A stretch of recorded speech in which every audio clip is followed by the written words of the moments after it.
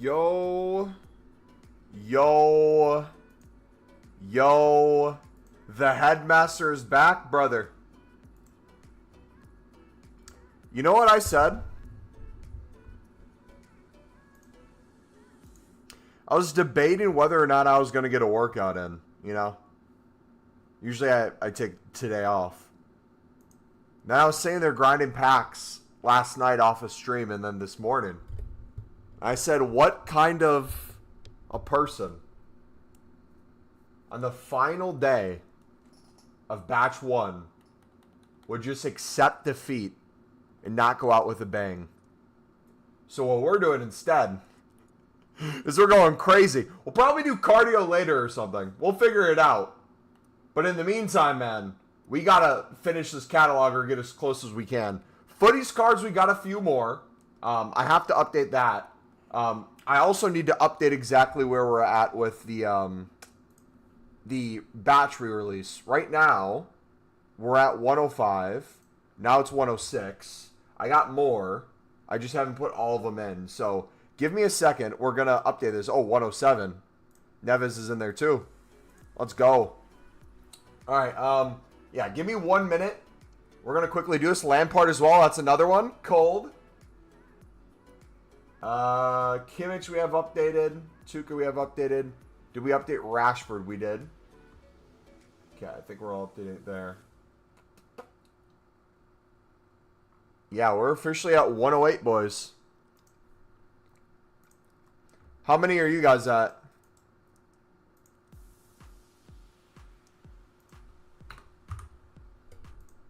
Probably spent 80 earlier for an outdoor workout frame. I can do push-ups, pull-ups, dips, and leg raises. Seems like a steal. That seems sick, man. Where'd you get it at? Or did you order online? Legend. Jay, what's up, buddy? Mumbo, I'm debating something. Let's hear it, brother. Also, too, for you guys, when batch 2 comes out, are you submitting all your special cards from batch 1 in your club? Or are you keeping everything?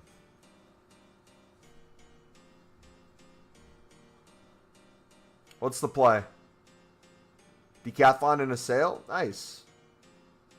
Should I do Van de Ven? I need a center back. Yes. Do him. Do it. I'll put my batch 1 dupes, but keep the rest. Yeah, I think that's what I'm doing too. Alright, I need to do... Okay, we did collection for that. Now we need to do collection for the footies cards. Greatest of the game. I don't think we've ever updated this. Or the footies.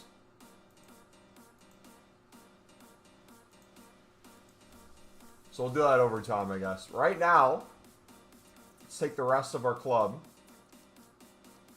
Make some peepees. If we have anything left, that is. I feel like I rinsed pretty well. How y'all doing today? Welcome. Yeah, we're super low. My little goal is to have 200 peepees ready for 6 p.m. tomorrow. Is there a reason you just want it ready so you can go? Or they're not going away, are they? I'm not watching the Open. Submitting every single Isco and Thuram I have. I'm sick of seeing their faces. I'm sick of him.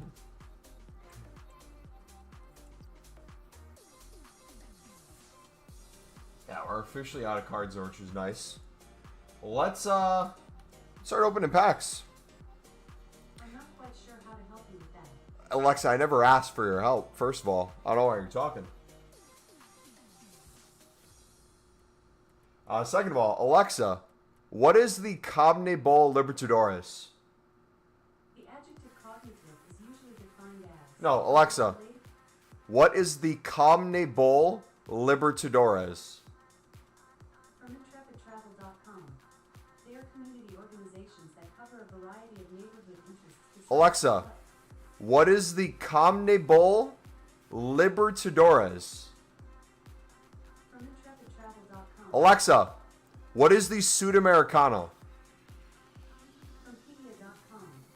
An Americano is a type of coffee... Alexa, what is the Libertadores and Sudamericana football leagues? From Maraz.org. The Copa Libertadores is the most important football competition in South America. Alexa, thank you. Good afternoon, Reed. Alexa, thank you. Off. How do you have 213 75 20 packs? Because our grind is so good, we never even touch them. Pause. I want to touch them. Pause. But...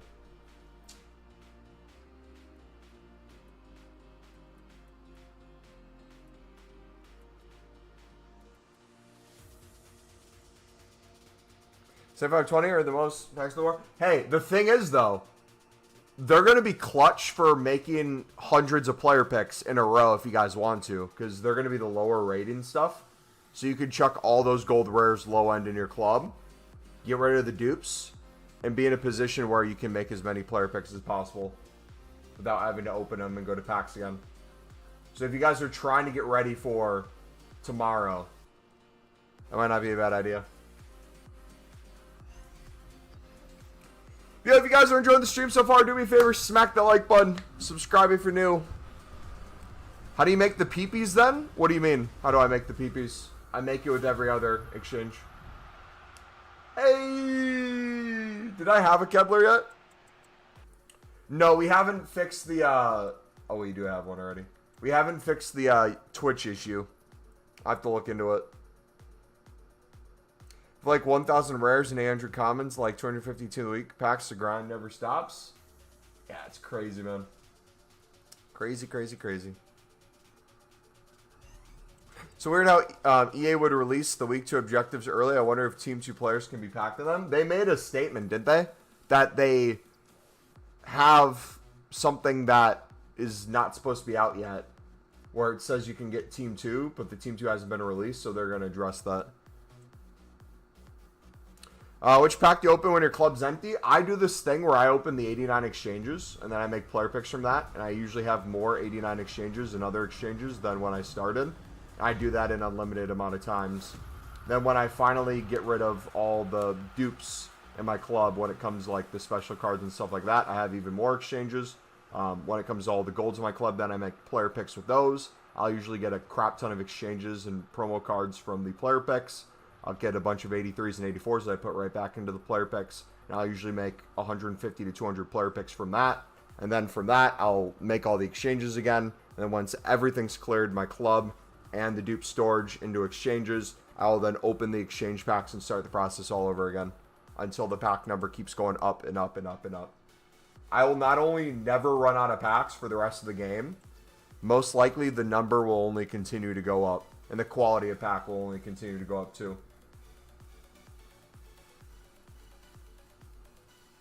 Does that make sense? You're already in bed.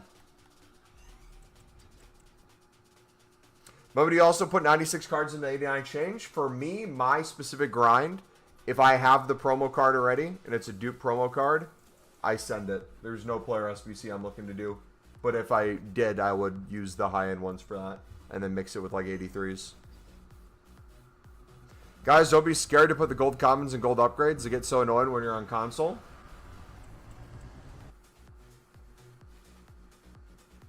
Yeah, it's an option.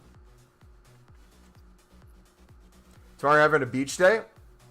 How do you do the method? I open an exchange pack and make player picks and get more exchange packs than player picks.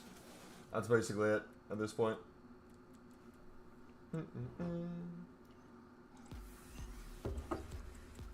If you're doing the dailies as well, it gives you a nice little base, but we're at the point where if you've had at least a few packs or you do a little bit each day, you should only be going in a positive direction. And if you're struggling to go in a positive direction... Oh, is this finally not the same team of the year? Hold on. Could this be a different team of the year?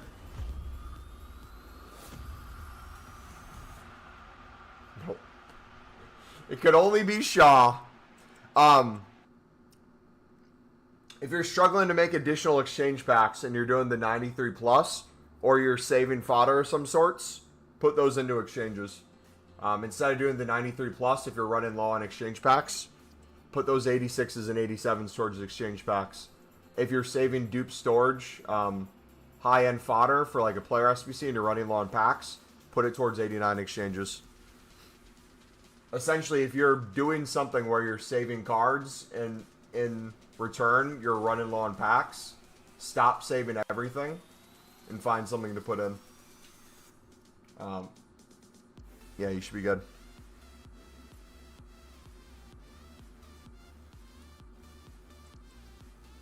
Try that too, but I have like 1089 exchange packs. When I open them, my storage isn't full yet, and when I clear my storage and club, it's only giving me like 5789 exchanges. So when you say you open your 1089 exchange packs and your storage isn't full, and you clear your storage in your club, what do you mean by that? Are you putting, what are you putting into player picks, or what are you using?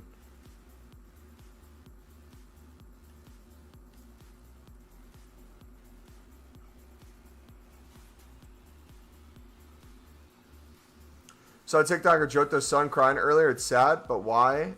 Would your first thought to be record it? Why would paparazzi and people whose job it is to get videos and photos of footballers' lives and their family and everything do their job? Probably because that's what they get paid to do, or that's what they make money on. As scummy as it might seem in the moment, it's just their profession.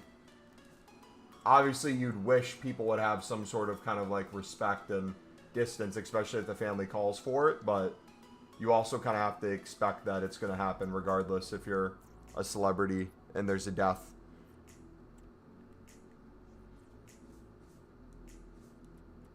I mean, as like weird as it might sound occasionally, like you got to think of it like this too.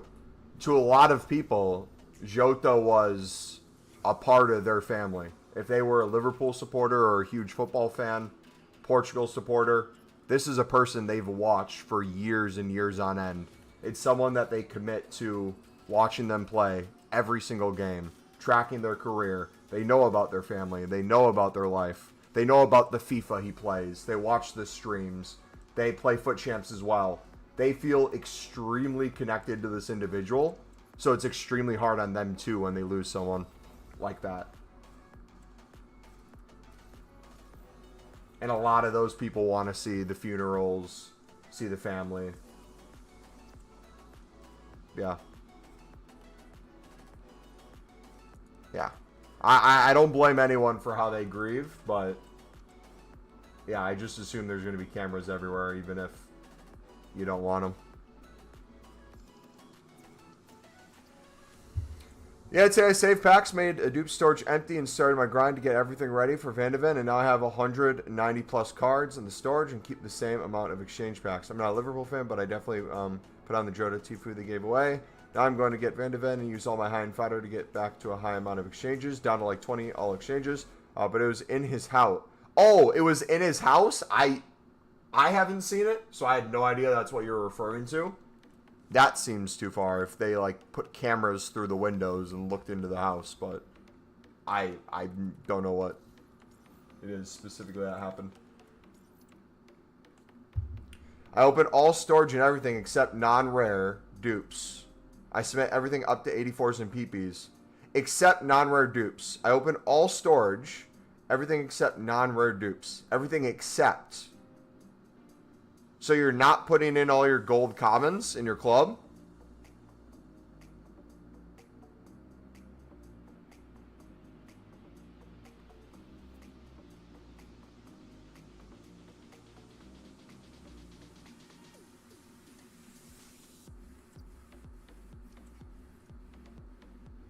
Truth is, honestly, family to all of us Liverpool fans is death hit hard, bro. Yeah.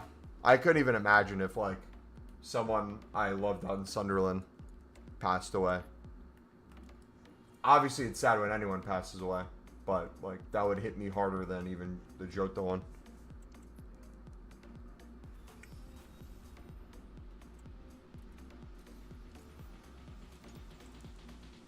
I do, just not the dupes. Like 5 non-rare dupes you get. Wait, I'm so confused, brother. So let's walk through this again. Maybe my brain's just turning off. So you have 1089 exchanges, for example, right? You open those packs. The amount of player picks that you'd be able to make off of that, the amount of promo cards you'd get back from those packs alone, let alone from the picks, the 85s, the 86s, the 87s, and the 88s that you would also get and be able to make into exchanges and open those up and get even more exchange cards, even more promo cards, and make even more player picks. You're telling me you did all that all the way down and you're on a pack still? Or... because if you open 10 straight 89 exchanges from those cards alone, you might get 6 or 7 worth of 89 exchanges back. But then all the recycle gets you way more.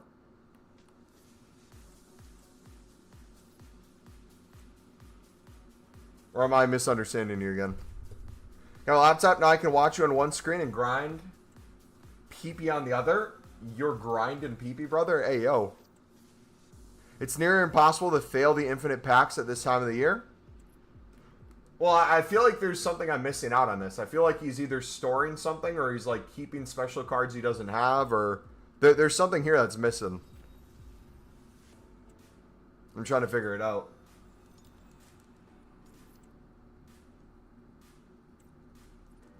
Should I stack 2089 exchanges and open them all at once or just go one by one? It's completely up to you.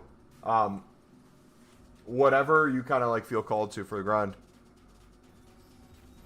You only using dupes or exchanges? Right now I'm only using dupes because I'm clearing my dupes and then I'm opening packs right after. Clearing my dupes, opening packs until we're basically full in the club and full in storage. Then I clear everything in bulk. I'll make a bunch of exchanges with the dupe storage I have. I'll make player picks with everything in my club and low end and dupe storage. And then I'll get a crap ton of duplicate promo cards and duplicate walkouts that will be in my dupe storage from the player picks. Then I rinse those into more exchanges. So it's just kind of a back and forth of that. Not out of packs, but I always need some other packs. 82 times 20, 75 times 20, but I cannot just complete the grind with just the... Wait, maybe you're having a misunderstanding of what the grind's considered. Are you thinking the grind is you open a 89 exchange, and every 89 exchange you open, you have more 89 exchanges than you did before? Because you're saying, but I always need to do some other packs like the 82, 20, 75, 20. That's the whole point, brother. Like, if I ever, heaven forbid, only did the 50 player packs, never did anything else, and just focused on taking this number to 0, by the time this number got to 0, I'd probably have 500 75 20s to go through. I'd probably have 200 to 300 81 20s. I'd have another 200 82 20s. And things like that. That I could also be opening at the same time to then build up these. Because they all work towards the same thing. So, like, the other packs you're building, the other exchanges you're building, open those up. If it's low-end stuff, make more player picks. You're going to get a lot of promo cards, which then you put back in 89 exchanges. That number should infinitely... If you get through all the other exchange packs you're making, that should keep sending this number up. If you keep opening this number and getting this number down, you're infinitely making the other packs. Does that make sense? Like, it's always a game of back and forth.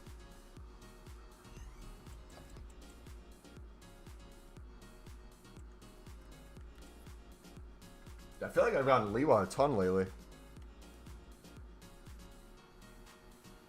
Dupe storage is full of 92 plus players, but I did 2 icons and Fatinia already. 25, 50 player packs. More incoming? Heck yeah, dude.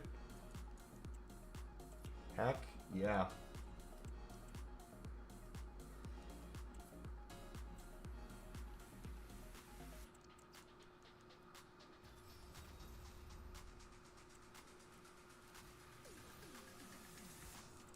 Makes sense, but I see you open just the 89 exchange, that number goes up. Yes, because... I don't know how to explain it. I feel like when you watch me open the packs... Are you taking the grind all the way to the very end? Because if you're taking it all the way to the very end, meaning you keep the recycling process going... Your number will also... The total number of packs. Take 89 exchanges out of it, right? Your total number of packs will forever keep going up. That number will get higher and higher for the rest of the time. And the more of the smaller packs you're able to make, and by smaller I mean every other exchange other than the 89 plus, you're going to be able to open those. And by the time you're opening those, you're also going to get those back as well. You'd have to reach a point where you get basically 0 89 pluses from an 89 exchange for you to ever run out of them. With all your other packs open too. Because, like, if we go to my dupe storage right now, we just did a few minutes of opening. And then a few minutes before we started the stream. Look at my dupe storage already. Just off of that. So, we opened a few 89 exchanges. A few 8320s.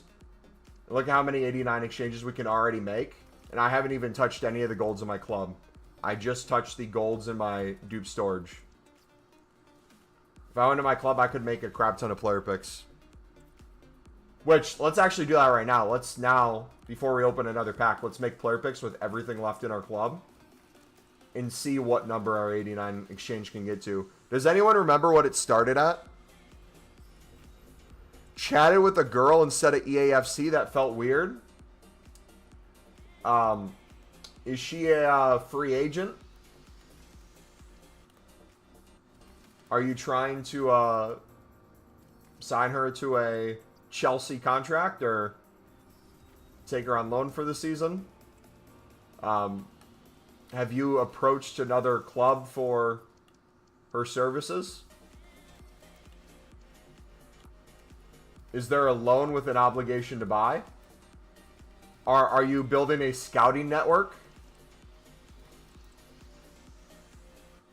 Are you watching under 23s international tournaments?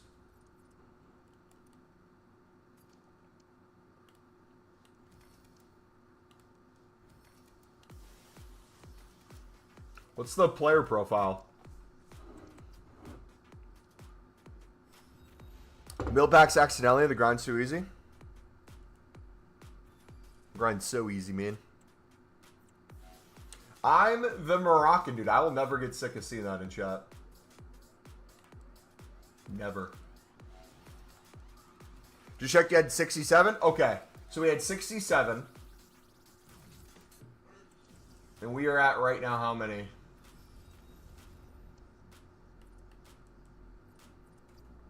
Empty my whole club in storage to PPs or exchanges, then open the packs, store everything until my storage is full, and then just empty it all again. Are you asking if that's what you do, or that's what you're saying you're doing? So we're at 68 right now.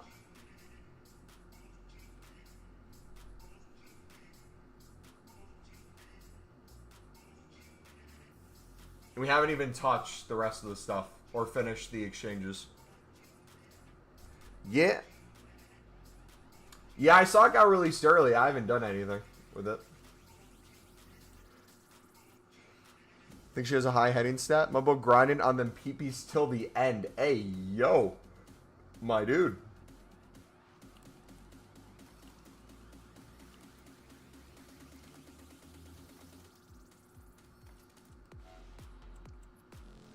Her quality is ball control. High heading stats, wild. Absolutely wild.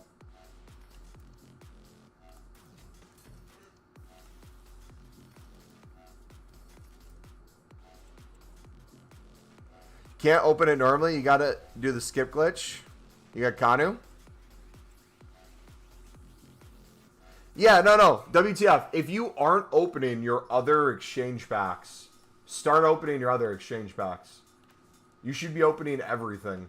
The question just becomes, though, at what point, what do you focus on opening, right? Because the packs keep going up.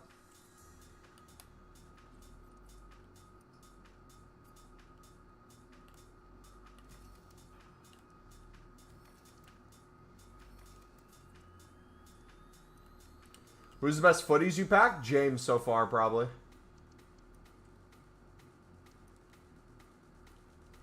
Oh.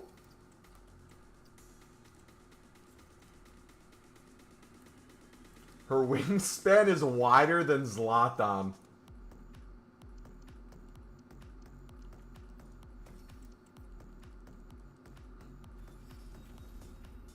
Teacher live in Sun training? Thank you, buddy.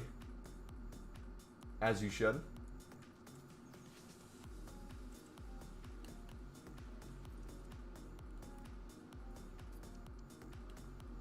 Two, three, 4, 5. Speak about Ozyman. We see him there. How can they afford him for 75 mil? How are they financing that? How is that even possible? Do they have that kind of money? Or are they not paying it all up front?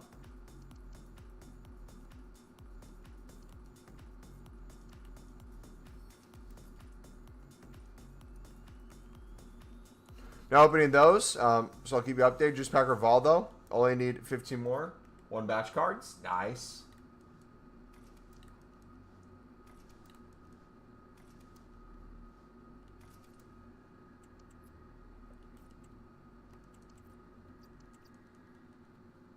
We will both transfer to a club in Asia. Have you seen any leaks?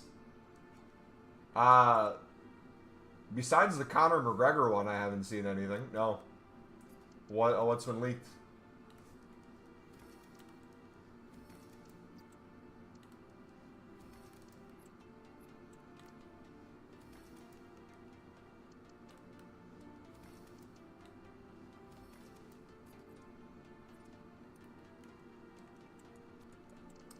How much does she get per week?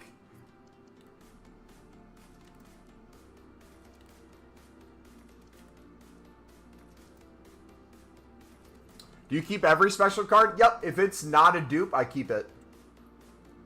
That's the way I've been doing it. But like I said, if you're running long packs and you're doing this challenge, I'd start getting rid of stuff to keep getting packs. But we're saving basically everything and we're running into no problems. Alright, guys, we are going to do tradable packs again today. We're going to do it for like goals. We got 25 people in the stream right now. Once we get to 15 likes, we are going to open up 270k worth of packs, okay? We're going to do the tradable, was it 390ks?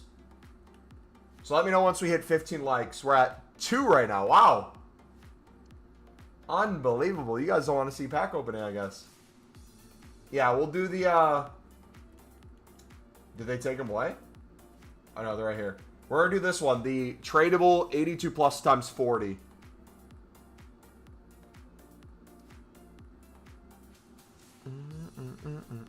Yeah, let me know once we hit 15 likes. We'll do that. Until then, we'll just keep spamming.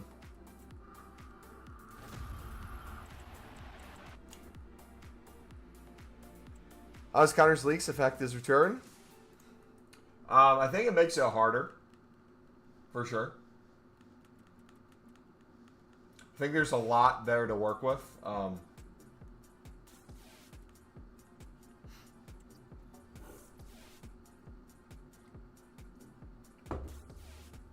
Finally got the hazard. Has anyone gotten the Neymar? I just want to see Mumbo grind on my... Dude, imagine explaining to your girlfriend. Wait, that's crazy. We're going to play a game now on, guys. Anytime we open any pack that has gold cards in it, we're going to play a game. How many of the gold cards are linked to Sunderland? This one, there's 2.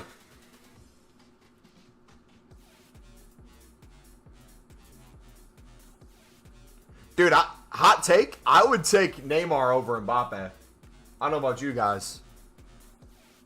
Do you even use non-rares in PPs? It's so slow on console. I do most recent, max 84, low to 85, low to high, most recent. And if you're constantly making player picks while you're doing them, you should get a good mix of commons and rares to where you never run into that problem.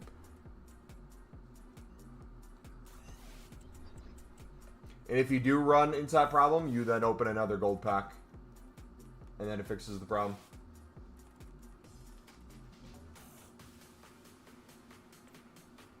You're at 112 of 125. I don't think I'm going to be able to get it. Supposedly, did it say we're getting 200 special cards, 200 plus, for this next one? I don't know if it's 200 plus of the batch 2, or including the footies cards and the re-releases, it's 200 plus.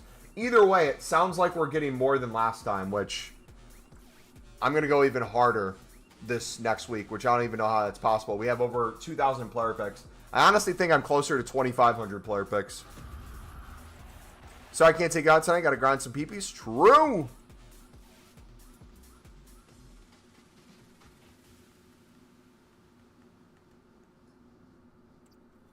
Neymar does not exist. Club's number 2 is getting a footies in Team 2. Nice.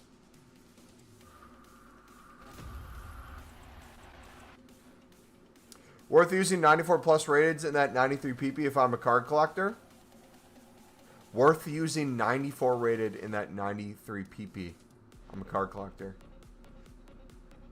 Up to you, I guess. Are you talking... Is there a different 93 PP that I'm thinking?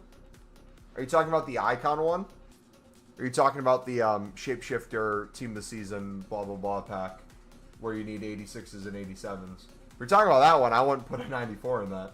But yeah, if you need a higher rated squad. No SS2. Wait.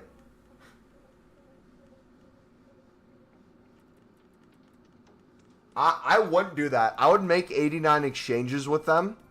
And then I would, with your 86s and 87s, almost every single person, when they run low on something, it's 87s over 86s.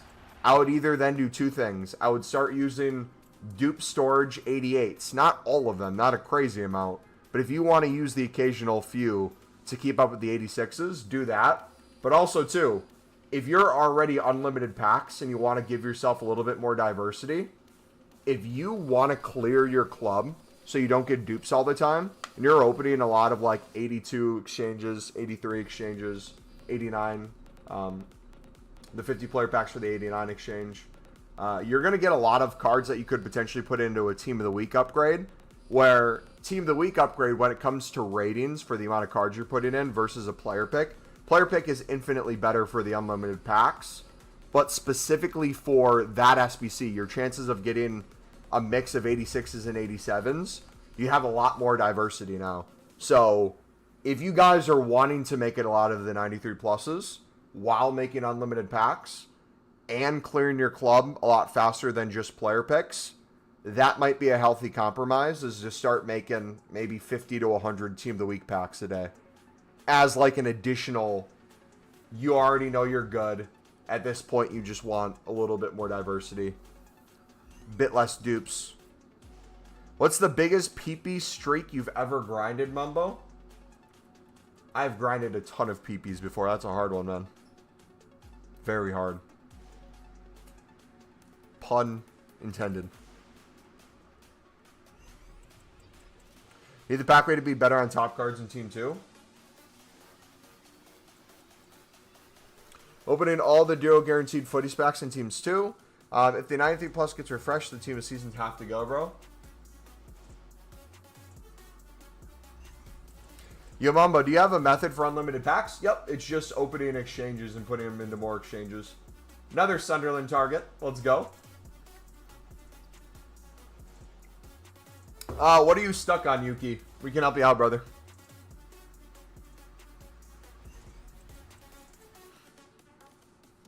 Open exchange packs, 84s and under into PPs. Make more exchange packs with the fodder you get. 84s and under back into more PPs. Make more exchanges, open exchanges, make more exchanges, make player picks. That unlimited times. You'll build up a huge surplus. You can start card collecting if you want, or put it into player SBCs. What are you drinking in that big ass cup? We are drinking coffee.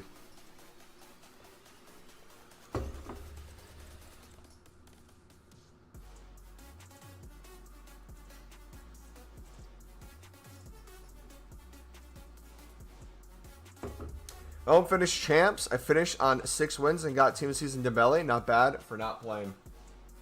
Well, I've done 84s and under and PP 86, 87s into the 94 PP 90 exchange. What player? Where should I go to? Okay, so here's the only thing you're doing wrong. I would say instead of doing what you're doing, where you're putting 86s and 87s into the 93 plus PP and running low on those and making a limited amount of those, and then 92s and above, you're putting into player SBCs, that sounds like a carbon copy of maybe what Nepenthes and other people are doing. What you should do different is disregard that. Anything that's 89 plus, put that all into 89 exchanges. Anything that's 84 and under, keep doing that into player picks. 86s and 87s, instead of doing the 93 plus every time, start making the exchange with those. And as you build up those packs, start incorporating 1, 2, 3, maybe 5, 93 PPs a day. And then when you start packing a lot of stuff and you have more than you need, you're going to start building up some dupe specials. Maybe start then using some of those or some of the ones in your club that you don't need anymore. That's the only change I'd make. In theory, you're not doing anything wrong in the sense of a lot of people are using the same things that you are to get there. They just usually have a lot more packs and they built up to a certain point. I would just keep building towards that if it makes sense. We know you're not drinking coffee. You're on straight vodka. Dude, I cannot stand vodka, bro.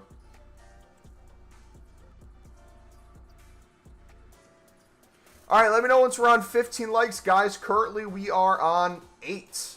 Once we hit 15 likes, we're opening 3 tradable promo packs. The 84 or 82 plus times, what was it? 82 plus times 40. Is there any rating cap that I should put into the 89 exchanges? If you're low on packs, there's no cap whatsoever. Anything that you think is useless and is not fitting your team should go into an exchange.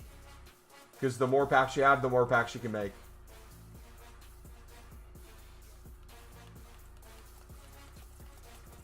But then eventually you can start building up.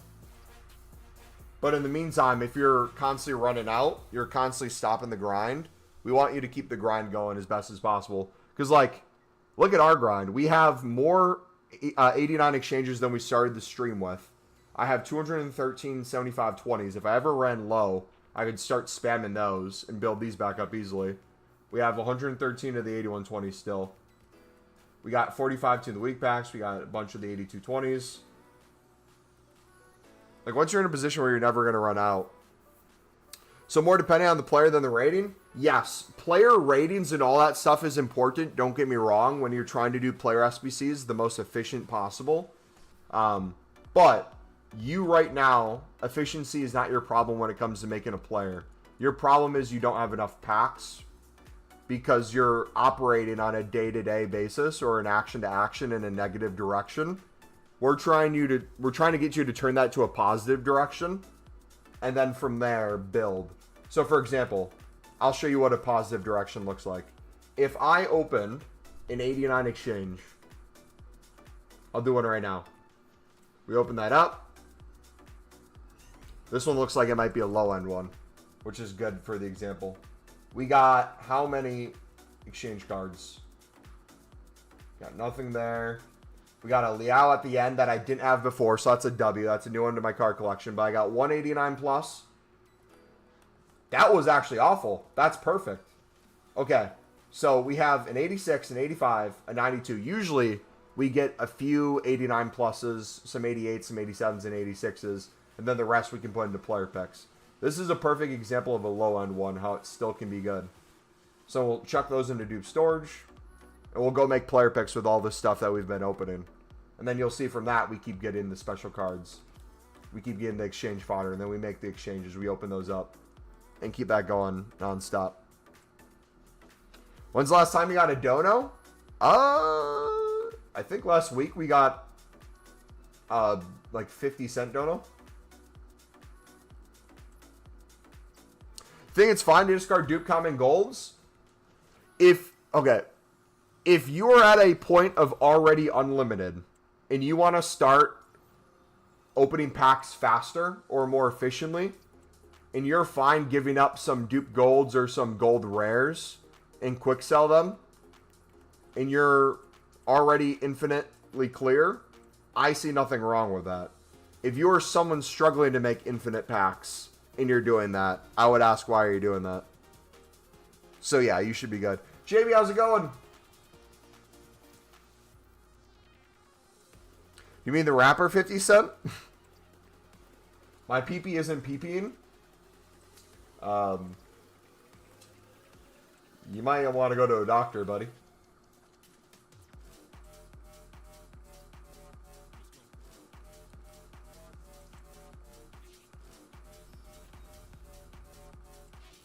I don't even know how many coins I have right now. 574, and then we got a bunch of special cards on the transfer list. Actually, now that we speak about special cards, what is the...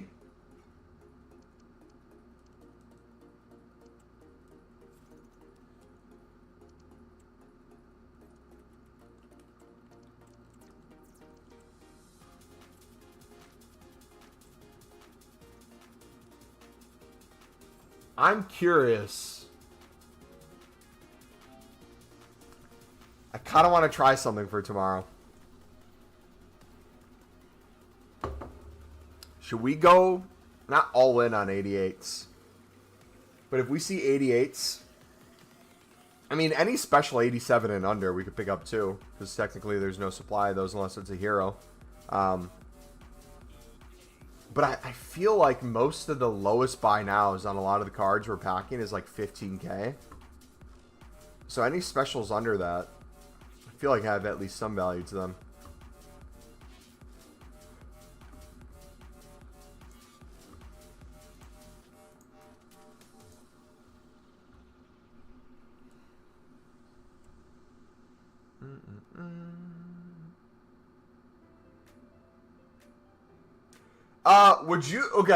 Would you guys for Footies Team 2 like me to make how to make an unlimited packs video? Would that be helpful? Because I know we just kind of go over it on stream for this one, because for the most part I feel like all of us are somewhat unlimited, and then we all go our own directions. Would you guys like a step-by-step, like, hey, if you're starting from 0, this is what to do, then from there, go to here? Because the thing is, it's only going to get easier and easier with more of the stuff that comes out.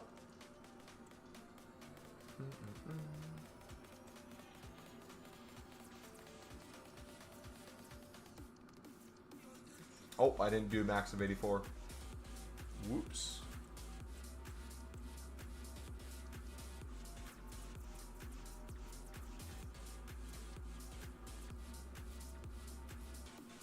Yes, please. No.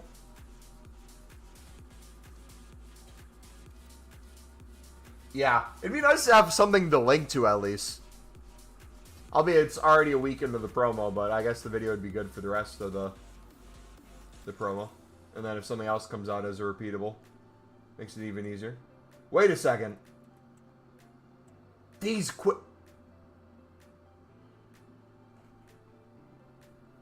One second.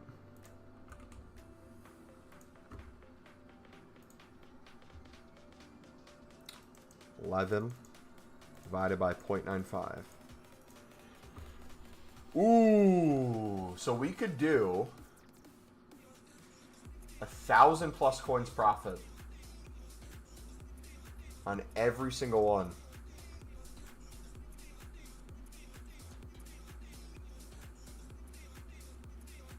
That's tempting.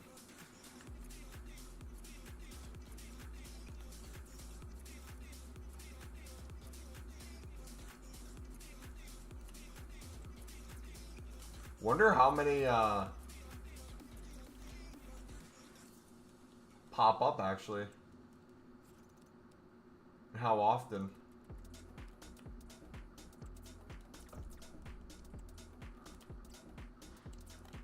I mean, I feel like we'll have so many tradable ones from the tradable packs anyways that we really don't need to do this, but I mean, if we can flip some in the meantime, that'd be cool.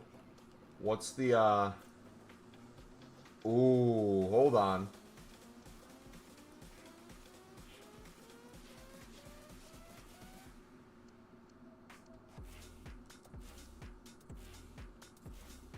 These quick sell for almost 11k. Wait, hold on.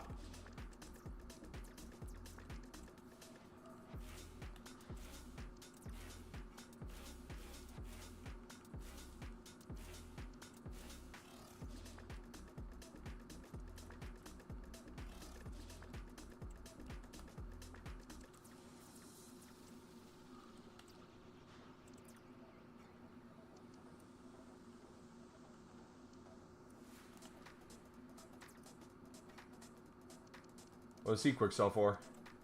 Same thing.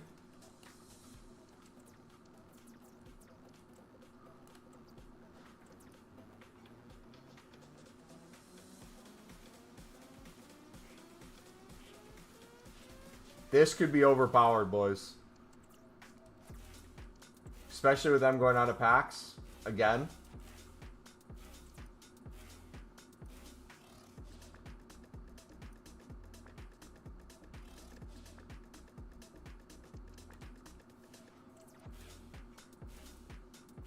We'll keep an eye on that. Alright. Let's continue. Open those packs that you did yesterday. Was at 2 mil. I'm back to 1.9. W.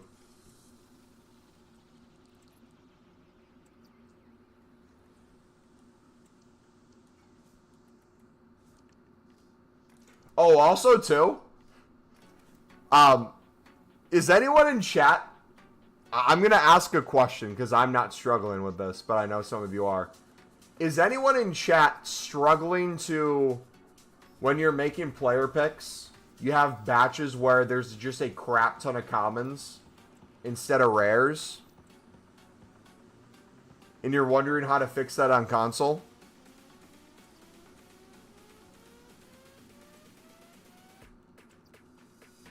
Is anyone falling in that camp? Yeah? So, this is something we realized the other day that I wasn't taking advantage of. Just fill the club with commons. Have to go to the club to get them out. So, what you can do, if you have the squad builder, we have it set to gold. You could just set it to gold rare. And don't even worry about the commons. If you keep opening 89 exchanges, maybe you get some dupes in there. But you literally could just focus on gold rares if you wanted to. Just put the squad builder in for gold rare. But if you're wanting to do the mix of them, 84 max, newest, ignore position. And if you're getting way too many commons, just open a pack with just rares in it then. But yeah, that is an option you guys can do if you're trying to avoid the commons altogether. Clock it. I'm done with Vandeven. That was quick.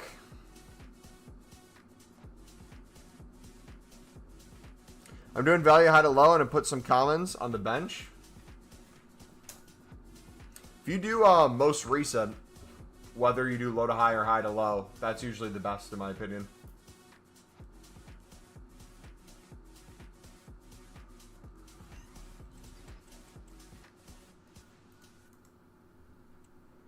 We didn't update the number, did we?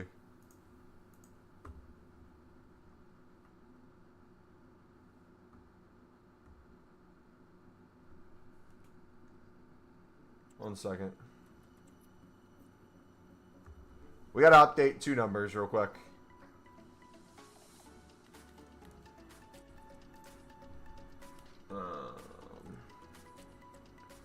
John.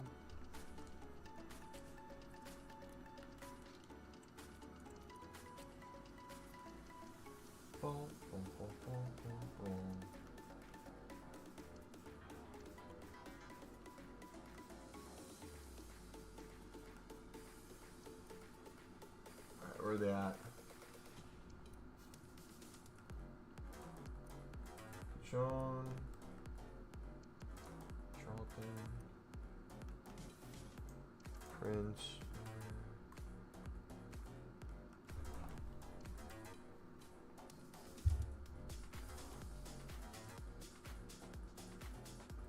Williams. Keebler. I mean, we could just actually hold on. We could just do greats.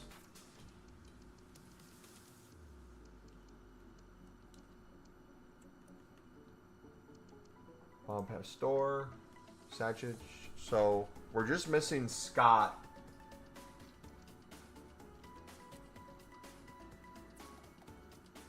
Game icons. What are we missing in here? Just the Swedish one, I believe.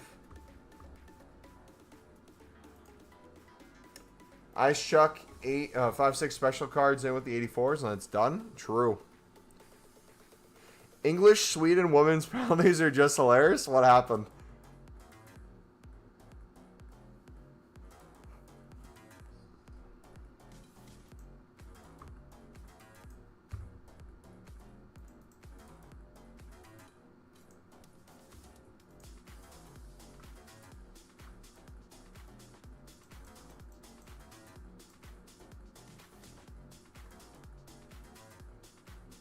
The worst penalty shootout I've ever watched. One of the absolute worst executed penalty shootouts you'll ever see.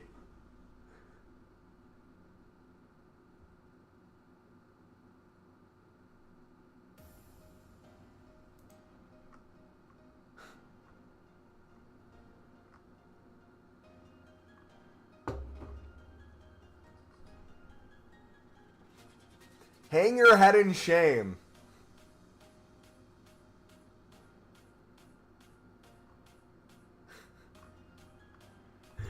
Twitter's going wild. Your Rolfo? Are we at 15 likes?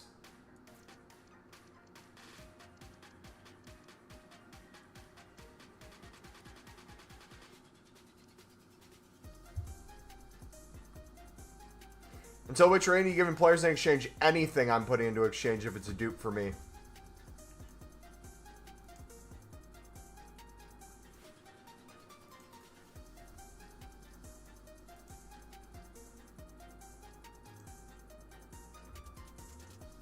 Alright, so that one we're 8 out of 11.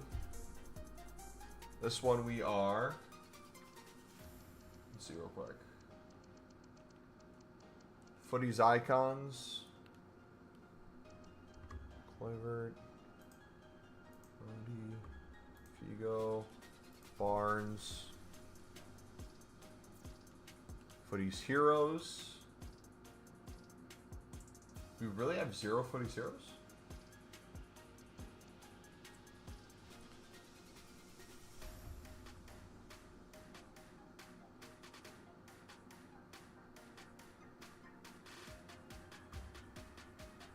Allison, James,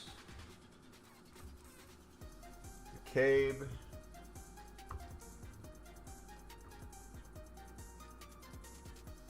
Klaus. We have all those. That's 11.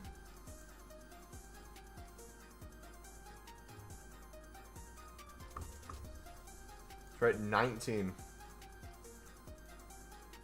Dang, man.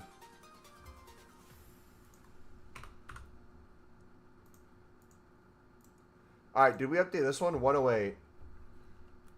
1 second, guys. Rafael Leao we gotta put in.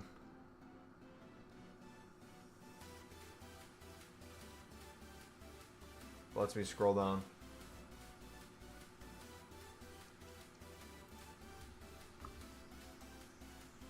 Alright, we're at 109. Plus dupe from 83 PP, some sort of W8.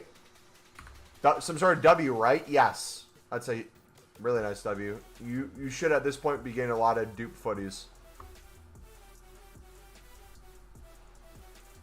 83 PPs completed 1,507 times. You guys want to see my number real quick? Hold on. We're going to check to see if we're on SBC banned too. We're going to give you a quick example of what our grind looks like on good old Paleys.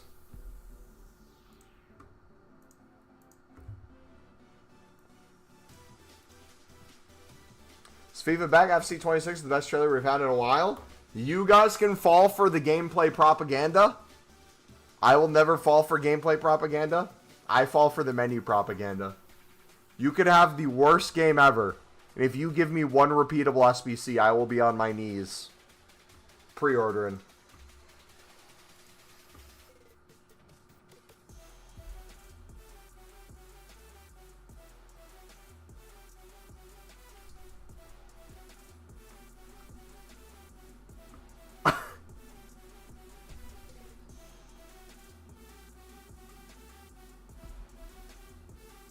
Boys, I think we have a problem.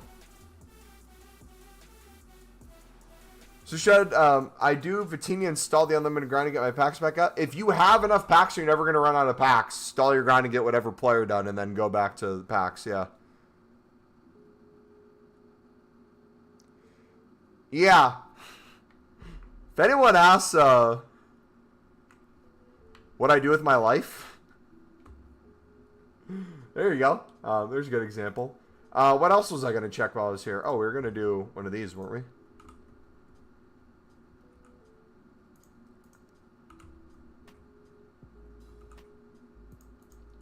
Just one? My guy, I've done way more. You've done way more than me?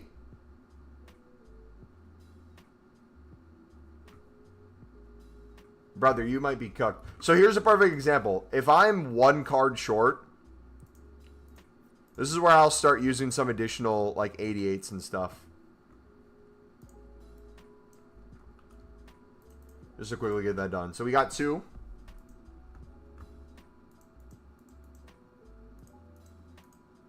I really don't care about any of these. Ooh, 98 Russo. Or 96 Kelly. Russo looks sick.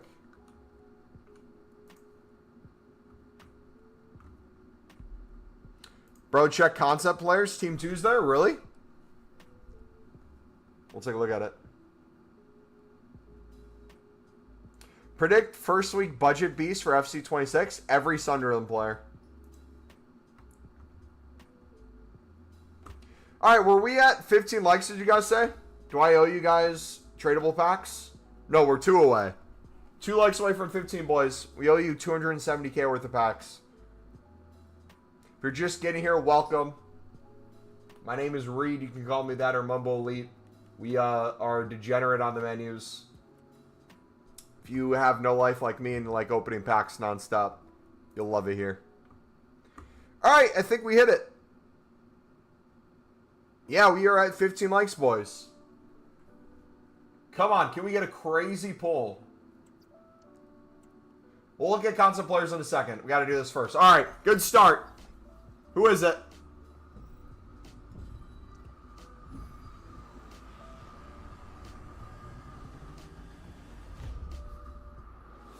Who's the hero? Sausage. She worth anything?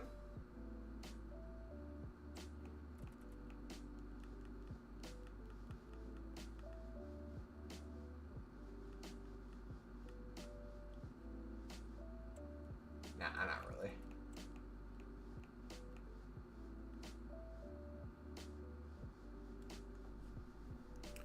All right, probably, maybe not most of the coins back, not all of them, but somewhat in the ballpark.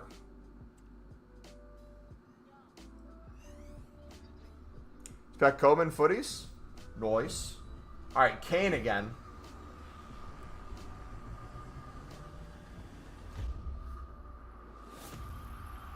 Grassroots Neymar? Could you imagine? Oh, wait, no. Grassroots Neymar isn't out. That's next week, right? What's the Neymar out right now?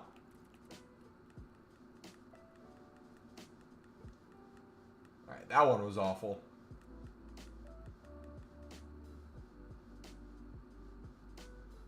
But still, decent amount of coins back.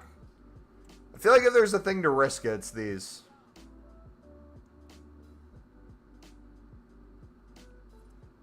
Alright, final one. No shot. Oh, gosh. Is the Trailblazers?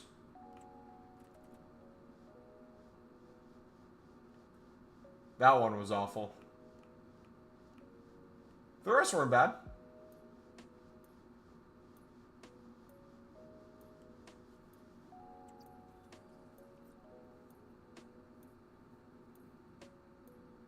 Same card as the 90 right wing Salah.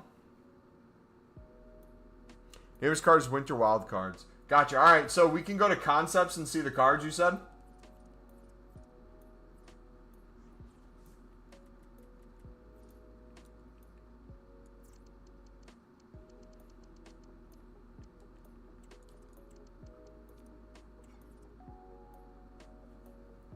Nice. Neymar total rush.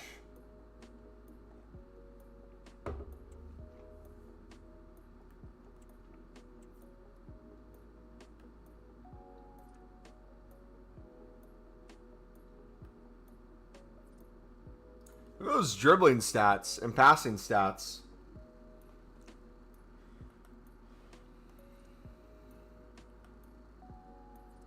Oh! Every roll is a plus plus.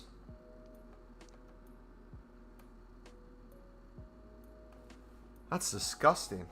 You know what's crazy and what's even more disgusting than this card?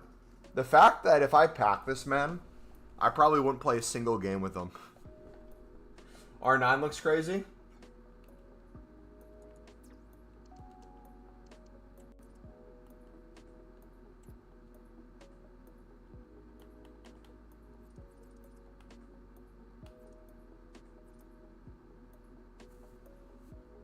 Maxed out shooting stats.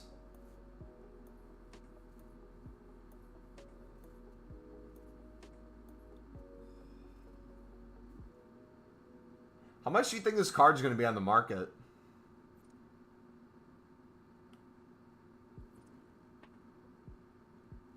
We will be here for it, boys. That will be our card. 7 mil. I'll grind my balls off.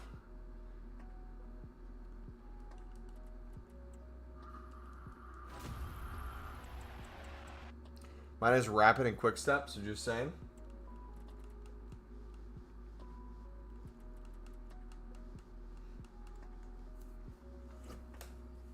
Probably not on the market, yeah.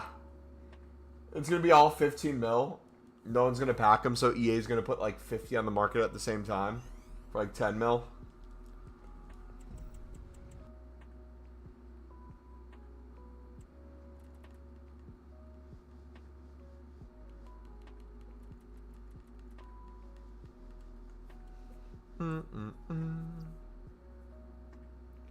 They're packable right now. Someone just got Kanu from their week 2 weekly pay.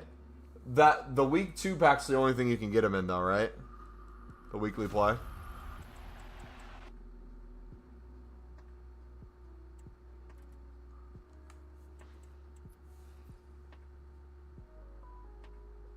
Only thing as of now. Is that a tradable or untradeable pack from the weekly play? DFB, what's up, buddy? So if you open it right now, do you think you get refunded? Or you get compensation? It's untradeable. So there'll be none on the market.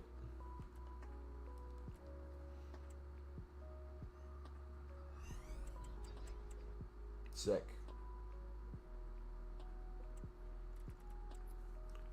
Alright, how many coins do we have? We still have 312k. We have the other stuff yet to sell. How much is the other tradable pack there?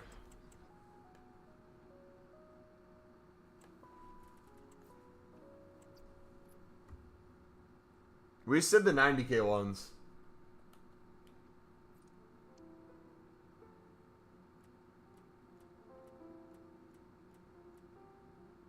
The prime position players. Yes.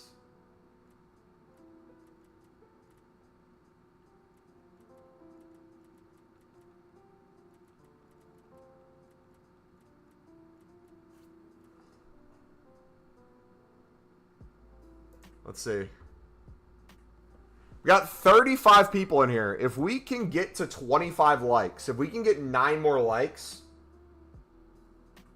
I'll do this one right now. If we don't get it till later, we'll do it later. But if we can get to 25 likes right now, I'll open this prime position players pack and get us extremely low on coins.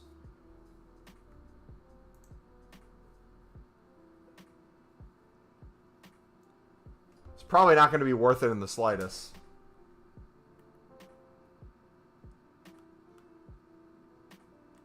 I'll just get Neymar in it.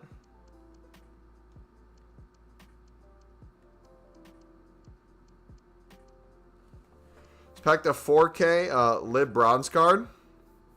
Here for the pack luck. Sim, what's up, bud? How you doing, man? Alright, if you guys are just getting here, welcome. We are discussing whether or not this pack is worth it to open. We got 43 people in here. If we can get 5 more likes and get to 25 likes, we're going to open this prime position players pack. I have a feeling this is going to hit. I got a feeling we're going to get a card worth like 50 to 80K. I feel like we're going to get a lot of specials. We're going to get most of our coins back, if not a little bit more. Packs are never worth it. See, the thing is, if I open this up, I actually have to grind to get coins back. So we focus on the 93 pluses. We spam those. You don't think it's worth it? We'll see. All right, let me know once we hit 25 likes, boys. We'll keep spamming in the meantime.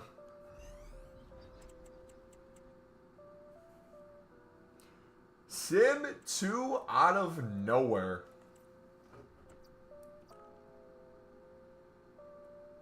There's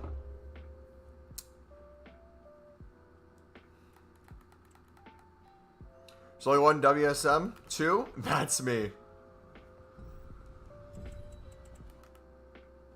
Backed them.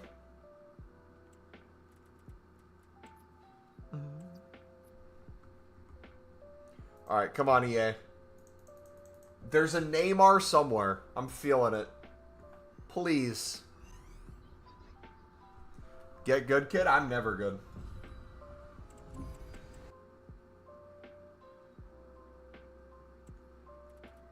Dembele. Ooh, Dante. Is that an Xmas mug you're drinking out of? I have 4 snowman mugs that I always rotate through. Majority of the time. So if you ever see me drinking coffee, it's usually out of a Christmas mug.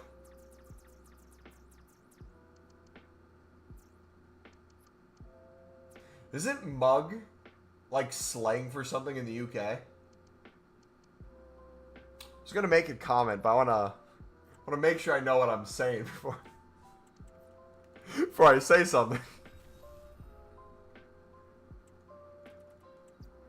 Slang for idiot?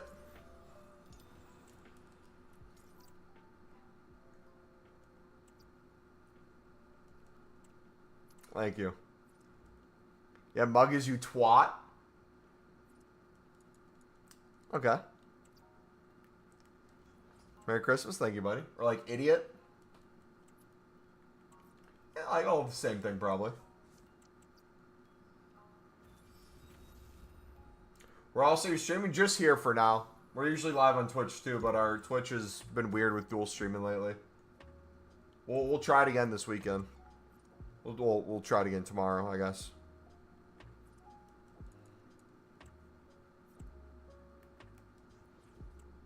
Need to gatekeep MumboElite? Guys, no one tell anyone about this channel. I already struggle to keep up with chat. I don't know what would happen if we grew in size.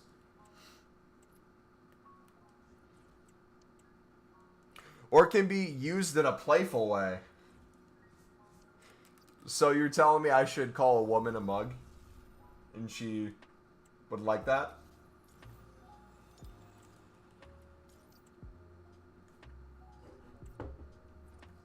Trying to mug me off, bruv? How dare you, fam? Also means to rob someone? Yeah, that's the one I know it from. That's the definition I'm familiar with. What was the opposite? He doesn't want to grow. He wants to be the FC Underground. You know there's going to be a time where I go from playing very few games to like attempting a weekend league next year.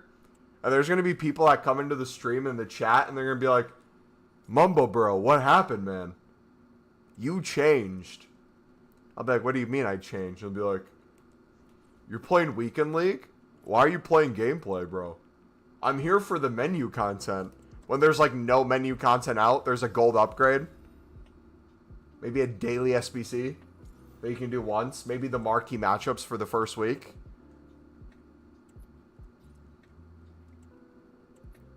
Imagine you get a Bateson raid. I saw BPM Man got a raid from Run the Foot Market the other day. That was sick.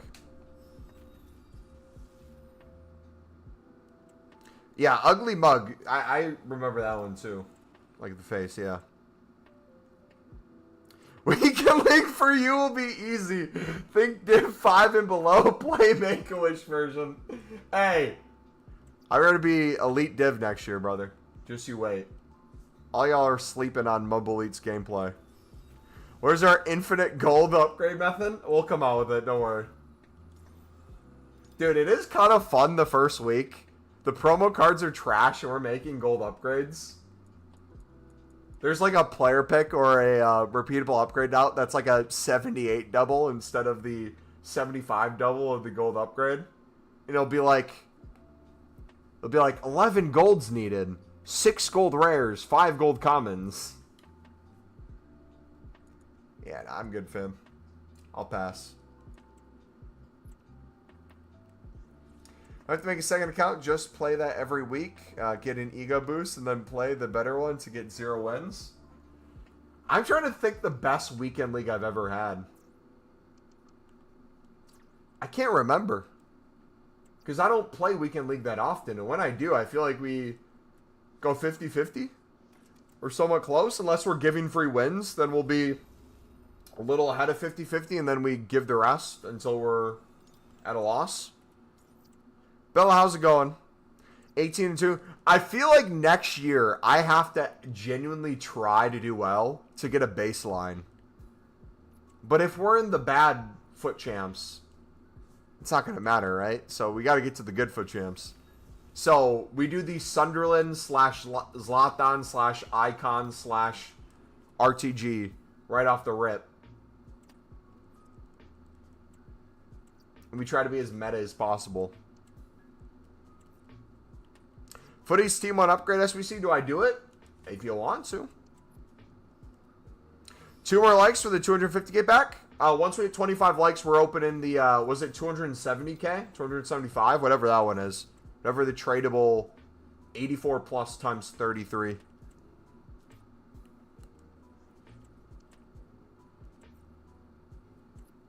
Thiago Silva? Oh, yeah, Thiago Silva's back. So we're going to have a Sunderland squad with Thiago Silva. Whatever icon we pack. So we'll have a Sunderland past and present team again. I still want to do that. But I think what I want to do mainly is have a main squad that always has at least some Sunderland players in it. Always has a card like Thiago Silva or the promo cards we're packing. Otherwise, we genuinely never use the cards we get. Like, how many games outside of squad battle for packs or for challenges do we actually use Team of the Year Mbappe?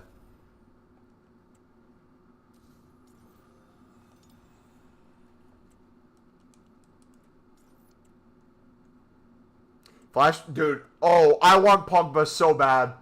We're evoing Pogba. Oh, dude. Oh, wait. Hold on. Do we make a nostalgia team? If there's going to be tournaments. Wait a second. No, time out. If there's going to be foot tournaments, we got to make a nostalgia team, man. Can we get a Neymar in with Thiago Silva, with Pogba, with Zlatan? Where else could we put in? Dude, are they ever going to come out with a Lavezzi hero card? Do you know how insane that would be? Di Maria's still in the game. We could evo a Di Maria. So we could do a Zlatan, Di Maria, Pogba, Thiago Silva. We could get like a Robin or something. Yeah. There's probably going to be some requirements, though. Coutinho. Ooh. I feel like there's so many good options. 25 likes. All right. We hit 25 likes, boys. I owe you a tradable pack with the remaining of my coins. Hopefully, it's worth it, even though it never is. You guys are just getting here, smack the like button, subscribe if you're new. We're spamming unlimited packs for the rest of footies, trying to card collect everything in the game. It's a lot harder than I thought it was going to be fair. Especially the footies cards. I thought I would have packed most of them by now. Alright, it was 250. Why did I think it was 270? Alright, come on. Will we get our coins back, EA? Or will this be a complete waste? Uh-oh.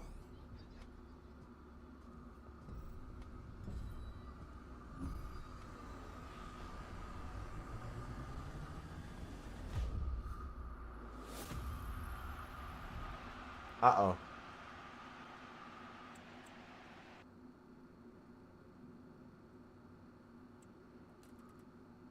Ooh.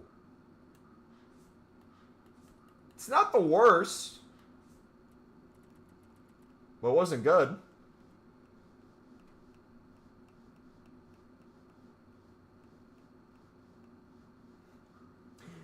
So we're going to have to spam 93 plus packs now to get some coins back. Thank you guys. Appreciate it. Thank you for whoever subbed as well. Appreciate you, dude. Oh, here we go.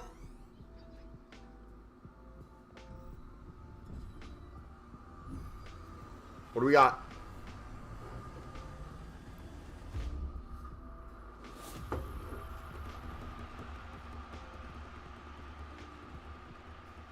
Is Petite new?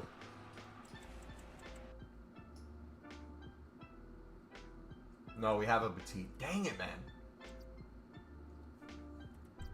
Give me new cards, EA. We're at over 200, Bella. And I haven't even started the recycle yet. We're going to be over 250 by the end of today. Van Basten is best AC Milan striker ever. Remember when we had our AC Milan to glory, essentially? We had, like, Van Basten in there. Oh, dude, all those strikers were amazing. Kluivert.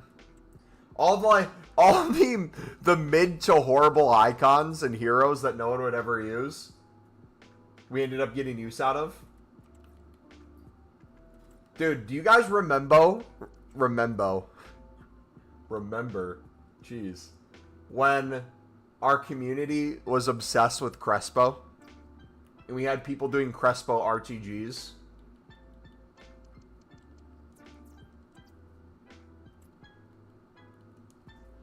Wild times, man. Also, I don't like them splitting the 6K FIFA point. I actually love that. So if you think of it this way, if it was the same amount of FIFA points and they split it, you could probably make more of a case for being upset. I feel like the value of the free, essentially, battle pass, season pass, whatever you want to call it, is worth how many FIFA points already. Then you get 2K to start, another 2K, and then another 2K. So you get 6K total, plus the pass. That's great value. Remember plus mumbo. Remember. We're just going to start using O at the end of most words. We're going to create new vocabulary here. That was a long time ago? Yeah, we're getting old, man.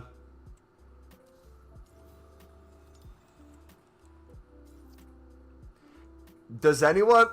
Okay. I'm going to test some knowledge, okay? Without looking back at old videos, what was one of the first type of FIFA videos we ever made on the channel? It was something we consistently made for over 6 months to a year. The same theme. It wasn't trading based. It was literally based on one thing and one thing alone. And it was the dumbest type of video. I don't know why I did it. Haven't been here that long? Anyone want to take a guess? It's something you can find on Footbin. That's my hint. COD? No, this is after COD. This is FIFA related. Yeah, we had the whole COD time too, but... For a year plus, mainly during COVID. Higher, lower? No. we would... A new SBC would come out, and we'd literally just go to Footbin, find the cheapest solutions, and then we'd do like concept players for the cheapest solutions and show people what we use as the cheapest solution. Wait! We just got a gold Vinny. Have I ever packed Vinny before?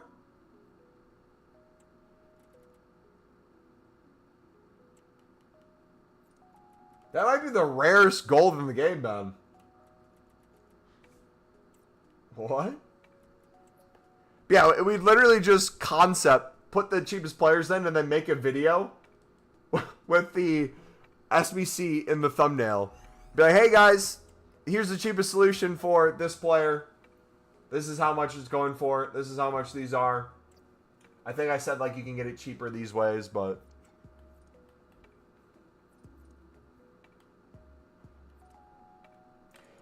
Didn't you only do that in the early stages? You also did that with lib teams. Oh, we've done things like that with lib teams, but that has a purpose because we're explaining the cost in like a solution for a league SBC. A solution for a player SBC was the most pointless thing in the world because it was basically just using certain ratings to get there. Although there were some where it's like you needed a Brazilian player, you needed a certain amount of chem. So they were somewhat helpful. But it was one of those things you'd search it like within 15 to 20 minutes of it coming out, and then you'd never care about it again. So it's kind of a dumb video for that reason. Yeah, we did Footbin's job. They should have hired us, man. They never reached out, though.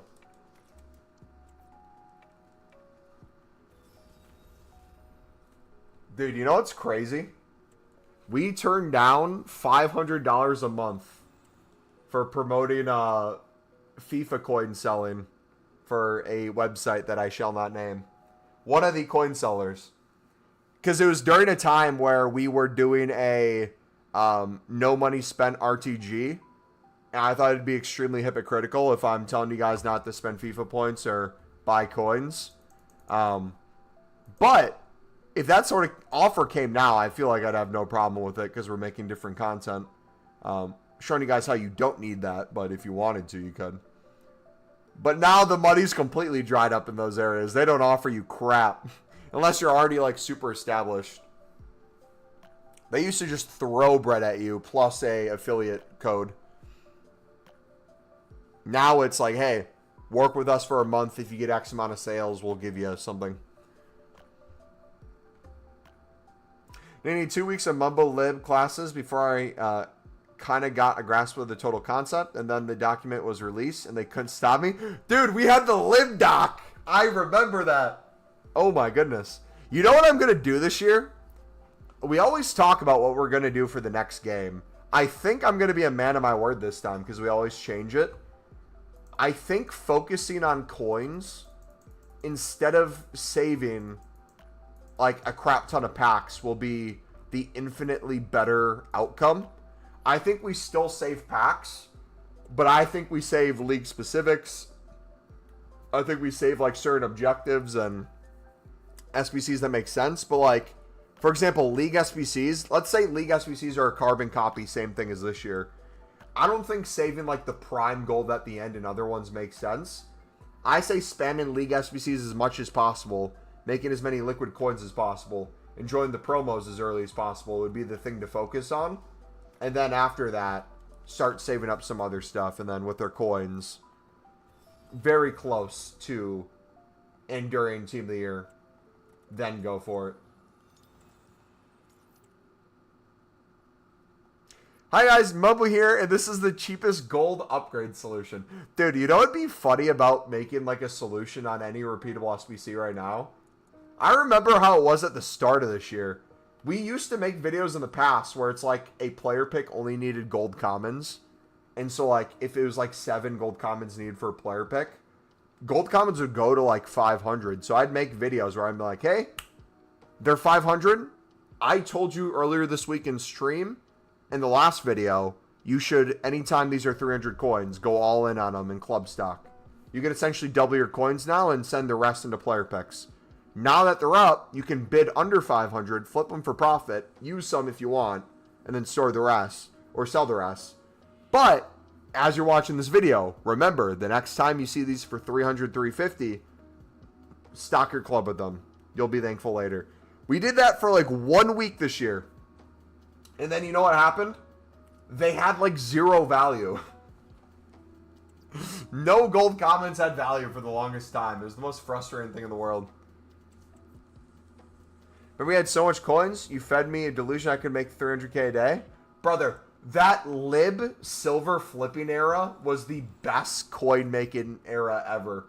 Was that FIFA 21 or 22? You know what I'm talking about when libs were rares, only rares, and they were the black card type? Brother, that was our prime. I would sit there, I would just mass bid, store every silver rare in my club that's a lib, flip the rest for profit. Every day we'd get like new daily SBCs that could use them, marquee matchups could use them. They go to like 1,000, 2,000 coins, and we're picking them up for 250 to 500. And then we had that one day, there was like a crazy SBC that was like silver minimum or 74 rating. You needed high chemistry, similar leagues, limited amount of nationalities, and then Argentinian silver libs went to like 5k, and we were sitting there selling hundreds that we picked up for 300 for like 5k. Oh my gosh, that was like the time, man.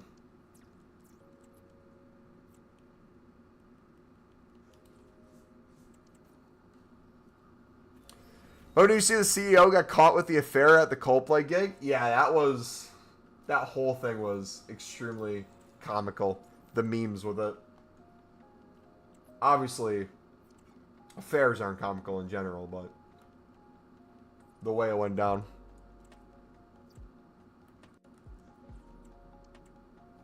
During classes, I would just bid, and all my friends in class would also play, but didn't do that. When I was in college, I had a professor who allowed us to be on our computers, but he would randomly, if we were in the computer lab, he would randomly pull up whatever someone was on.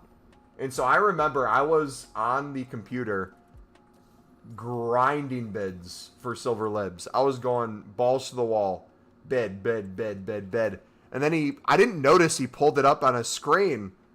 And he's like, "Oh, what kind of video game are we playing today?" I'm like, "Oh, sorry." X'd out of there so fast.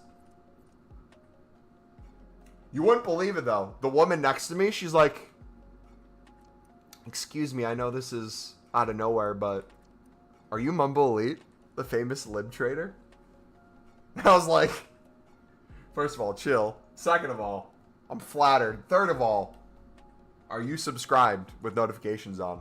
And she said she was subscribed, but she didn't have notifications on. I said, "Oh, that's a shame. Sorry." But she's told me, she's like, "Anytime you want me to do League SBCs for you, I'm down." I was like, "I'll keep that in mind." But she was a Sudamericana enjoyer, so didn't have to worry about that for too long. It wasn't going to work out. What point did you wake up? Oh, I didn't wake up. That was real life scenario. No joke. When I was in high school, because obviously, like, people you go to school with will know things about you if you don't go to a huge school. I was at the urinal. You guys have... What do you... Wait, hold on. Tell them. I don't want to assume things. You guys have urinals in Europe, right? That's a thing over there? The things you piss in? We do? Okay. What are your urinals normally shaped as? Like, can we talk about... Hold on. I'm going to type in urinals real quick. No, this is important. This is very important. This is a topic we need to discuss. No joke. I'm Googling urinals. Urinals. Men's bathroom.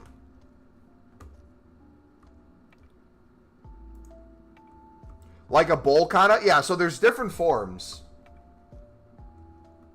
No, this is very important. This is very important. Okay. I'm going to use this as the example. Because this is almost exactly what mine in high school was.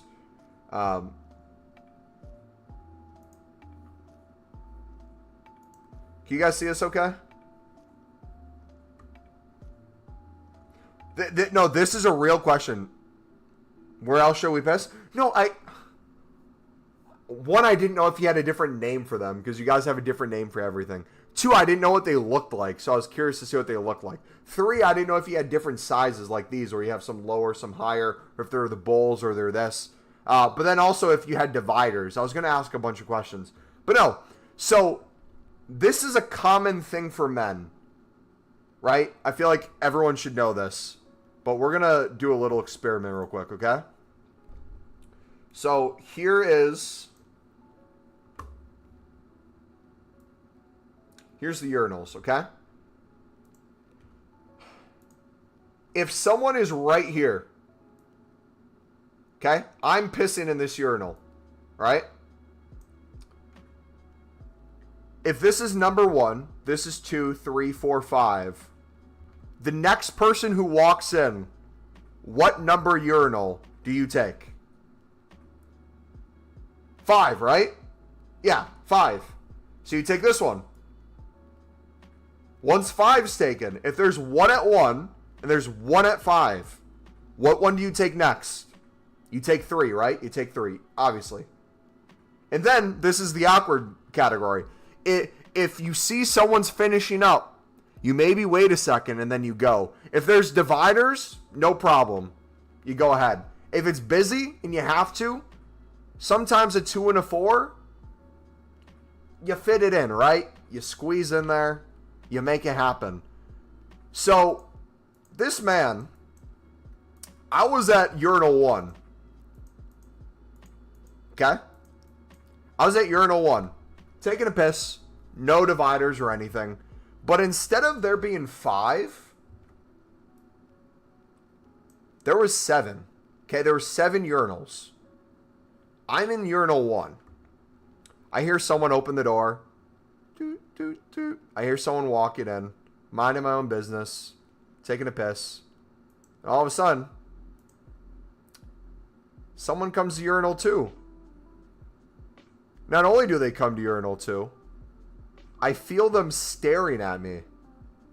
But I'm not looking over. I'm still just minding my business, taking a piss. I feel someone staring at me.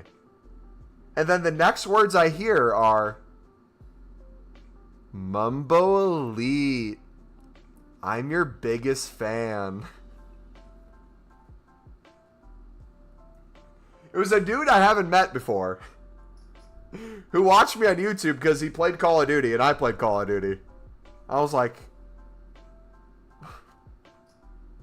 brother, what? What? And then I ended up getting to know him over time. We ended up becoming pretty good friends. But yeah, that was like the worst kind of introduction you could give. That was wild. So long story short, if you ever meet me in person and you want to say hi, first of all, don't come next to me at a urinal. That's step number 1. But 2, just act normal, please. We don't have to do anything crazy. It's like SpongeBob when he said, "Hi, Kevin, I'm your biggest fan, Kevin." Yeah, basically. Staring is crazy.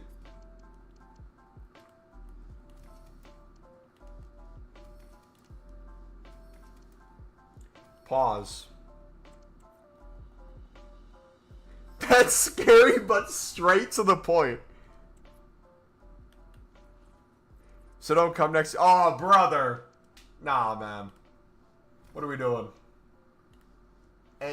Yo. Not planning to travel to... I'm coming to Europe next year. I'm coming to Italy. I will be in Italy during the release of FC27. Most likely. I will be... When does FC26 come out? Like the 19th of September? I will be in Italy from... Let me find this real quick.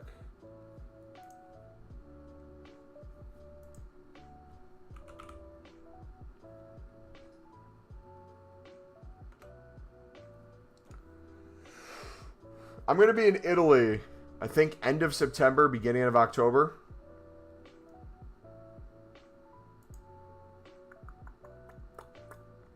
I will be in Italy from September 30th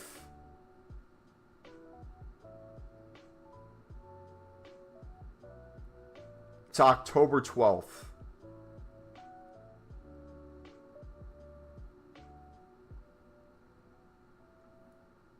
Yeah.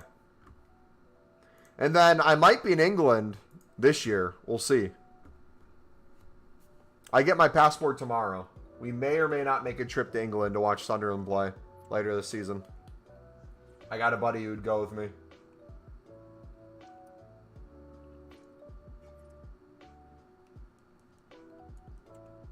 Wait, I'm going to Italy around October, November. Not this year, next year.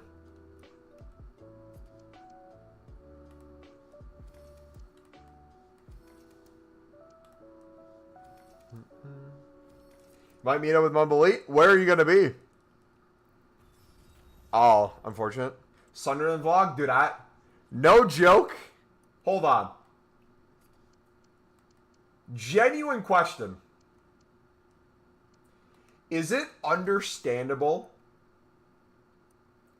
Not weeping. But is it understandable if I had a tear in my eye out of happiness as I entered the Stadium of Light for the first time? Do you think that's an acceptable response? Because I feel like I'm going to be overwhelmed with emotion, man. Oh my goodness. I can't wait. The Stadium of Light and the San Siro are the two stadiums I want to be in before I die.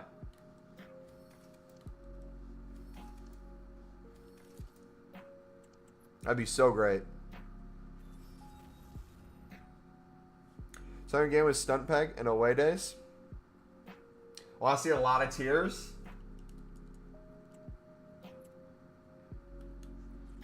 Completely acceptable.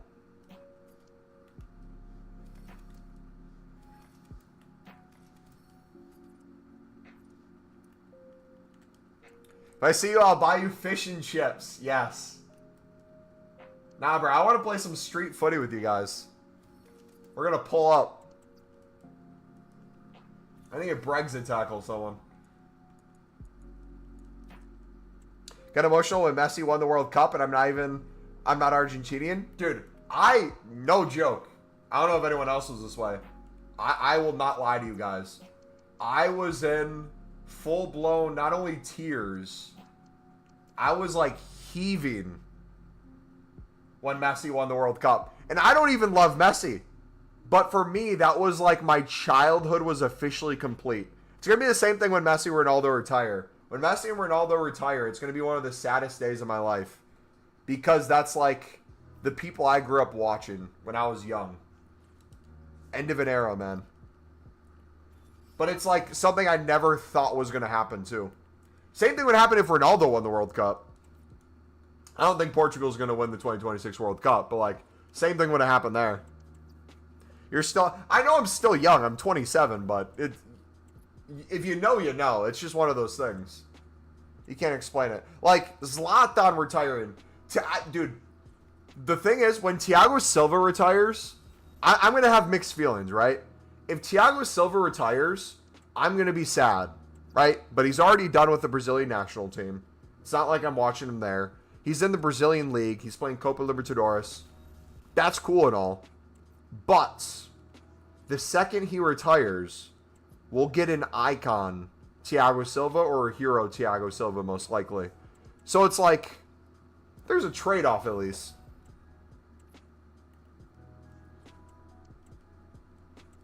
At Fatini, I just want a bunch of 88 and 89s. Bring him a Newcastle shirt with MumboElite on it. Oh, man.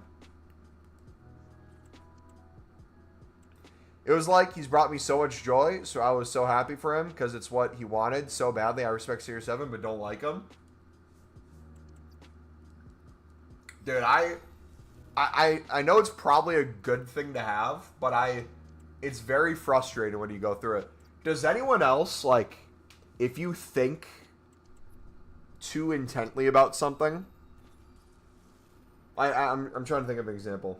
Like, that's a good one there with, like, the Messi situation.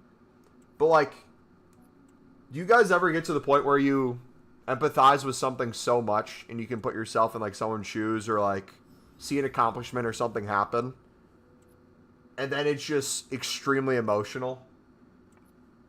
I don't know how to explain it. Like, for me, whenever I see people who, like, grew up without a father become, like, a father figure for other people because they didn't have that for their childhood, and then they're able to fulfill what they didn't have for other kids, every time I see a video like that, dude, my heart just, oof. Oof. Or, like, when, it's not even videos, when you see it in, like, real life, too. Not people who are, like, rich or, like, the Mr. Beast types doing, like, these big giveaway videos. But when you see someone who doesn't have a lot of money or doesn't have a lot of stuff be extremely generous with what they have to people who don't have a lot, and they don't even need to have a lot. Like, there's sometimes you'll see, like, a homeless person get some money and then give money to another homeless person because they know what the struggle's like. Like, any of those things. If you see a video, if a video of that pops up on my feed and it's past, like, 8 p.m., brother.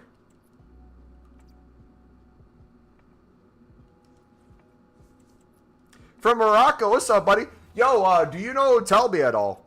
The footballer Talby? Who just joined Sunderland? Any insight? I'm new to your channel. Welcome, buddy. Ronaldo couldn't be my dad. He wouldn't let me drink anything other than water. When I was younger, I watched twice a week. Mario and Ronaldo, 2KM from my house in Eindhoven. It was the best time then. I had a season pass and saw them play as a kid. I think it's different, too, being in the United States, because there's, obviously, all this is happening in different countries, but, like, it seems, like, so foreign and so far away that it doesn't seem real. Like, if I watched in the United States, like, I had an opportunity to see Sunderland in the United States. It didn't end up working out where I could see them, but they had a preseason tour 2 years ago that I was considering going to. The only issue was, and the reason why I didn't go, if you're like, you're a Sunderland fan, and they're in the United States, and you didn't go to see them, it would have been more expensive to see championship side Sunderland play a third division USA side in Texas than it would be for me to fly to England and watch them at the Stadium of Light. That's how expensive the preseason stuff was. So, for me, it made more sense. It's like, all right, I'll do this eventually. Let me do it at the Stadium of Light, though. Dude, every time I get a new card, it makes me happy. What do you think about FC26? That's your friend. You know Talby?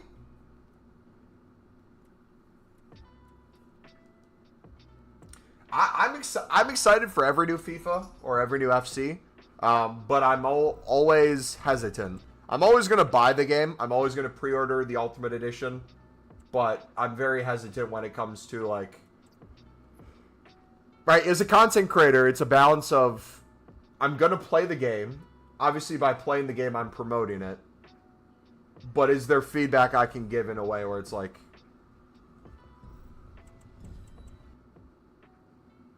Could it be changes they can actually make? Like, I don't just want to suck EA off to suck them off. But it's like, hey, EA, you did really well on this. But this repeatable. Love it if you made it unlimited. Like exchanges. Exchanges are the perfect example. I feel like when exchanges came out last year, they were a groundbreaking concept that changed Ultimate Team when it came to a menu grind. We had nothing like that before. It was the greatest thing ever. But if you guys remember last year, the amount of gold commons you'd get, the amount of exchange packs you'd be able to make because it was one card instead of needing 4 in of the same rating. Although they were great, the pack weight wasn't really good on them. So it was mainly making those and opening them to then do player picks and other repeatables to pack all the stuff. Which, in theory, is nice. It's unlimited. But the SBC bans that you would deal with was another level because you'd have to do so many more player picks and so many more packs to create Like, think about every time you make an exchange pack, now versus last year, the quality of an exchange pack. Even if it's in 86 exchange, you're getting an 81 plus times 20. That's infinitely better than, I think, every exchange pack last year. So I feel like them changing the concept this year ended up being a W, even if it's 4 cards needed. But when it started with the exact rating, I feel like there was enough negative backlash by content creators in the community. They changed it to minimum rating and made it a lot better. When Andy Murray, after so many heartbreaking final losses, he finally won at Wimbledon. It was so emotional, even though Federer is my guy. Yeah. I love a good storyline, I guess is a way to put it. On the beginning. I think I'm on 103 now. If I could get the 110, that'd be sick. We just need one more card, but feels impossible. Mumbo, here's a question for you. What's a video / clip of a moment unconnected to you that makes you emotional each time? Ooh, let's see. I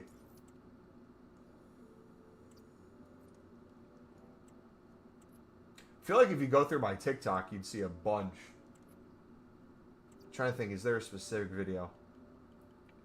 I mean, there's like genres. Like anytime I see a Hope Core, I love the Hope Core ones.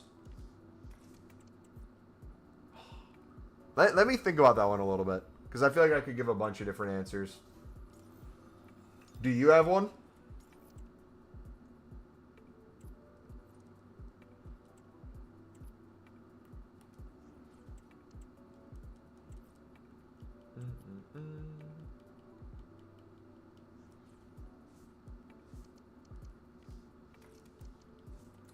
There's 2 American football ones I can think of, and I don't even watch much NFL or NCAA football in the United States. But the 2 that are coming to my head is there was a NFL player who, I believe it was his son was dying, and his wife was in the hospital with his dying son, and he wanted to not play in the game and be there for his dying son, but his wife very much was like, no, there's no other place you need to be than at the game right now. Like, play for him, play for us. And he, like, called her, like, 5 times on the way to the game, like, breaking down crying. He's like, I can't. Or the son maybe just died, and he wanted to be there with her. I can't remember the exact situation, but it was super emotional, and then he ended up scoring in that game. That video gets me. He was a San Francisco 49er. Then there's a college American football player who, I think it was a bunch of concussions, and then he got a really bad, I think, spinal injury. Completely ended his career, and he was giving an interview. Actually, let me find it. I'll risk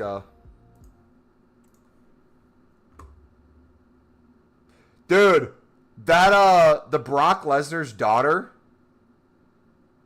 that wasn't the quarterback that got married. It was a football player though, right?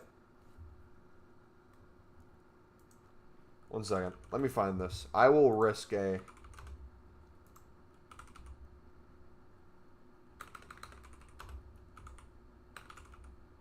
TikTok.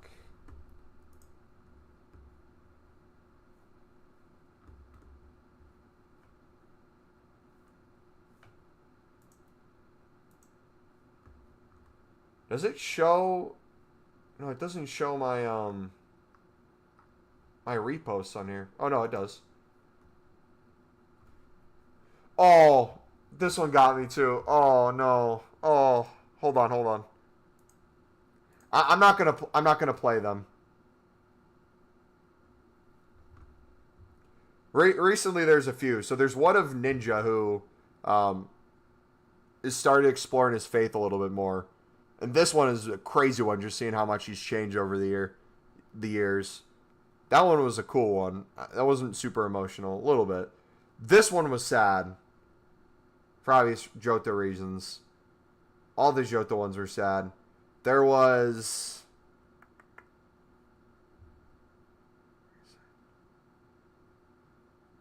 Oh, Men Don't Cry, and then it's his best friend who died, and his best friend's son calls him randomly and asks how do you get this number, and it was like by a picture of his dad. He left his number, and it said like, call this man whenever you need anything. He's me in a different body. Oof. That one got me. This one got me. If you guys ever watched Duck Dynasty. Sunderland's promotion, the struggle since 2017, just kind of the lapse of that got me. Let me find the one I'm talking about, though.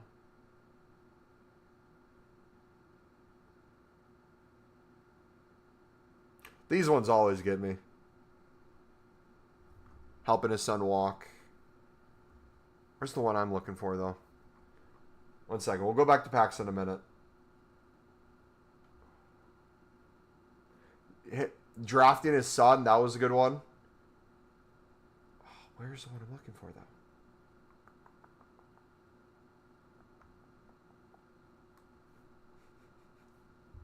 Calm down, Dick. It's just a storm. Someone's trying to break in.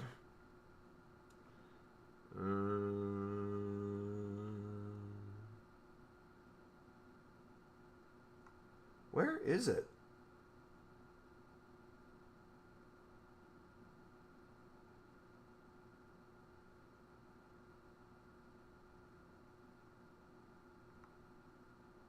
Oh. This one. Oh. This one's a good one. Do you look at the things you do for your son as a sacrifice? Absolutely not. I don't see it as a sacrifice. It is what...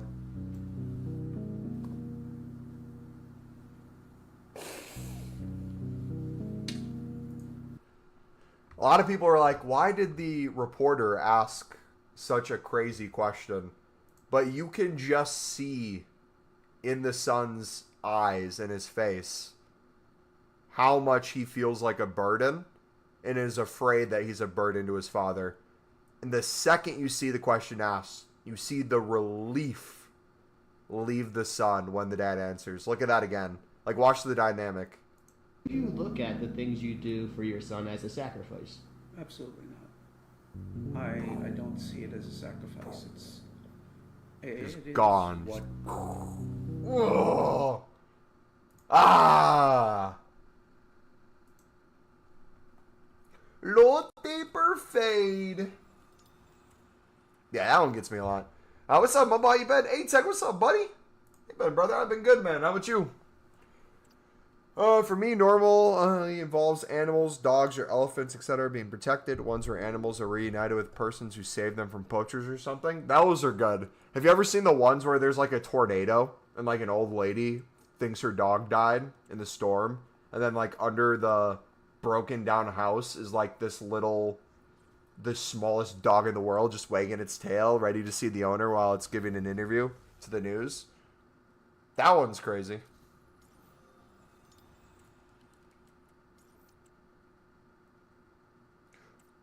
Which exchange pack do you open the most? Like, opening the most? So, WTF, the way I normally operate, especially on stream, is if I'm not out of 89 exchanges, I usually sit there and open nothing but 89 exchanges and craft player picks once we're essentially full, and do that nonstop and make more 89 exchanges. And what that normally does, let's say I had 70, for example.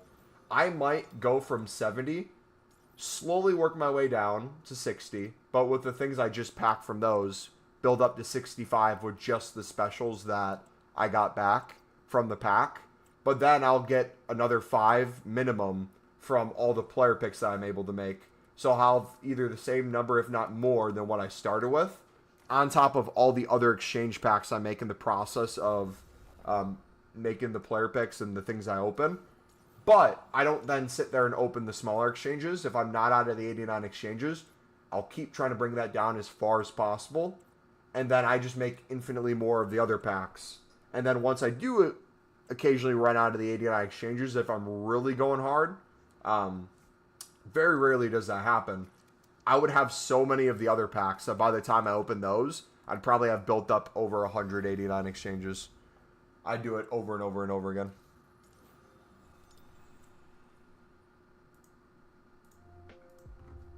Random one, you can have no opinion of Lampard, but when he took that pen in the UCL semifinal, Liverpool, just after his mom died. Yeah. What method are you using this footies to maximize your chance? Opening the best exchange packs possible and spamming player picks and praying that I can pack everything.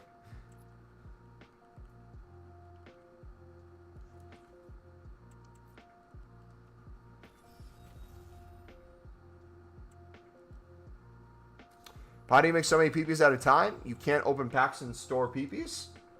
There is a perfect solution to that, buddy. I'll give you a hint. It's something that I've been doing basically this whole stream.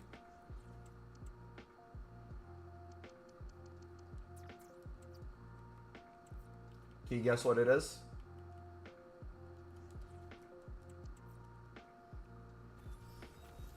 They have had in the past where you can store player picks. They had it, I think, one time. It was like open now or save for later. Nope, shaving. So if you are, this works best with the 89 exchanges because it's 50 cards. I'll sit here and if I went through and I got rid of all my dupe storage, like all the 89s, 88s, everything, and it's basically zero. What I'll do is I'll sit there and I'll spam 89 exchanges, storing everything in my club, building up the dupes. And then I'll keep making exchanges with the stuff I can make exchanges with in my dupes. But all the 84 and under golds and the gold commons that I get, I will put those into player picks with just my dupe storage. So like as you see me now, I'm just making stuff with my dupe storage. And then once my dupe storage is empty of the low end stuff, I'll go back to opening even more 89 exchanges, fill in my club. But the more and more we open, the more and more golds we get in our club, the faster we fill up our dupe storage. So it becomes less efficient, but we do that until we have hundreds upon hundreds upon hundreds of gold rares and gold commons in our club. And then once we're there, we can sit there and make infinite player picks for a period of time. Usually like 100 plus. Well, I'm going to sleep. Have a good one and catch you tomorrow. Appreciate you, buddy. Have a good night, man.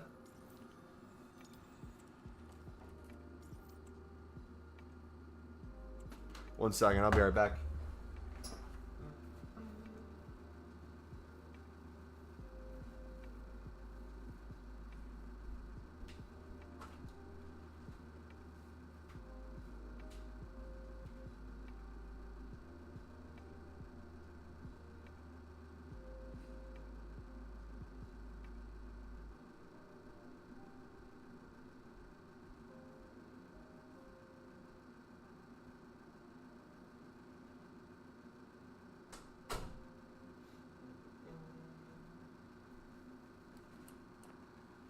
Wait, so what happened with that women's Euro game PK shootout? I didn't see it. When do you switch from packs to PPs and vice versa? Like, what's the point you start opening packs again?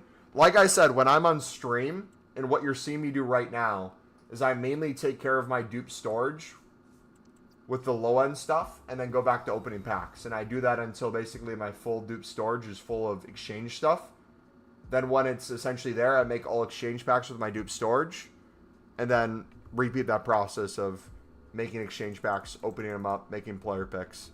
And then at some point, if I have hundreds upon hundreds upon hundreds upon hundreds upon hundreds of gold commons and gold rares in my club, I can then sit there and in bulk, if I want to make a bunch of like 100 plus player picks, I can as well. So like tomorrow for when we go live, we'll have most likely 100 plus player picks ready to go. Because right now, I'm just organically as we're opening packs. Not saving. Not opening everything. Just nonstop opening packs. We're filling our club so we can make endless player picks. So for me, that's what I make the switches. I got more than 1.3k gold cards in my club. Nice.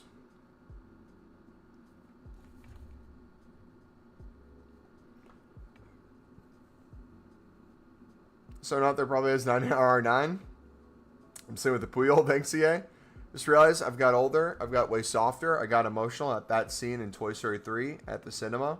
Also, the movie Up gets me right in the feels every time. England won. The Pens were awful, to be honest. Yeah, dude. I feel like I get emotional at so much stuff more now, too.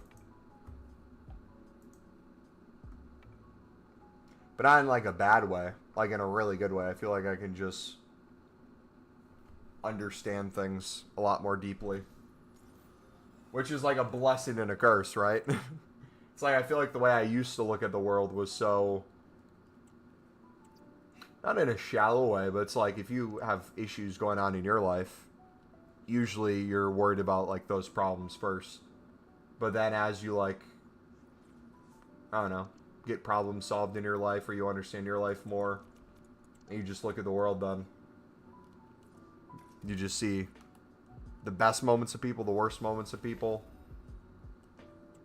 the highest of highs, lowest of lows, at any given point in time. Whether it's like a sporting event, a movie that comes out, jobs, random car accidents, random deaths, right?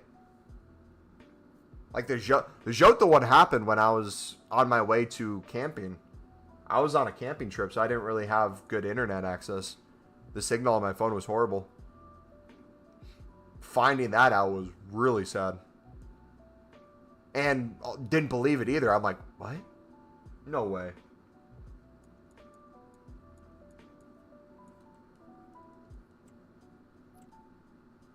You watch wrestling, your hero finally wins the world title at cinema. Dude, Sunderland getting promoted to the Premier League was one of those moments for me.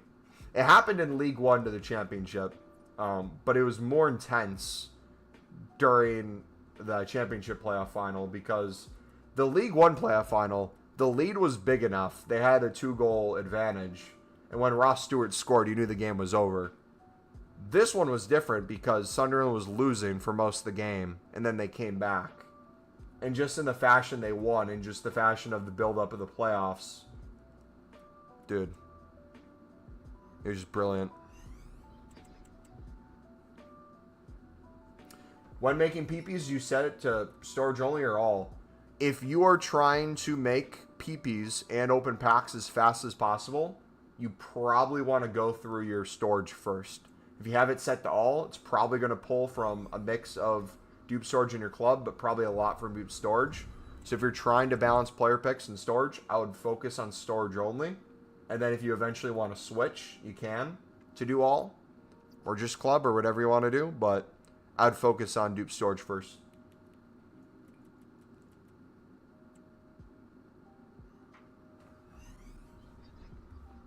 I think it's good. I thought your stream a while ago talking about your community resonated with me emotionally. It shows you're a functioning human, in my opinion. Thank you. Oh, who we got? Fun birthday. Bon mati. Bon mati. Yes, you should. If you guys have dupe storage, I will tell you it every single time.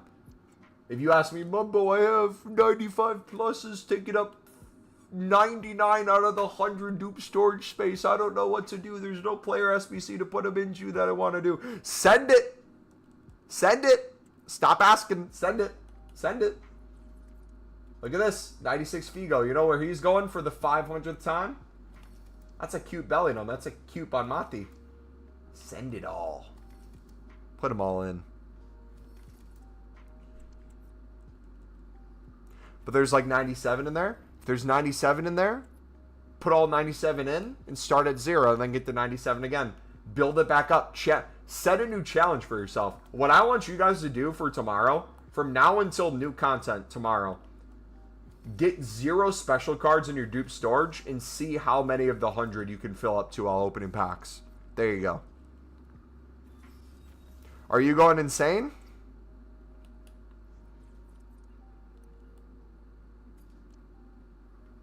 I'm not going anywhere, brother. I've been insane. You're just noticing it now. The facade is slipping.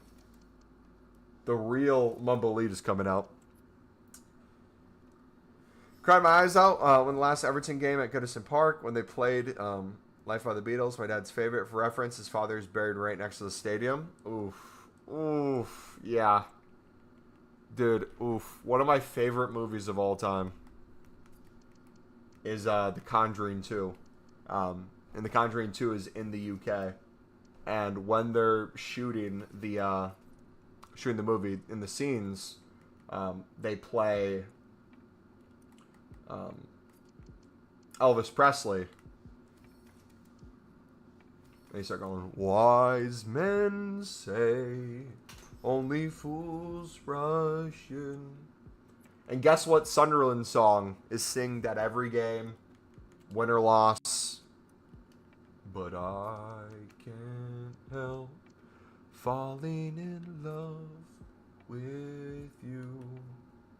So like, ooh, when they were struggling in League One, and I was watching The Conjuring 2, that was my favorite movie. As Sunderland was slowly starting to get back, every time I heard the song, man, just made it that much better and better. But dude, you know what's going to be a crazy one? The first Everton versus Sunderland game in the Premier League since 2016, man. Oof. The Bradley Foundation, man. The family's going to be there. The tribute they're going to give, man. Oh.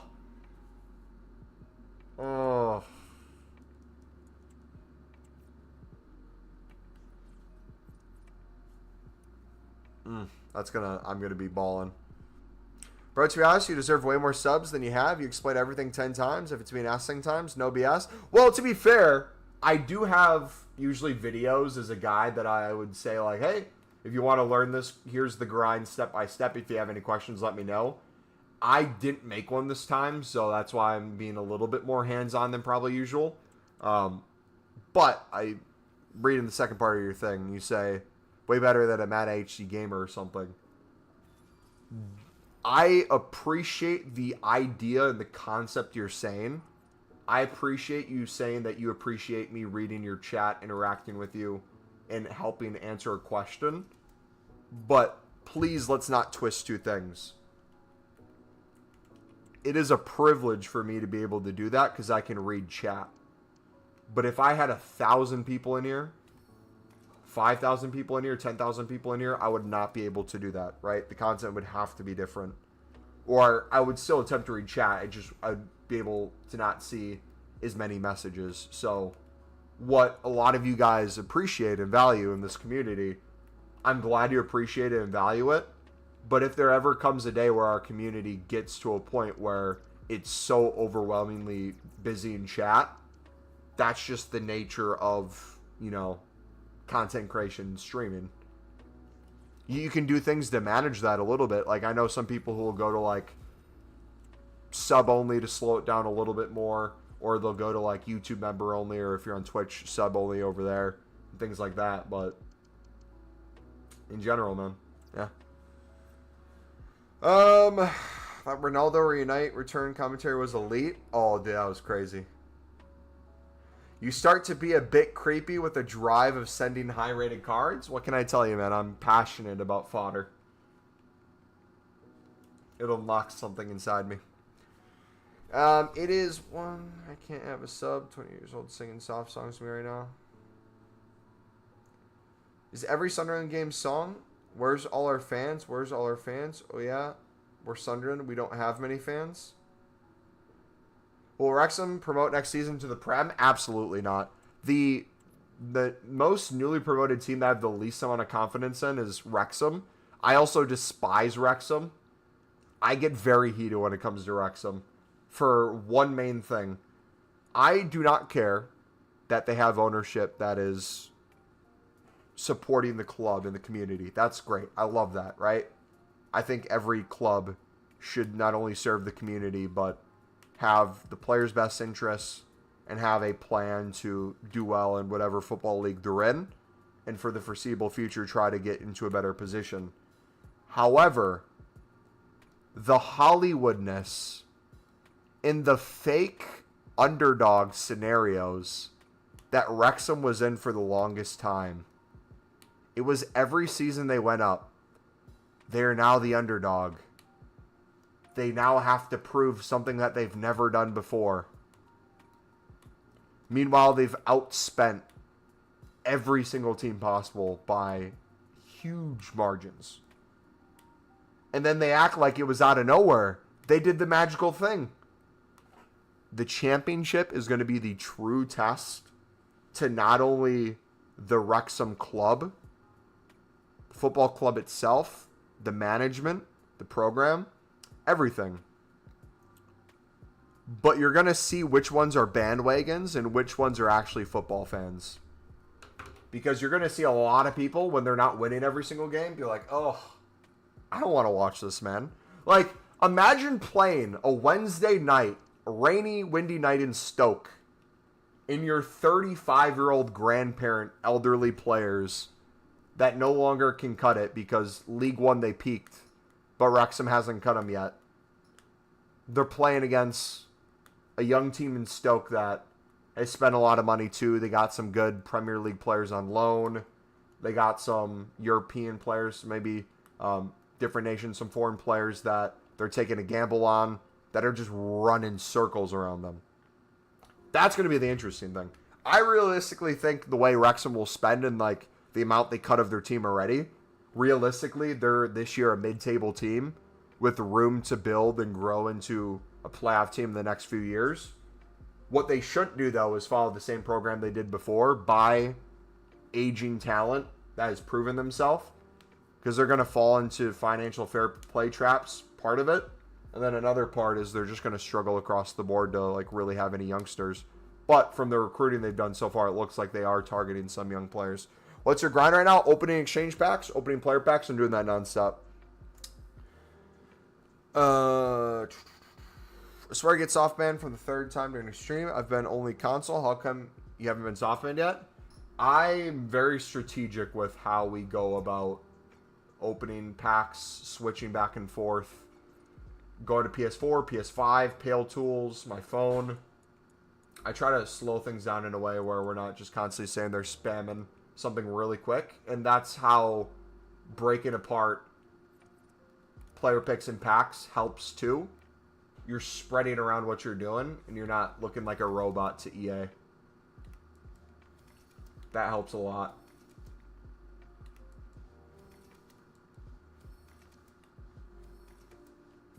I think they should aim to avoid...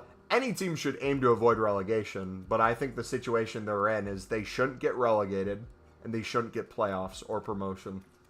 They'll be one of those mid-table teams that has to build. Whether they overperform or underperform, I think that's realistically where they should be.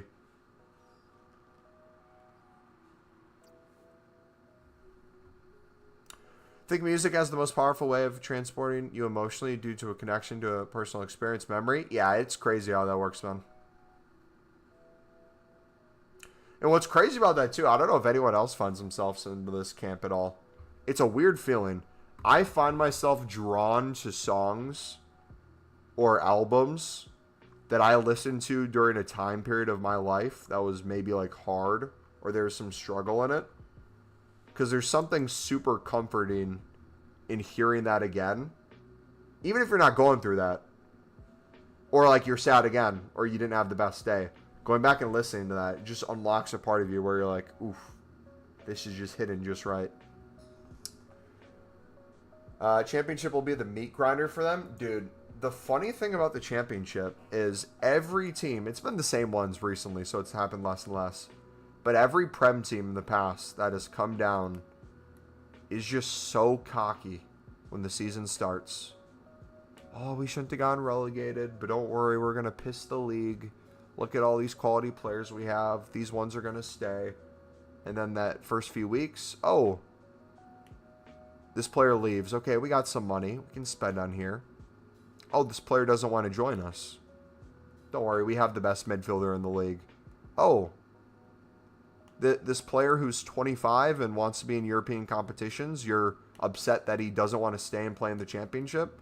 when his manager told him he could leave and the club told him he could leave, but now the fans are turning on him because he doesn't want to play second division. He goes, and you find a replacement that's not as good as him, or you overspend to compensate, and they don't perform right away. Strikers, you see that all the time, man. Pay attention when it comes to strikers in the championship. Don't fall in the trap of getting the overpriced Premier League strikers that get loaned out to the championship every season, but then go back to their parent club, but then finally someone wants to buy them, and then you overspend on them because they have experience now, but they don't deliver results as often as you'd want them to. That's what kills a lot of people. But it seems like the championship's learning a little bit more. It seems like a lot of people are going to different leagues now for strikers, and they're spending on potential rather than experience. And I really like that a ton. I see a lot of Americans starting to go to the championship too. That's nice. Very interesting there. Haji Wright on Coventry. Can play on the wing, can play up front. He's did really well throughout the season. I would say probably one of the better Coventry players. But in terms of like systems that they play in, very dependent, right? If you play Haji on the side, obviously he can do works on the wing, but with how big he is, you want him to be able to put in a shift up top, bodying center backs, turning them, getting put in positions where if you're playing two strikers up front, him and Ellis Sims can work off each other, where Ellis thrives. Those are the type of scenarios where it's like it makes sense to potentially spend on a player like that who wasn't in the championship, wasn't in England. You take a risk on him. The one that's going to be an interesting risk is Derby spent, I think, 5 or 6 mil on a United States men's national team striker who is named Ajimon, and he is famous in the United States for being, I believe, the first Division III footballer to ever play for the men's national team in the striker position. So this man played college, so college football in the United States, college soccer in the United States technically. Division I's like the best division. Division II is the second best. There's some schools that high-end Division II are better than low-end Division I's and yada yada. Like there's that applies. But he was Division III. He wasn't that great of a player, but he had really good physical aspects to his game. And he slowly developed, got opportunities, joined the MLS, and then from there got a chance at the national team. And now that he's played on the national team, there's been striker injuries, there's been people missing camps because the European schedule just is so demanding and they need a rest. So people like Ajimon now get opportunities to play, and he'll have moments where his hold-up play is extremely good and he can play off people really well. You can see that working nicely in the championship. But you give this man an ounce of space, his dribbling, his running, his shooting, everything else just lacks completely. So Derby taking a risk on him. If they're challenging for playoffs, which I don't think they are, I think they're going to be challenging to stay up from relegation, mid-table best. Spending on him is probably not the best case scenario, but if they're playing a standard 4-4-2 and you have someone next to him and you have a winger that can play off of him and read his runs and his hold-up play, and you have a goalkeeper that can really, I don't know who Derby's goalkeeper is, but if they can play quickly to him in the air, and he can flick a ball on to a pacey winger, and he can find himself in the box making a late run, I think you're using him to the best of his ability. But like Sargent's a perfect example. Sargent's been American, playing in the Premier League and the Championship for the longest time for Norwich. He's always proven that he is one of the better ones in the Championship, and then not really good enough for the Premier League. Can we get a hair routine? Yeah. Age. Be a man in age. That's the hair routine. The opposite of our packs. The more time that goes on, the more packs we get. The more time that goes on, the less hair you have. That's the tutorial.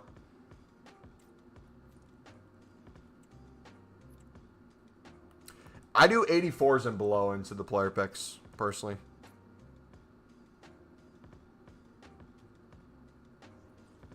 Will Greg? Oh, gosh. Please. I never want to hear Will Greg ever again.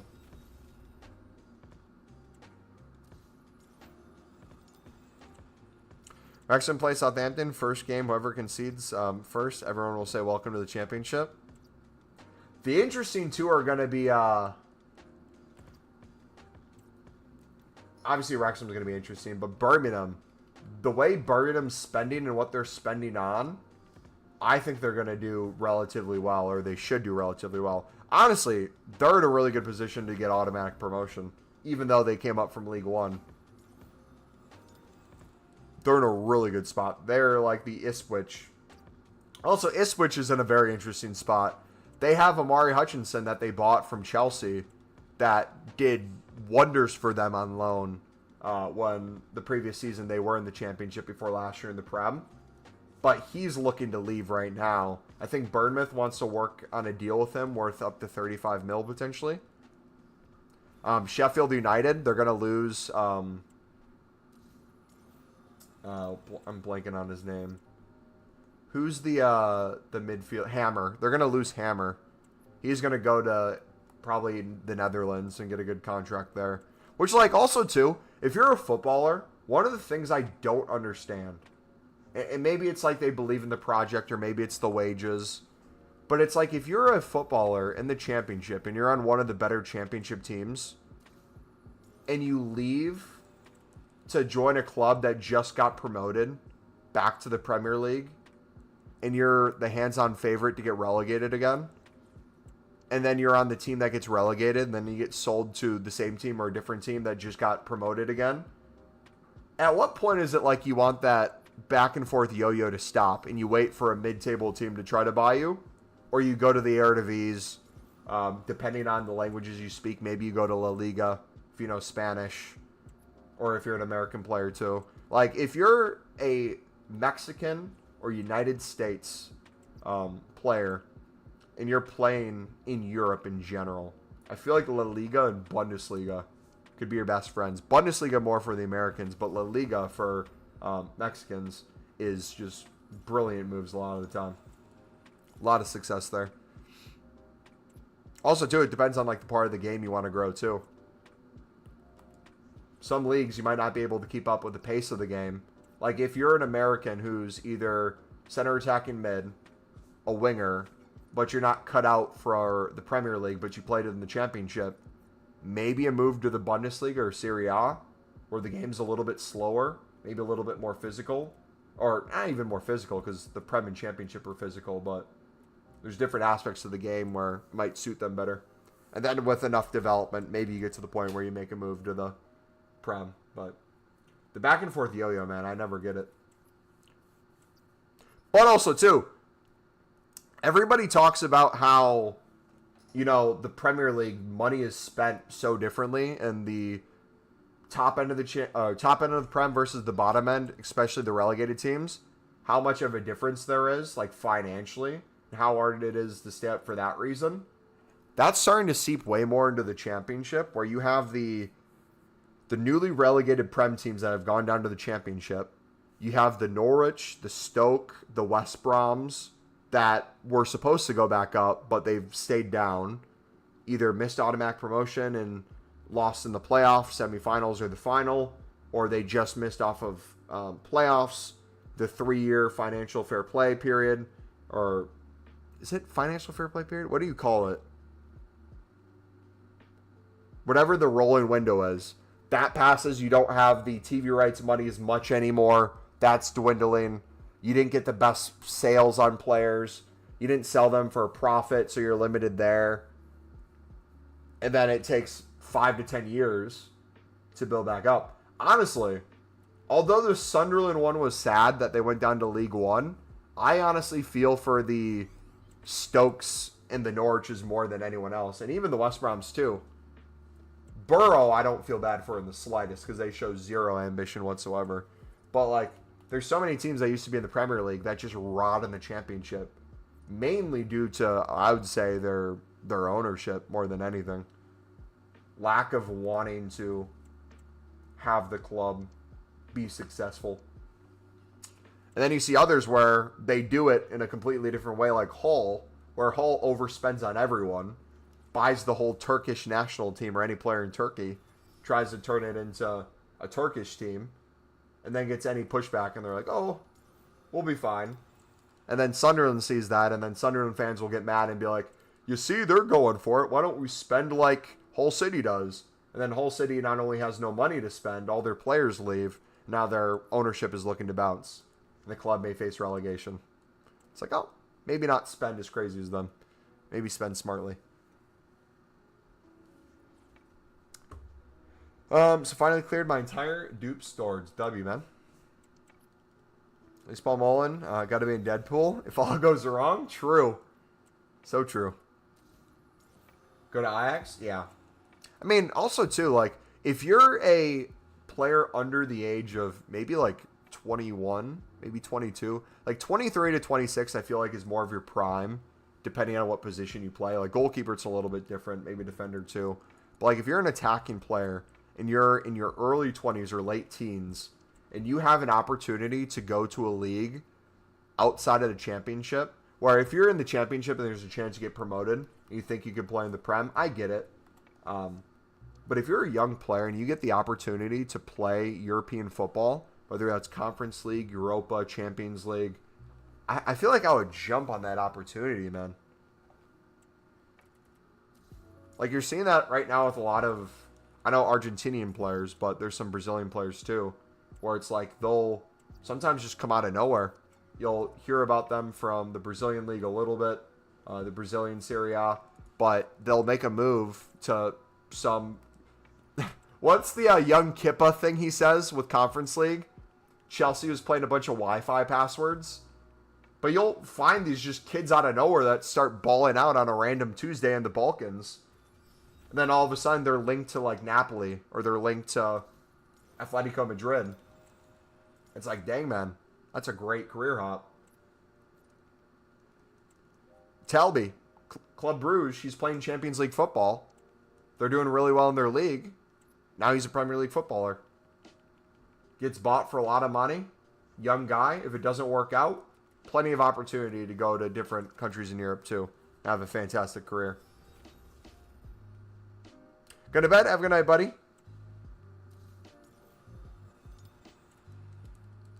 American players are generally not technical enough for La Liga, a way higher standard technically for U.S. players. Yes and no. Position dependent. Specifically, I would make a case for potentially midfielders for the physical part of the game, and if they've developed in a certain way, like De La Torre and people like that, you could make a case for. In general, though, European systems versus American systems, there is a complete disconnect when it comes to growing up playing football. The technical ability that a lot of Europeans have when they're in the youth systems prepares them well for top flight football, for first team football. In the United States, that's not the case at all. Unless you have a crap ton of money, or unless you have your family fly you to a different country and you join an academy or something, most of the time you're just falling behind the rest of the world. There's so much more of a gap you have to bridge when you do make the move. And then on top of that, if you're an American and you're playing in the MLS and you were playing in college beforehand and you played all the years in college, instead of when you're 18 going to play professionally, you're playing at a lower level of football compared to a lot of the world, no matter what division of football you're playing in the United States. You do that for 4 years, you're now 21, 22, and you're playing in the MLS potentially, but a lot of time they don't even play in the MLS. You enter the Super Draft, an MLS team takes you, and then you don't play for the MLS team, you play for their second team. And a lot of time you're playing for teams in the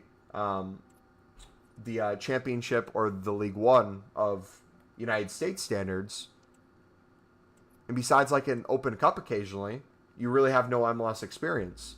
And then maybe if you stand out enough in those leagues, you go to the MLS by the time you're 24, 25, you get an opportunity.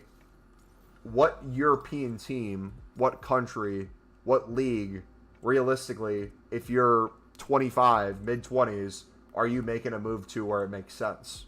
Versus the ones where it's like, hey, you're young, you take a risk. Like, perfect example of a risk. Think about how good Gio Reyna was in his late teens to early 20s versus now he's, 22, 23, and he's not getting any time at Dortmund. and he's probably going to go back to the MLS. Crazy career for a man not even in his mid-20s to now be going back to the MLS. But then you have other people like El Miron. You have other people like, what's the Argentinian's name? Who just made a move to, I think it was League One. Attacker. He was playing in the MLS and then made a big money move out of the MLS. Shoot, what's his name? He played for Atlanta FC. Almada, yes. Tego Almada. Yes. Like, it can be done. If you use the MLS properly, it can be done. But for a lot of people, it's a death sentence. From a club trying to take a risk at you standpoint and the quality level, it's a huge risk. But if you're a goalkeeper, like Petrovic played in the United States. Petrovic was an MLS player. Then he was a Chelsea backup goalkeeper for a while, got loaned out, was one of the best goalkeepers in Europe, and now had a move potentially to Sunderland or Bournemouth. Chose Bournemouth. They paid a little more. He had better wages, and now he's a Premier League footballer. After being one of the best goalkeepers in Europe, statistically. Serie A is the most highly technical league, and Pulisic is ballin'. What's the definition of technical league?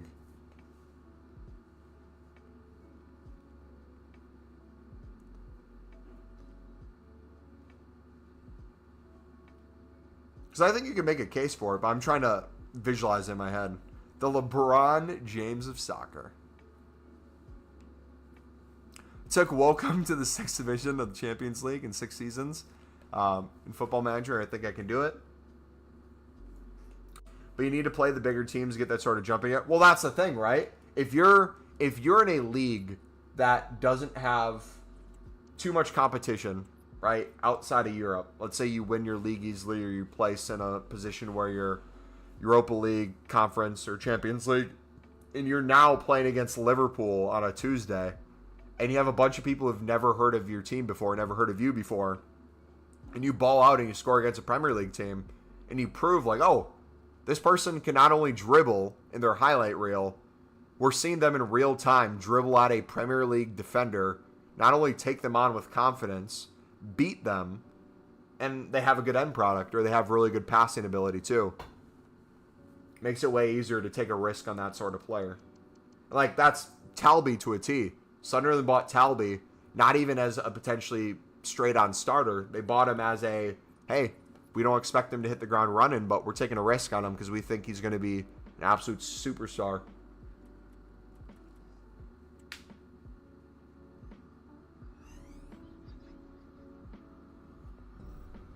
Serie A is tactical. La Liga is way more technical. I would agree with tactical. I think you can see technical in Serie A, but I think tactical is a better way of saying it.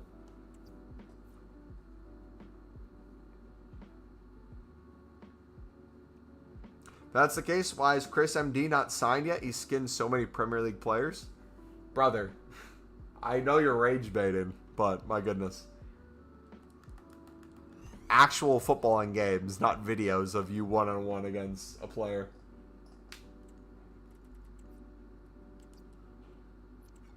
Competitive European football matches.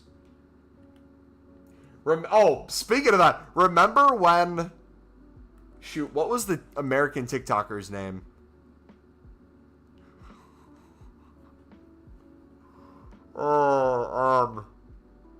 Shoot. What was the American TikToker's name? The TikTok dancer. He played in the charity matches a few years ago. I saw a comment that made me laugh so loud. Not Bryce Hall. No.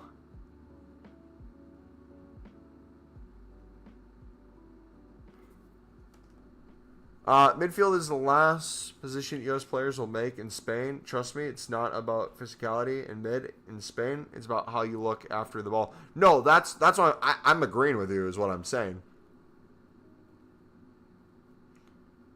I'm saying the ones that usually prove it in La Liga are the midfielders. because they have those qualities. I'm agreeing with what you're saying. I think it's the difficult one. That's the one that usually works well.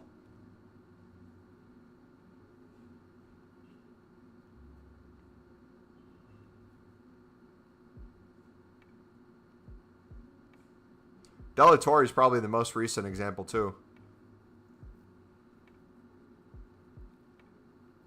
Yeah, but I feel like defenders, like if you're talking like right backs, you got Dest, who will usually chill in Eredivisie.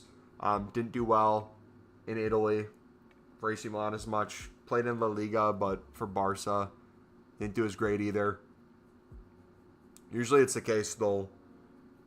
If you're a left back or right back, you'll probably play Championship, go to the Prem, be one of those that goes back and forth between relegation. Like Robinson was for a while. Robinson was that Championship, lower league, Premier League, and then finally, after promotion with Fulham, hit a run of games, found form, him and Tim Ream too. And then Fulham was able to stay up and build a team around it. Not Mark Roman. No, what was his name? He was a midfielder. Darker hair.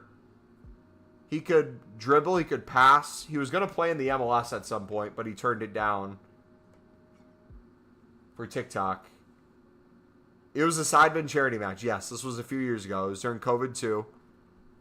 He still plays in charity matches, but not the more popular ones. More of the footballer ones. What? Noah Beck. Yes, Noah Beck. It was Noah Beck. Noah Beck, I kid you not, was doing well in the charity match, and it was during a period where United was really, really struggling. And there's people genuinely being like, it was a bunch of the younger kids, so it wasn't like logical people, but they're like, I would take Noah Beck in our midfield. Why isn't United trying to sign him? It's like, oh my gosh. Brother, what are you saying?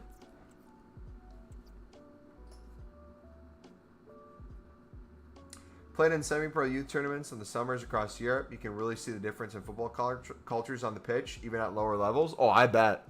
What for you? Because it sounds like you have some experience with some Spanish ones in the midfield, too.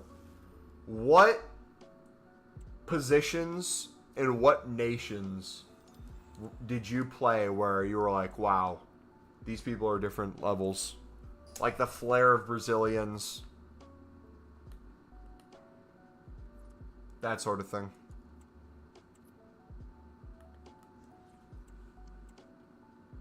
Noah was one of those people that said he had potential but didn't get much of a chance during the game.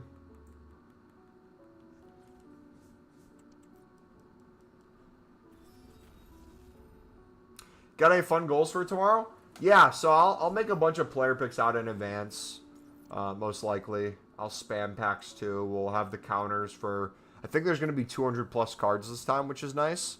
I think the 200 plus is counting all of them together, though. So it might be the case that we have 150 to 160 re-release cards instead of 125. The more the merrier. I mean, we struggled to get 125 here.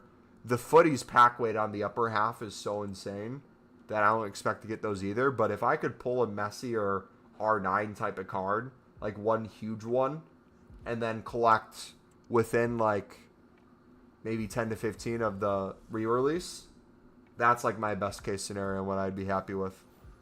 So we're going to be more kind of targeting that as the streaming content rather than necessarily like sitting here and like, oh, I want to focus on opening the best pack possible or show you the best grind. I feel like we've shown you the grinds already. Now that everyone can do it, who can now race to get the card collection completed?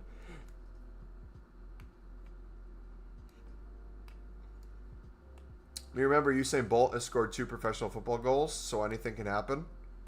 We live in a world where we're about to see Jelly Roll in a tag team match with Logan Paul next month. Played midfield and hated playing against Spanish teams. They pop the ball around like it's nothing. It's like hardwired. I bet, man. Jeez. We, did I tell you for my summer league team? So the team I'm playing on, we play every season. So this is my second season with them. I played in the spring, and now it's like the summer session, and then there's going to be a fall session, and then like winter you go to indoor. But for the summer session, we're in the same league, but all the people who play football in college are coming back to stay in shape and do their college programs. And a lot of them who play on the same teams or the same conferences will make a team together and play in it. So, like, we're playing all footballers who are actively playing football or in football shape. And, dude, my goodness.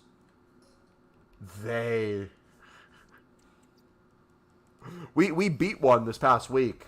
It was so nice. It was the best feeling in the world. But the week before, I think I was telling you guys, I got skinned by a dude who... So, I usually, when I'm playing center back, I try to be more of the physical center back who will be, like, on your back if you're near the box. But if you're, like, at the halfway mark, I'll be, like, one of the more risky ones where I'll allow you to check to the ball, but I'll also try to anticipate and beat you to it. This guy got a hospital ball played to him. Got a hospital ball played to him, and I stepped, and I saw an opening. I'm like, I'm going to embarrass this man. He then stuck his arm out, put it around me, stepped with me. We both lunged for it, and then he just completely turned to me and put me on the ground. I was like, okay, we're not doing this. We'll give you some distance, buddy.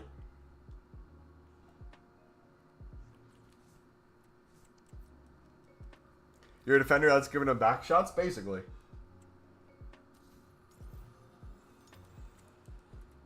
Portuguese teams are always nasty, as in quite dirty. When we played versus another UK team, it was more like an up and down, less control. Mostly powerful French teams.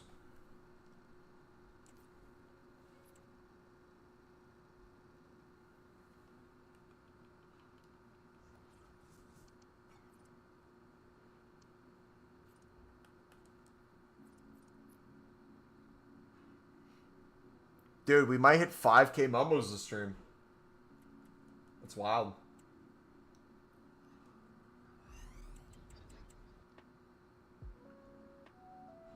Don't like.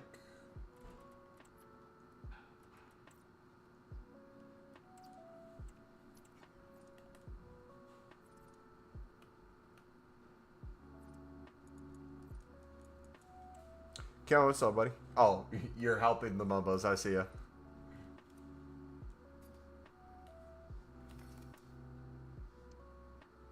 Adding one to the pot.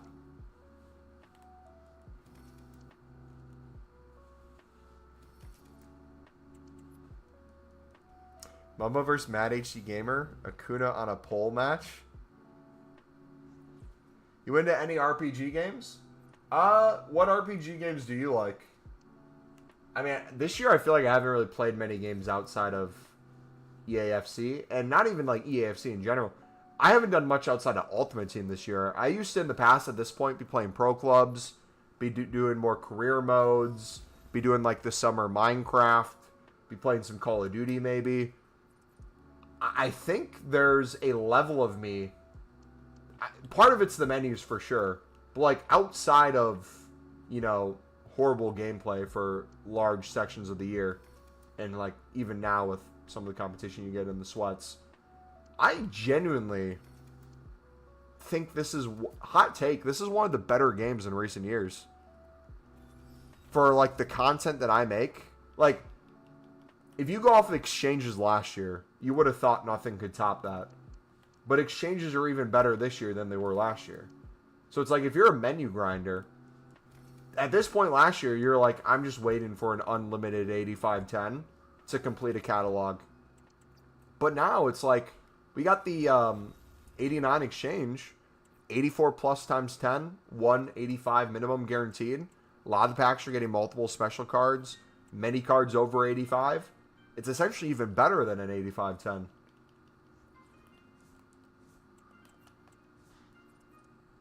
Shadows of War is fun. Schuler's an underrated baller. Baller. Sure. I miss that guy, man.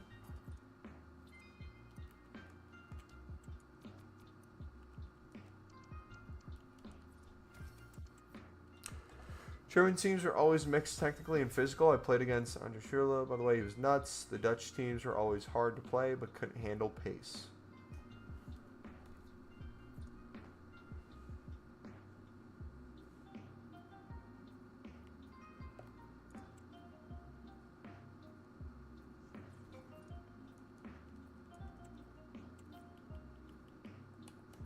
It's a repeatable 84-10 with the addition of 7 player picks. Yep. And usually in 7 player picks, you'll get 1 or 2 promo cards as well. And then like half of them will be exchanges minimum.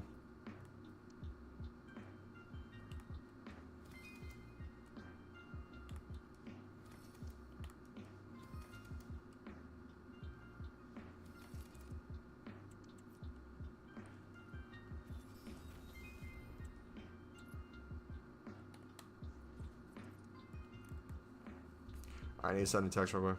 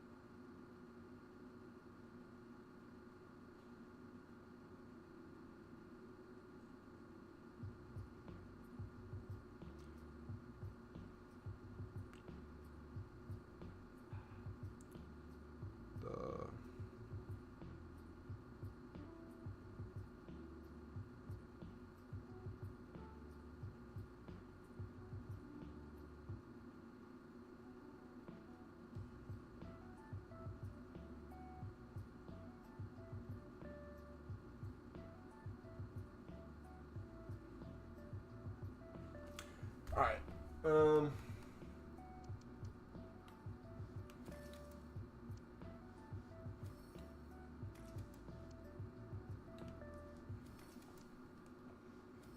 Are you doing the 93 plus picks? Yeah.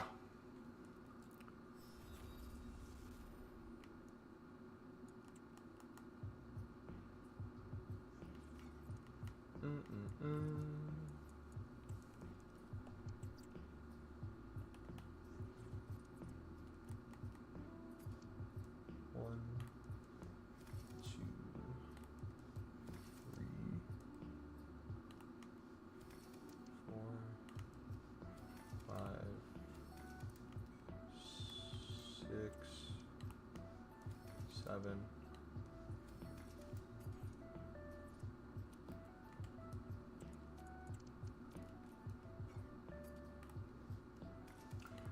Is there anybody who watches a league outside of the standard top 5 leagues, and like the championship, that you really enjoy watching?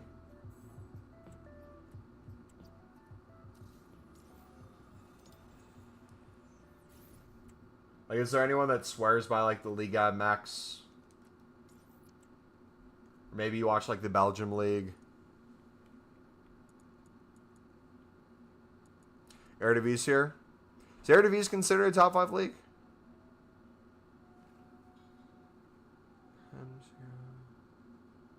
I guess it's probably on the edge, right? Dude, Scottish League is interesting. The rules in the Scottish League are wild but fun.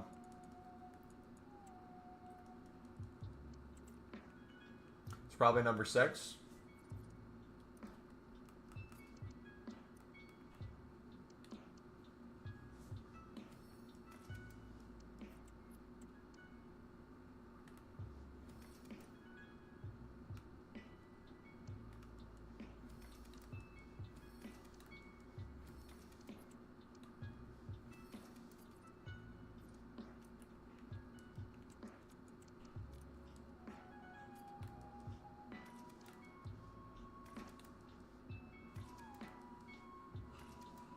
Swedish League? Ooh. I feel like there's a lot of underrated ballers in there. Celtic's a good team. I feel like if you watch the Swedish League, there's a guy who's like either the best dribbler in the world up and coming, or like a dude who will never miss a free kick in his life that you'll just randomly find in a Conference League game. It's like, who is this guy? Then he'll be linked to, like, I don't know. You'll see rumors that he's like getting pursued by Stoke and Millwall. Millwall will sign him. He'll do well for a season. And then one of the newly relegated teams will come in from the Prem, take him for like double the money. Shaqiri is Swiss, yeah. Dude, speaking about Swiss, Sunderland may have a Swiss pretty soon. Probably not going to happen, but...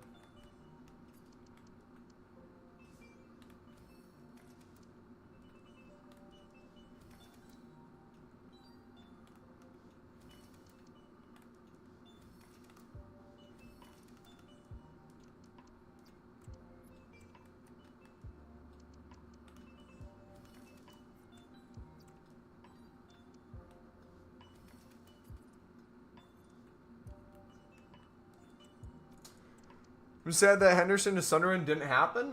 Hot take. I'm glad it didn't happen. In hindsight. Reason I say that is I feel like the investment Sunderland has made in the midfield, they can still invest in potentially another midfielder who's a little bit more defensive, that has leadership qualities. Xhaka, I feel like, is the kind of player profile you'd probably want to go for, though. Someone who not only can make the jump to the Prem, probably has another 2-3 years left of value to him. Rather than, like, you're buying someone where it's kind of out of, like, one last dance, remember him. I think he'd be a good leader in the dressing room and everything, but I think in terms of just overall project of the club, you got to be careful with those things. No, I think he'd be a fantastic captain to those young guys, but the question has to be asked, in that Sunderland midfield, if he's expecting to play every single week, who does he replace? Does he replace Enzo Lefebvre, that was crucial to the end of the season last year, leading into playoffs, where he had the assist that sent him to the playoff final and then was crucial in the playoff final, who you had a loan and obligation to buy, and he was mainly playing out wide, but now has a chance to play more centrally? Do you drop him, that you just spent 20 on? Or do you drop the record signing of Diarra that you brought in, who you spent less than you sold Job for, but is still your record signing? Or do you drop Siddiqui, who just won the Belgian league, comes in with over 150 games played, still in his early 20s, looking to make a move to the Premier League? Do you cut giving those younger guys who are going to be crucial and get better and better experience to make a Hendo type happy? Because he not only wants the captain's band, he wants to be a leader in the dressing room, he also wants minutes. Or he wants high wages, that maybe the extra wages you have to spend to get Hendo on a free, maybe that's one less on a free player you take in. Like the Ronaldo types. How many of those plays a lot of games in La Liga, can play multiple positions, still, even though he's in his 30s, can put in a shift for a few more years? How many of those do you miss out on because of that one guy? So I think in general, like, the idea is nice, but for the execution of the project, you got to be really careful. Really, really careful.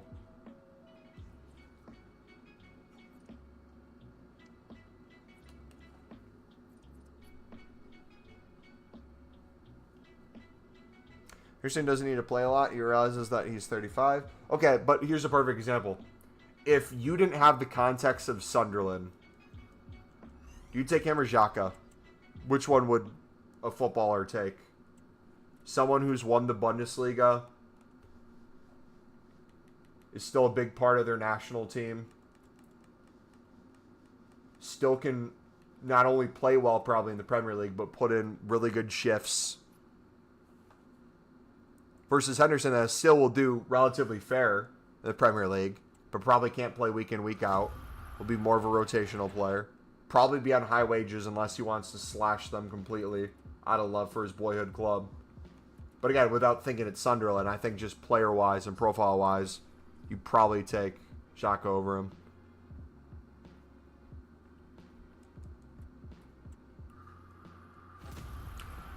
No, that's the thing, though. You don't think that Xhaka might be realistic, but I would make the case there's a lot of players that Sunderland were linked to that weren't realistic, and some that Sunderland have bought that weren't realistic. The question becomes, at what point do you expect the unexpected and see some of these fall through? If every single one falls through, that's understandable. But, I forget his name. There's a midfielder for Napoli who's in his mid to late 20s who Sunderland's linked with as well at the same time that Fabrizio tweeted about, who looks like an absolute baller. I would have never assumed Sunderland would be able to get him. Looks like he might be signing a new deal with Napoli, though, so probably won't get him.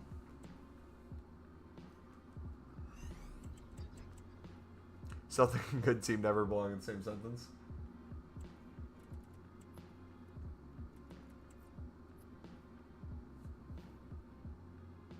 There's a streamer that just menu grinds. He also supports Sunderland. Is he on Twitch usually? I might know him.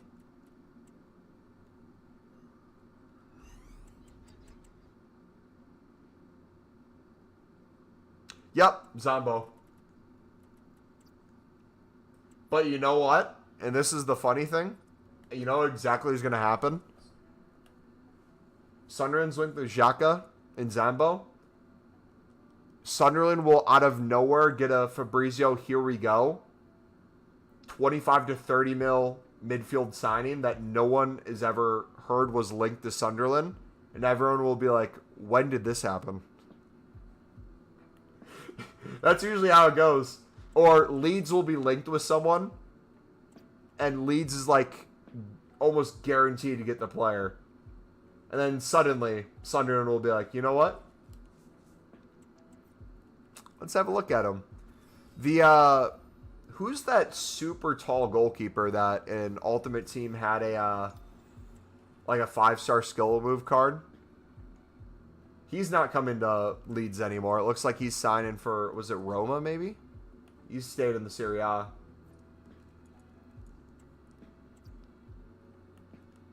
I have 1,000 comments. What do I do with them? Find out. Maybe it's him. What's his last name? Or is that his last name? Why aren't you putting your comments in with your golds for the player picks? I'd mix them together.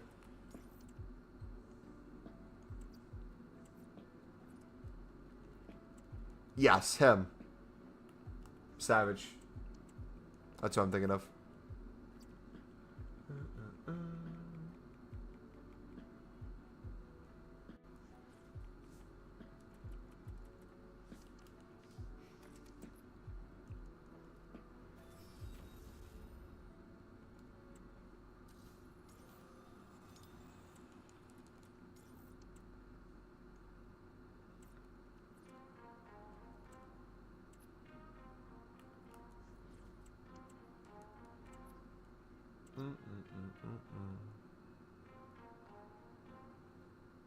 Be a very good signing too. Don't know the Sunderland keeper though.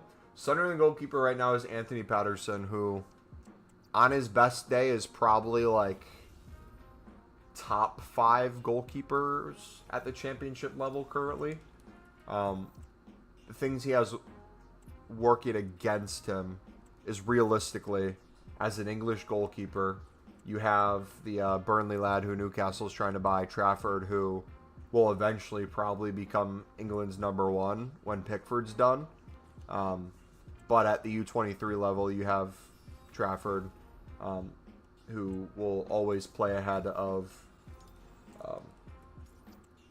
Patterson. Sunderland has another goalkeeper who probably has more potential than Patterson too. And if you put them head-to-head right now, he probably is maybe at the same level of Patterson. So for him, it's going to be hard to make the leap to the Prem. There's already signs in the Championship against some teams where he struggled, but he is a fantastic shot stopper. Nothing wrong with that, but distribution, feet, There are some things where you need improvement on in the Prem. He's not good when it comes to getting crosses.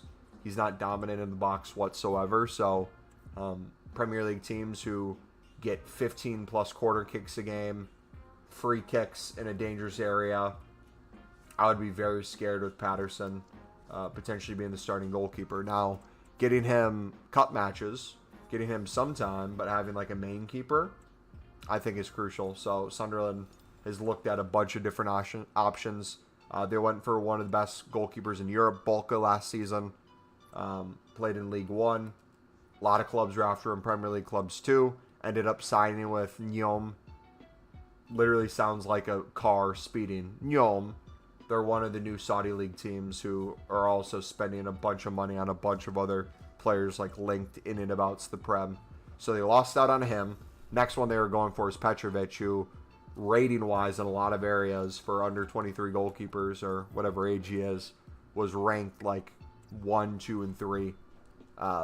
Essentially, it was him and Bournemouth that were going head-to-head. People said early on that Sunderland were basically having the deal finalized, and I thought that was the case, but it ended up being the case. It was, I think, the agent putting pressure on Bournemouth to spend a little bit more money and increase his wages, and they ended up doing that, and now he just signed for Bournemouth. So we'll see what happens, man. Savage would be great for set pieces, yeah, but he's not going to Leeds. Looks like he just signed for, I don't know if it was Roma or someone else.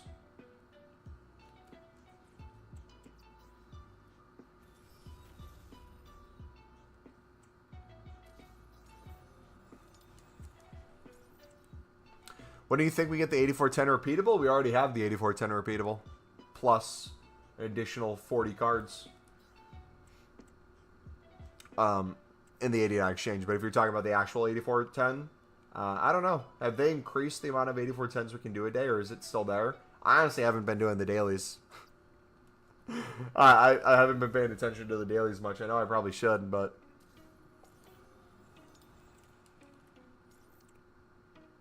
What about the 8510? I'm assuming, I think it was Team 3 during Footies was when we got the 8510 unlimited repeatable last year.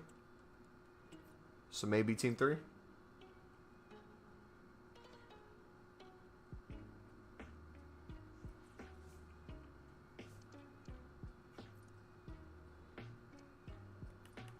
Yeah, so maybe next week. We shall see. Love how we're still not under 60 of these 89 exchanges. We've been streaming for 3 hours.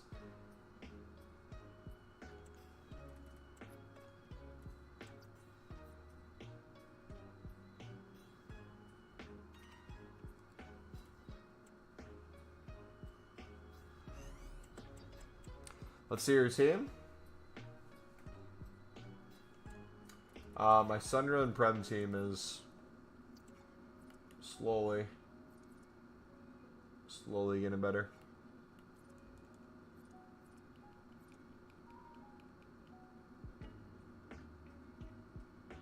This is what we're currently working with.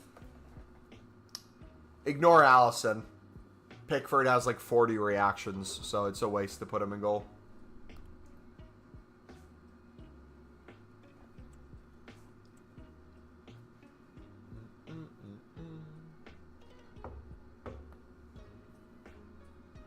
Is that the main team? It's my Sunderland Prem team. So players that will either be a crucial part of Sunderland that have played for Sunderland and will step up to the Premier League, or ones they just signed and will play a crucial part, or ones that have been injured or will be on the fringes but still get a lot of play time and probably ball out. Brother main team, what do you want me to show you? I don't play this game.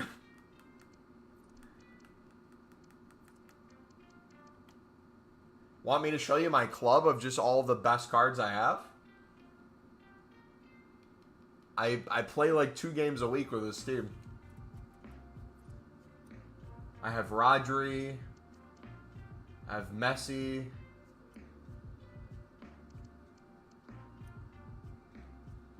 I have Team of the Year Mbappe. Team of the Year Van Dijks.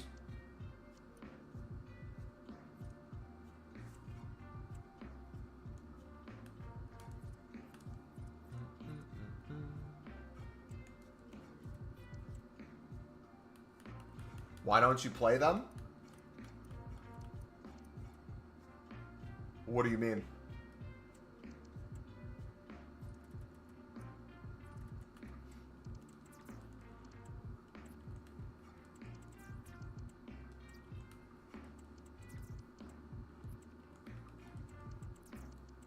You have good cards. Yeah, so as someone who literally basically just does the menus and never plays gameplay, but when he does gameplay, plays with the Sunderland team, why wouldn't I use an Mbappe? Because he's not a Sunderland player.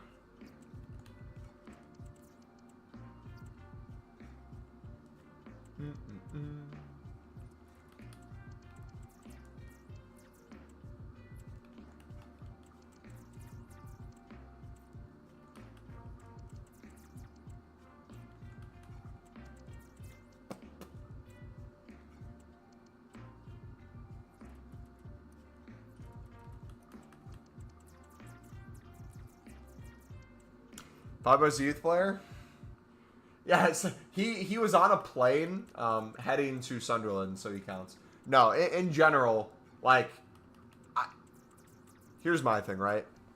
I could do any player SBC I wanted to that's out that would look cool or look like one of the best cards in the game. I could throw in my Team of the Years and have some, like, super meta team and, like, flex that in front of you guys. But, like, at the end of the day, I never play with it, nor would I want to. And when I do play with it, unless I have, like, tactics straight on and I'm playing super sweaty and I'm actively playing each weekend league and keeping up with the best playstyle pluses and all that stuff, even with cards like Mbappe, they're not going to perform as good for me because I'm not as good at the game as a lot of other people. So I'd rather use players that I know in real life, enjoy in real life, and slowly make them better and not play the game that often. That's what brings me joy. But starting next year, like the start of this year, you'll see more of a mix. So it won't just be Sunderland. You'll see me use promo cards we pack. You'll see me use Lotdons. You'll see me use Thiago Silva Evos and promo cards.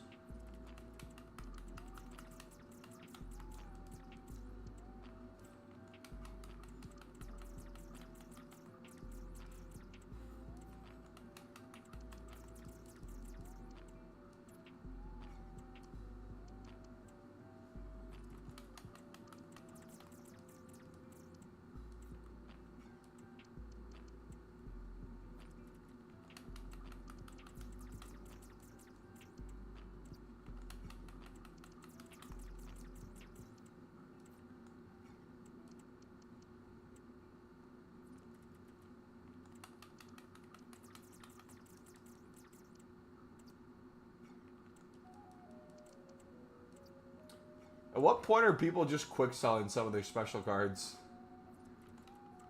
It's like the cutoff.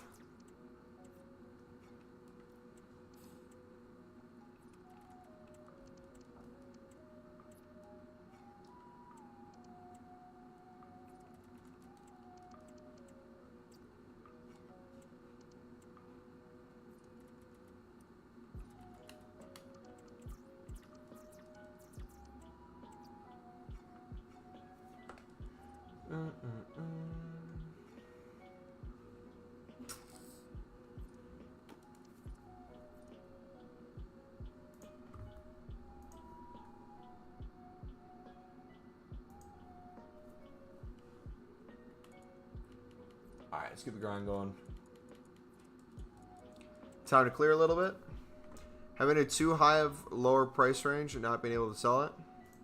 Yeah, those cards are frustrating to pack where it's like, oh, for some reason this price range is 40k on a card no one wants to buy. It's like fun.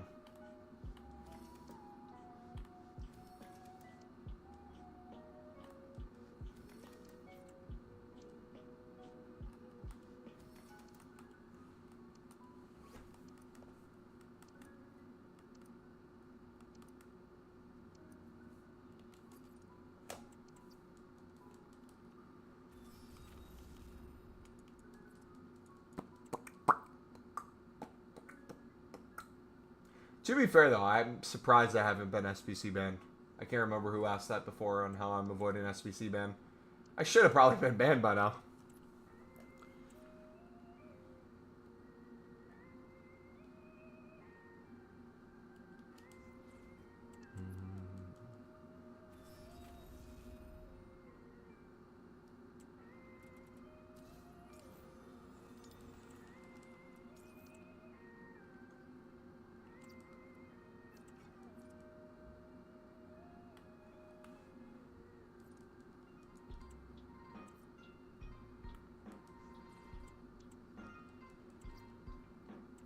Bum, bum, bum, bum, bum, bum.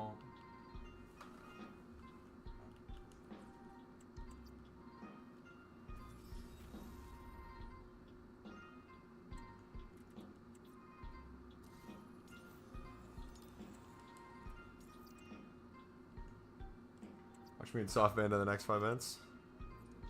I probably will get soft band in the next 5 minutes. I have the idea they loosened up a little bit on soft bands. Dude, that's like me when I go to Pale Tools. I'll be like, oh, I'm unbanned on Pale Tools. I'll make like 5 player picks super quickly and then bang.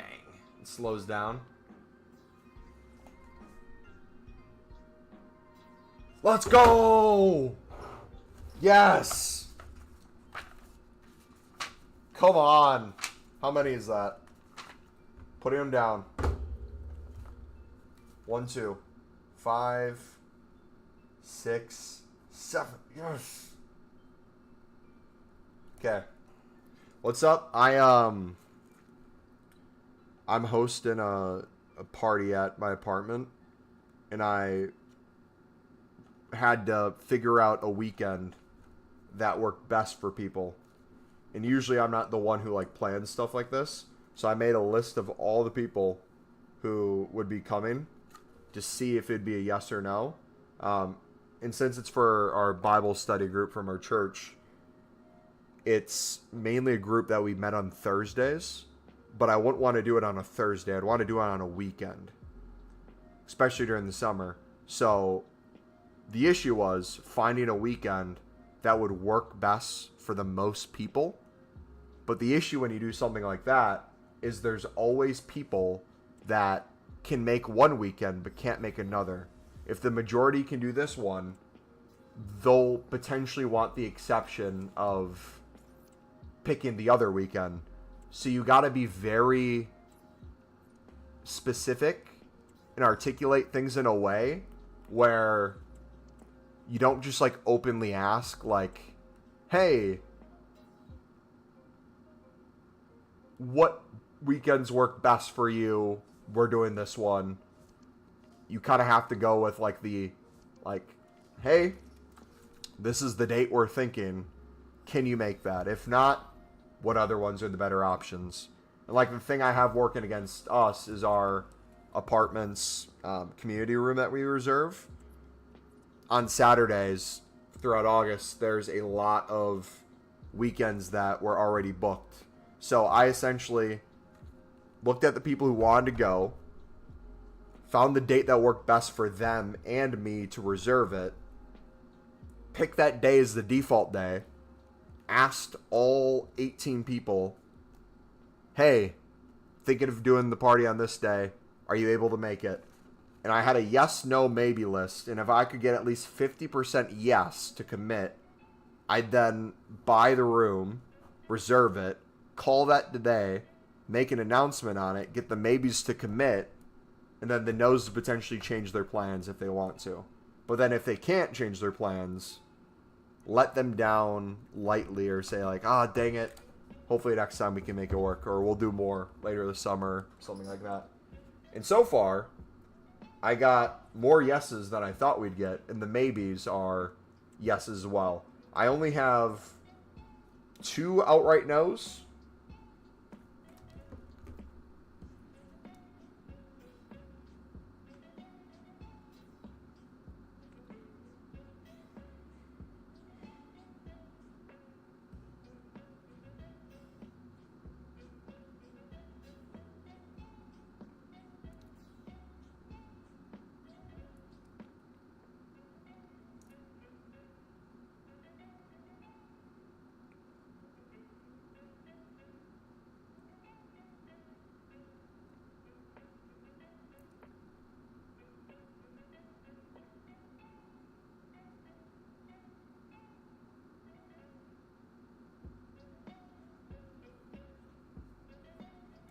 Awesome. I'm still waiting on. Okay, he's a no. He's probably a maybe, and then I haven't heard from. I'm waiting on one more girl and one more guy. We have the number, so we have 10 out of the 17.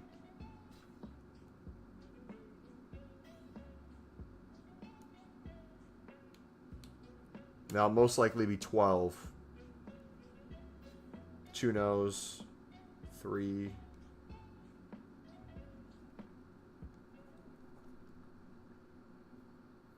Let's go. Okay. We're good.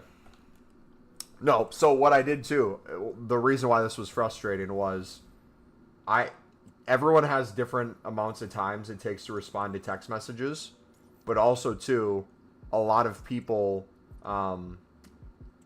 it's very hard to get them to commit to a plan. So a lot of people will say like, oh, that's something I'd be down for, but they might have other stuff come up that they replace it.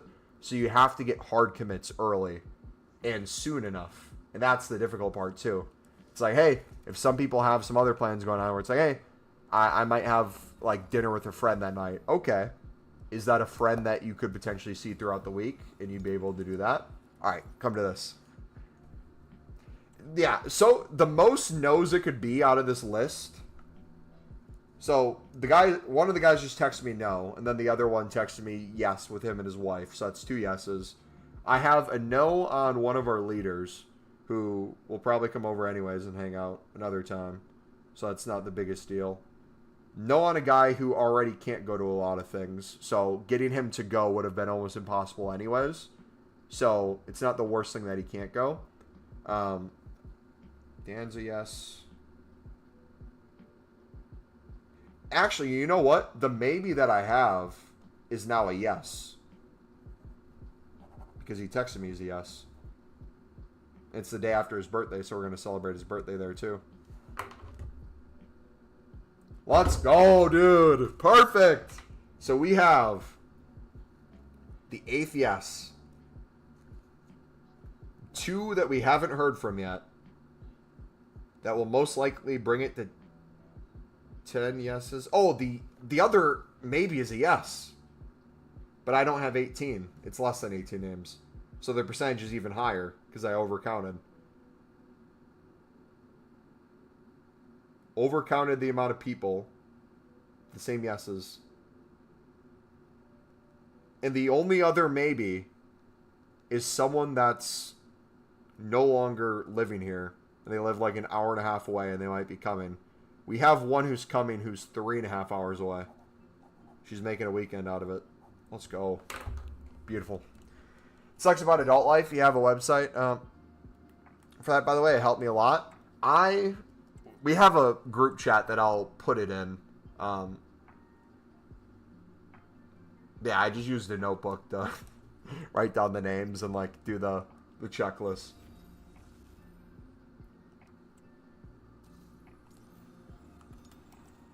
Dude, I've been treating this low-key. This might sound nerdy.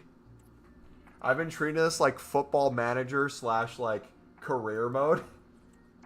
I was sending out messages. I'm like, all right, we're gonna see how many are interested. We have our targets listed. We need to bring in a certain amount of signings. We might need to convince some. We might need one of them to be an agent for the other one to get them to come. If we tell this one that this person's a guaranteed, this person would be more likely. If I know this person's a flake, how can we commit to them early in a way that gets them there? Do they need to send a Venmo payment for something? Do we need to assign them an item to bring? So this is phase 1. After this, I then have to decide, do we grill out and have an actual dinner like we did last time? Or instead, do we have either people bring a dish themselves, or my favorite, you have everyone bring a snack and drinks. That way you don't have to worry about grilling and cooking. Everyone brings an item that they feel comfortable with bringing. There's plenty of food, plenty of leftovers, plenty of variety. Everybody's happy.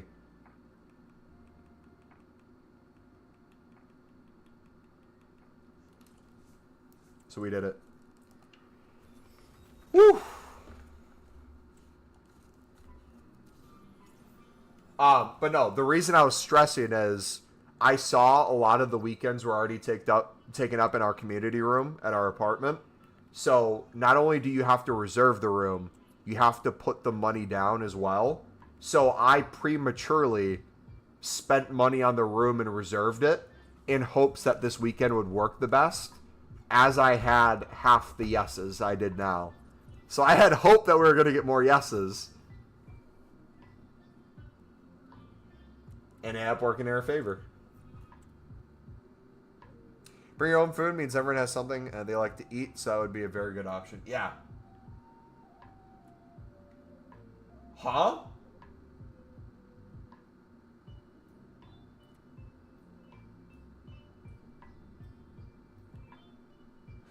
Wait. Please tell me this wasn't the guaranteed icon thing in the pre-order.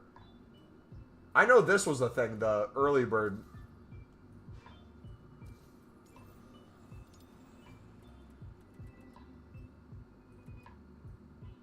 Wait, so are we not getting an icon at the start of FC26? Was this what they were given for the pre-order bonus? I'm so confused.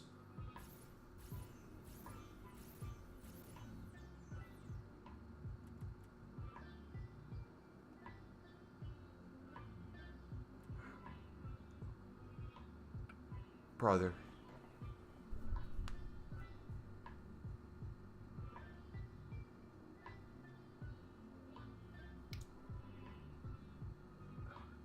They could probably make this an 85 plus. At this point of the game?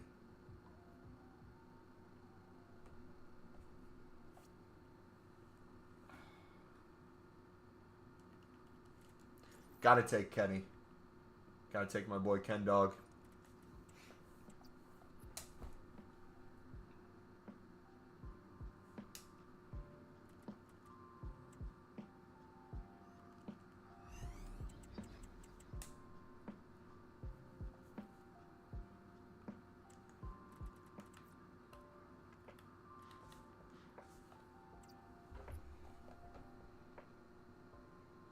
Alright, one second, I gotta send a text back.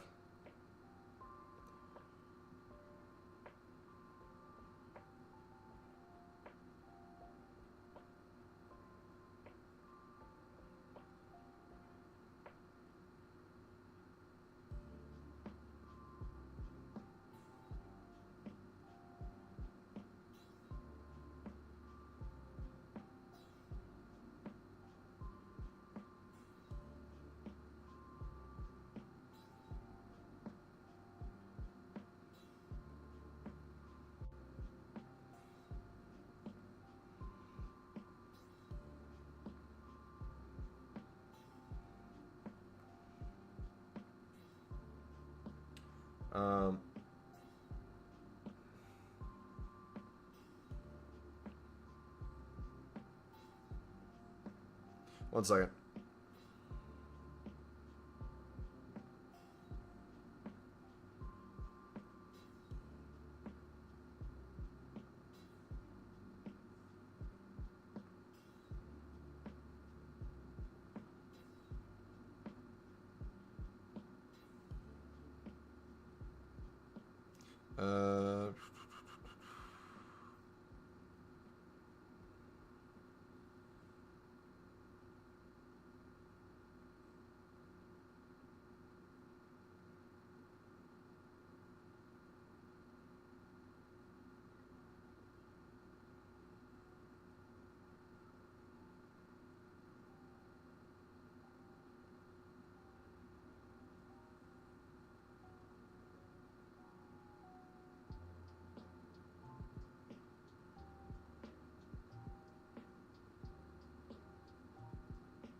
It's already almost 7:30 already. Jeez.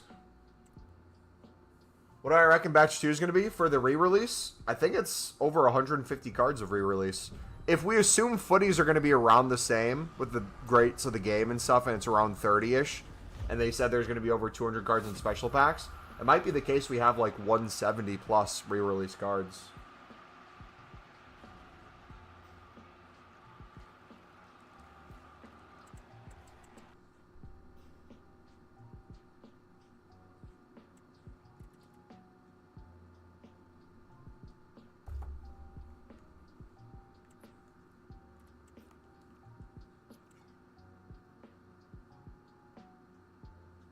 Also, I pre-ordered already.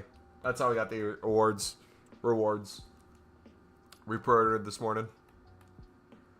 So 150 cards now tomorrow and another 150 new cards in packs. So batch 2 means batch 1 is gone. So the 125 best of and the 31 other cards put together is 150 plus that will all be going away. Footies Team 1 will go away. Batch 1 will go away. We'll get a brand new batch of probably 200 plus cards total, yes.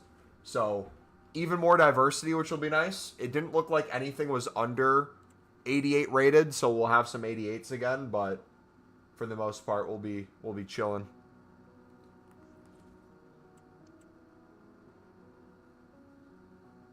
Yeah, in theory, it will be better. I think there's also going to be a decent chunk that will be impossible to pack. Kind of like the Neymars, where just their pack weight's horrendous. You don't realize it until of.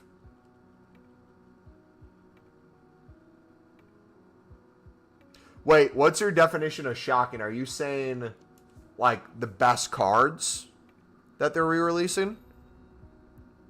Like, are there going to be any good cards? Or are you saying the weight? All card. Oh, we have different definitions. I don't consider any of the re-release cards good, nor something to really care about getting and packing and using unless it's like a Neymar or something. I more see it from the perspective of, like, does it give you more things to pack? Does it build you fodder easier? Do you get to an unlimited number quicker? Is it better quality packs? Yada, yada, yada. I think for all those, it'll be better. In terms of the quality of player, I can show you what's all coming out if you want. If you don't want to see, you can look away, but I'll show you real quick. This is everything that'll be in packs.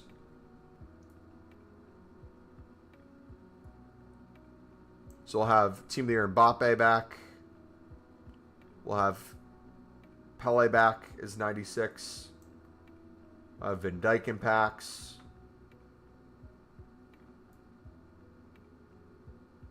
So, like, do we think Reece James is probably going to be harder to pack than Shaw? I feel like you're not going to see a lot of Team of the Years in packs. Those might be harder to get. Renard will probably pop up a ton. But, like, my thing is, there's a lot more Team of the Seasons this time around. For card collecting, since we've been doing the 93 plus, I feel like I have to get rid of all those. Otherwise, I'm going to lose track of, you know, who we've packed and who we haven't. But also, too, it's going to be difficult if we keep making 93 pluses. I think we have to count those towards the number. We have to at this point. But what I don't like in this list, I like it, but I don't like it. Look at all the, like, 93 pluses, 94 pluses, the names, the caliber of player. Like, we got a Mia Hamm in there. I feel like to max out that, look at this Eusebio, that Mia Hamm. Look at Ronaldinho. Like, the players are definitely better. It's an improvement. But it's going to be so much harder to pack a majority of them.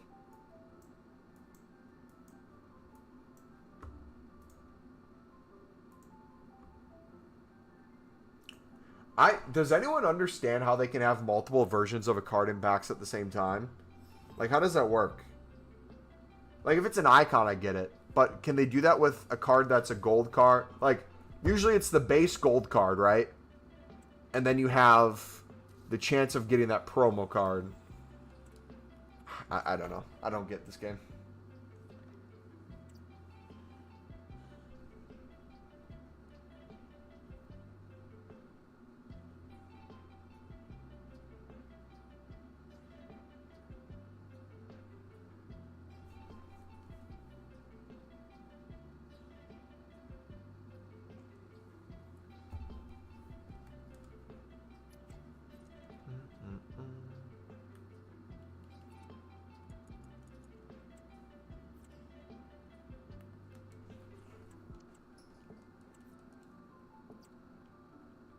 All different specials probably have another ID than the normal cards.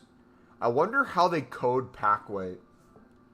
If it's like a scale that they change over time or it has like a set number. Because, like, I don't know if you guys run into this, I feel like as a community, we all have like 89 to 90 rated cards that we still haven't packed that are worth like 20k. It's not like they're mad expensive, but just no one can seem to pack them. You know, I have a question. I have 93 Series 7. What chain Evo can make him a 97? If you go to foot.gg, that website, you can put that in. And you can look at all the possible Evos out now, what it would take it to that. If you already have an existing Evo on it or to a certain point, you can chain those together and say, I have this. This is expired. Only show me things that are currently active from this point. And it'll show you kind of every path you can take it to wherever. Foot.gg. It's probably tied to market price, but that's the thing. There's some cards. I wonder if it's the, maybe the price ranges? Like, I feel like, is it Bonmati? No, it's Putelis has a 94 that we've packed a few times. We got her tradable too, and she's worth like, what, 40k or something? As her, like, lowest buy now range, but she doesn't sell for that, because she's probably a card worth 20k. Is the low-driven shot in Season Pass? I have no idea.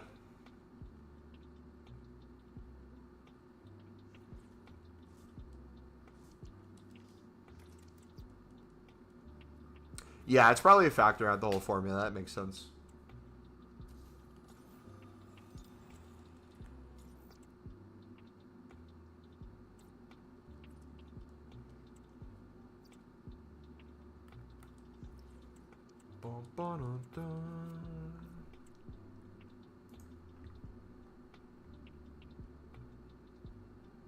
Dang, over 500 views on the stream. You guys have killed it today.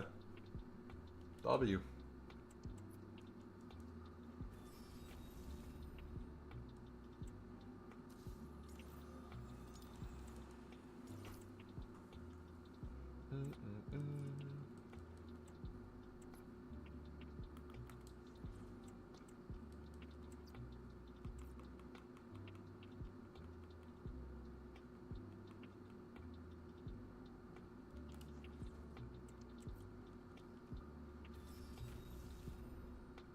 Dude, yeah, I'm not sure EA knows anything, to be honest. Like, I love when people say, like, EA is this diabolical company for, like, XYZ. In, like, some areas, 100%. It's like, you baited people by discounting the game during a time where you increase the amount of promo packs you were selling with limiting the amount of menu content or, like, how good a grind could be in a way to try to bait people into buying packs. Or it's like, pack weight will be really good on something. They'll remove the SBC or the pack and be like, there was an issue with this where it had the unintended results. And anytime the unintended results are like a benefit to the user, they have to change it. But if it's a negative, they keep it there forever. Yeah, unintended rewards, true. But then, like, the funny thing is like, there's areas of just incompetence where it's like people think EA is on a mission to screw you, but I think they just have no clue what they're doing. And like, gameplay is the perfect example. I feel like gameplay for the longest time, and like the menus too, not like the menu content, but like the idea of menus in general. I feel like the reason the menus look somewhat the same, function somewhat the same, is because they're locked into a bunch of code that they're afraid to change too much. And like gameplay, even though it's different each year and throughout the year it's different, there's set things you come to expect in a way it looks, where it's extremely hard to build off of. But if there's a bug in that, if there's something in the code that makes things difficult, but they don't know how to fix it without making it worse, they might try little patches here or there, but there's stuff in the game that will just carry on from game to game to game to game. It's like, oh. But if it's a benefit, they'll fix it right away. If over, is it semi-pro? If over a certain level you can sit there and AFK in like squad battles, they will patch that as quick as possible because they want the AI to attack you so you don't get rewards for doing nothing.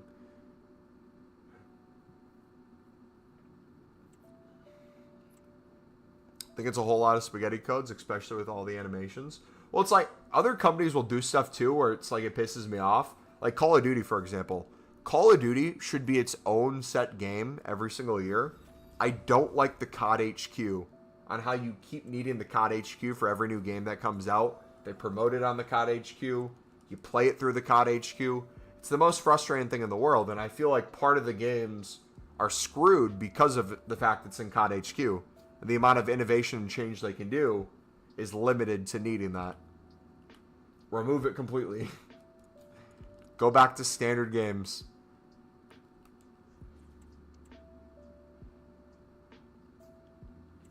But yeah, every year I'm optimistic. I hope for the best, but also expect reality to set in. So it's like I saw a lot of people with this gameplay trailer ask me what my thoughts were. And a lot of them, it was like, I had low expectations and now I'm pleasantly surprised. I'm really excited. I'm going to pre-order. Okay. But just know what you see, the changes that they've made or the feedback that they've quote unquote listened to. The 5 areas they fix, there's going to be another 5 they ignore. Or 5 things that weren't a problem before that are now going to become a problem. Like if they're going to fix gameplay, right? And animations are already an issue to a certain extent. Them adding more skill moves or more animations or more body types and all these different things, I don't see a world where that makes things really that much better. If anything, it only probably allows it to get worse. Because you're entering new game mechanics to an existing system that already struggles. Like, didn't they just admit with, like, connection issues that, oh, it's probably not even a Wi-Fi thing anymore or Ethernet? There might be EA, like, the host connections. Like, the servers just might have problems.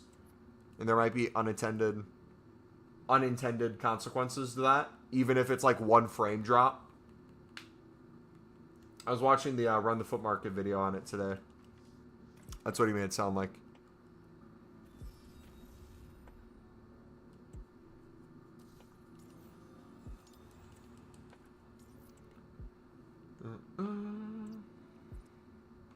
Honestly, yes, just strip down FC, make it remastered FIFA 17 or 23, and no one would complain. Here's the thing, though, and I could be wrong. It seems like every single year, the company of EA gets more and more profitable for every EAFC game, right?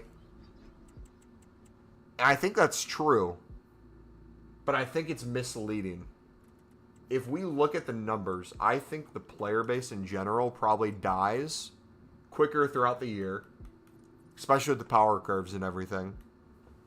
I think you see less total people buying the game, but I think you see the microtransaction way more sales, especially with EVOs being included in the game.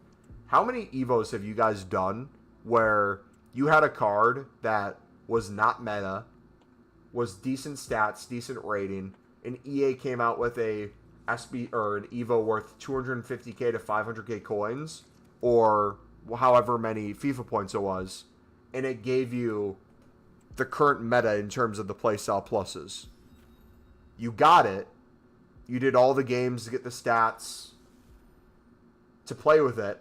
The card doesn't feel as good as promo cards with the same playstyle plus, but it's good enough.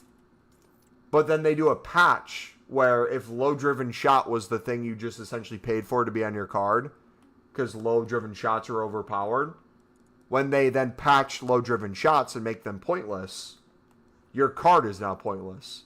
And then you got to take that same card and you wait for the next 250 to 500k coin Evo, or the FIFA points you spend on that, to make it usable again.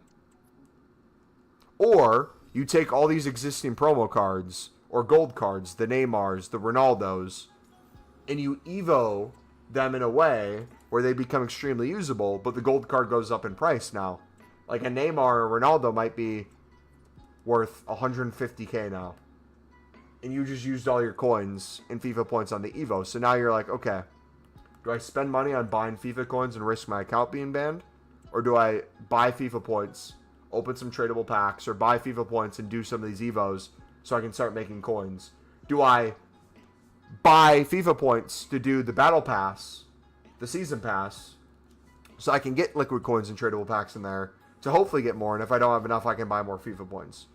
Or do I now pre-order the game because I'm getting more FIFA points than I am the year before? So if I'm still buying FIFA points now and seeing the benefit of it, I'm going to get even more benefit next year because I'm going to get more, even though they might not all be at the start. But I also get an icon at the start. I get the season pass for free. It comes with it. I'm set. So I think you're going to see an uptick in pre-orders this year, especially early pre-orders for the bonus. I think you're going to see a decent amount of people on the game. But as always, I think you're going to see a huge drop-off before Team of the Year.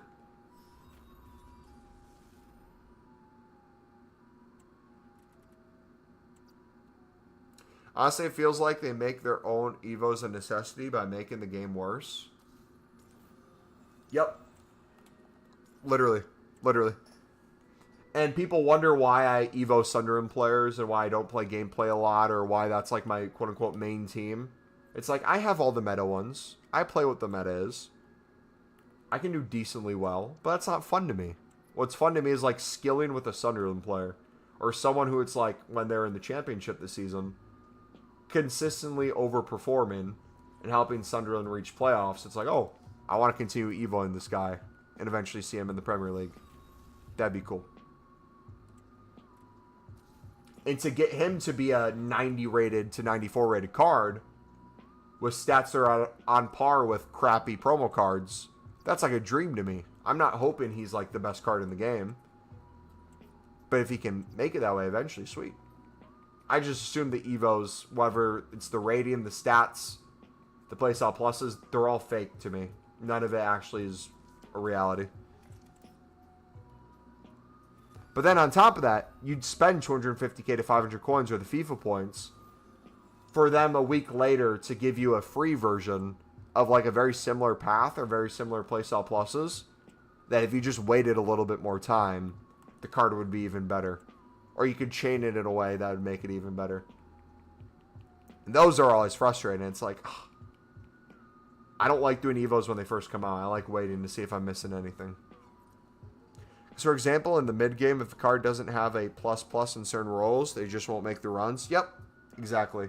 I honestly think they need to scratch playstyle pluses. I think they need to scratch the ++ for roles. I think they need to scrap roles in general. I think we need to go back to more of a base kind of version of the game. Because another thing it's doing that's also not discussed as much, there's like no reason to have gold cards anymore. Golds are losing their value. Cheap beasts at the start of the game that you could rock the first few months of the game are no longer a thing. Gold cards are bought to be EVO'd. But it's like, look at all the cards that don't even have a playstyle plus on them. If you look at their playstyles, how many playstyles do they actually have? Right, they have 5. There are some random ones. Sweet, a center mid can power shot. How often is that going to be useful? You can long ball, but his passing is 79. He can do incisive pass. This card's 4/4, so it's decent. But like other ones, they'll be like, they'll have a 2-star weak foot and a bunch of passing stats. That's cool. How useful is that going to be? He's technical, but if he's not 4-star, 5-star skill moves, how comfortable are you going to feel with ball control trying to dribble past people and retire speeds? Travella is great, but if he can't make the passes, if he can't make the shots, Travella is kind of useless. But then, if they have a bunch of useless playstyles, this is where I get heated personally. It's like, they'll load a card with a bunch of useless playstyles as the gold card. They'll then give you a EVO that'll give you even more useless playstyles, but the rating of your card goes up, but gives you a decent playstyle plus. They'll then make another EVO that you really want to do. Your stats and rating will fit the card, but then it will tell you you can't do it because you have too many playstyle pluses, or you already have the existing limit of playstyle, or you have too many playstyles, so it doesn't let you do it. You'll have like 12 playstyles, and the max is 12, so you can't. Or you'll have a playstyle plus, you'll have one, and it's like, oh, you can't have more than one. And instead of replacing your existing playstyle plus and giving you the option, it just won't let you do it. And you'll sit here and you'll have all these EVOs that you're like, I think it fits. I think it fits. I can't wait to upgrade my Sunderland card. I can't do it. Screw you, EA. Previous FIFAs, you could just plug in a gold Werner and be good with him for like a month or two. But like the value of that too is even past just gold cards. It made Team of the Weeks useful. It made promos useful. Even the crap ones had a use to them. But we're at the point now where it's like a Team of the Week comes out, and outside of like the most meta of the meta cards, everything's just fodder. You see it as just like, an informed investment for when informs reach a bare minimum price at like Black Friday or something. Like there's not the happiness that you got in previous years where it's like you had a Romanian 84 rated Team of the Week that was just absolutely cracked. Or a 84 rated promo card that played like a 90 rated. Those aren't things anymore. You get that 84 rated card. He has a price because he's a promo card. He has a base price. And if all the base specials are a certain price, he's that price. But then what you also have is people buying him to Evo him because there's a chain out there. So you're not buying him. His price is not going up because he's a usable card. He's usable because people put him into something else that EA has full control over. That's the frustrating part. Like, all that being said, I miss the days where silver Brazilians you could chuck into your team. Gold commons you could chuck into your team. I remember I used to use the Colombian gold common by the name of Quintero. I believe he still plays. I believe he's in the Sudamericana. Quintero was an absolute baller as a gold common. Ages ago. I think it was like FIFA 15.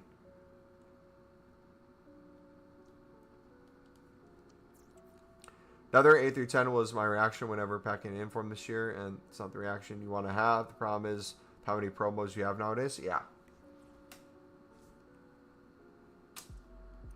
Yep, the more promos you have, the more money EA makes, the less valuable the cards become. It's all just frustrating, man. Yeah, oh yeah, Quintero does have a special card. You're right. Yeah. But I remember playing with Silver Kelvin from Porto. Yeah, all those cards. Remember Hulk? Hulk was obviously a gold for a while too and had informs and promo cards, but like Hulk for ages. Remember, there was a point when in Ultimate Team Neymar was a silver. Before he made his move to Barca and was getting recognition. And he was an insane silver. My goodness. Zenit Hulk, yep. And Zenit Hulk is one of my favorite footballing clips of all time. I don't know if you guys remember. I bring it up occasionally. So when Hulk played in the Russian league, I can't remember what year it was, but any fans essentially that he'd play against were extremely racist to him, and they would do monkey noises anytime he touched the ball. And there's a clip out there. If you look up Hulk goal racism or anything like that, you'll find it where he gets the ball. The second he receives the ball, he's out wide near the touchline. He takes on the defender. You hear the crowd do monkey noises. He then cuts in on the defender, pile drives a long shot, just blasts it, scores, and it goes dead quiet. They shut up instantly.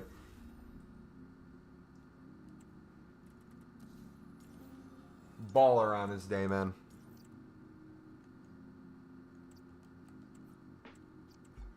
Dude, you know what one of my favorite categories of footballers is? It's ones that will never be elite, never want to be elite, nor never have the pressure of being elite, but find either a club, find a league, find a play style, or find a position that they can just be consistent in, and people can rely on them, and they're a fun person. Like, Hulk is like the perfect example of that. Hulk had some speed to him, but he was physically extremely strong, aggressive, and his shots were just insane. Akinfenwa, perfect example with Akinfenwa. Akinfenwa, just a big boy, right? Big body. Can turn you, has some shot, but his physicality, man. Relatively slow, didn't have the most pace in the world, but everyone feared coming against him. Do you remember Benteke at the same time Lukaku was coming up? Them two on the rise together was a beautiful thing. I remember when they had a friendly against the United States and the U.S. played Belgium.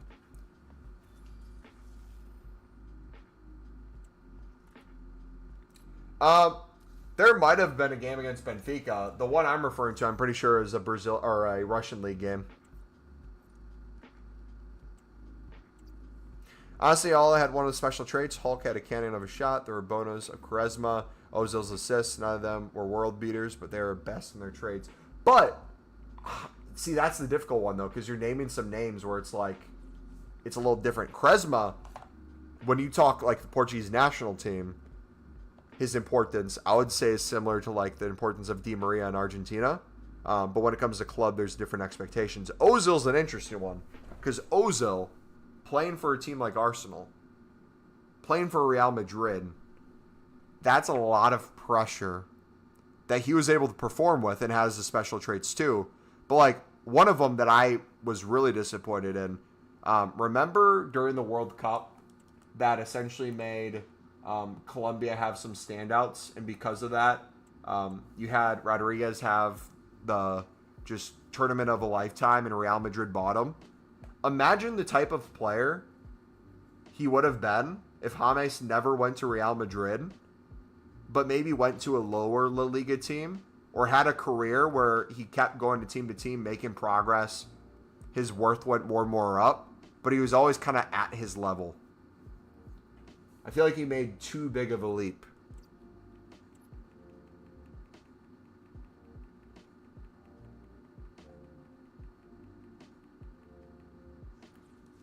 Championship, I feel like, is the perfect example of that. And League One, too, honestly. As much horrific football gets played in League One in the hooving of just long balls and big bodies, basically Luton football. Besides that, there are players that like fit those systems that they're at their limit, right? Like Wrexham's a perfect example. Wrexham let go like half their team because they were aging players that could do well in League One, but they would have been completely washed in the championship. You have a bunch of championship players that will just go from championship team to championship team. They'll never be a Prem player, they know that, but they enjoy the championship football. The style fits them. They're more physical. They're not as fast. Team sits further back. They're not playing a high line. Players that they're playing against might be Prem level one day, but they're youngsters on loan. So it's like you're going against a winger who hasn't been tested yet to a certain extent. So they're not really super developed. You're playing the, what's his name? He's a really good example. I think Hull has him on loan this season, or no, they had him on loan. Who's the guy that Aston Villa had that they kept loading out, who did really well in the lower divisions, and then they moved him up to the championship and he struggled a bit.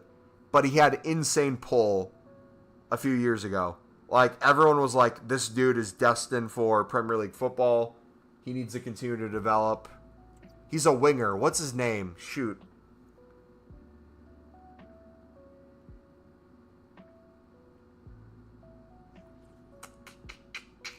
I'm blanking, man.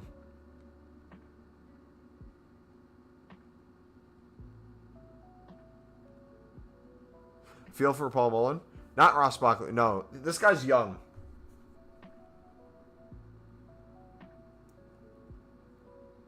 Let's see. Is he still an Aston Villa player? Or did one of the championship teams buy him? Did Hull buy him? No, he's still young. He's still a youngster. Aston Villa wanted to keep him, so they loaned him out so he could keep progressing.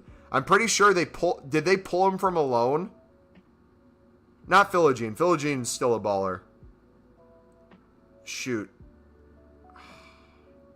He has to be on Hull now, right? I think Hull bought him.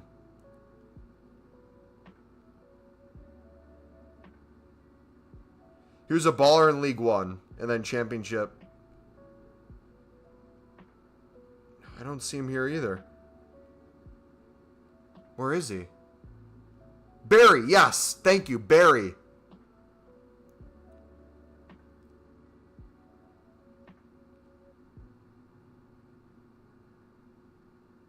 Yes, Barry. He had super high expectations. I thought he underperformed. He also was injured too, so when he came back from injury, he wasn't playing his best football. But, dude, Philogene on Hall, oh my gosh. Baller, man. That Puskas goal. Woo!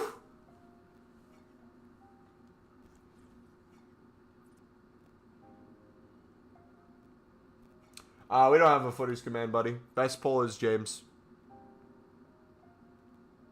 Is it Louis Berry? Louis Berry?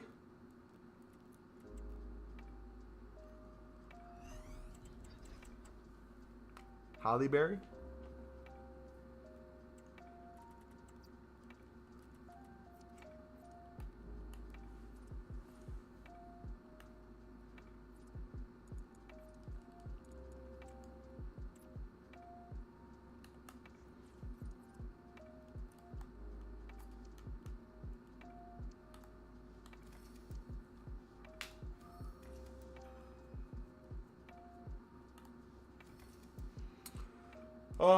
But isn't that the whole problem with English clubs as a whole? They buy 30 players who seem to have a decent potential and see whoever sticks.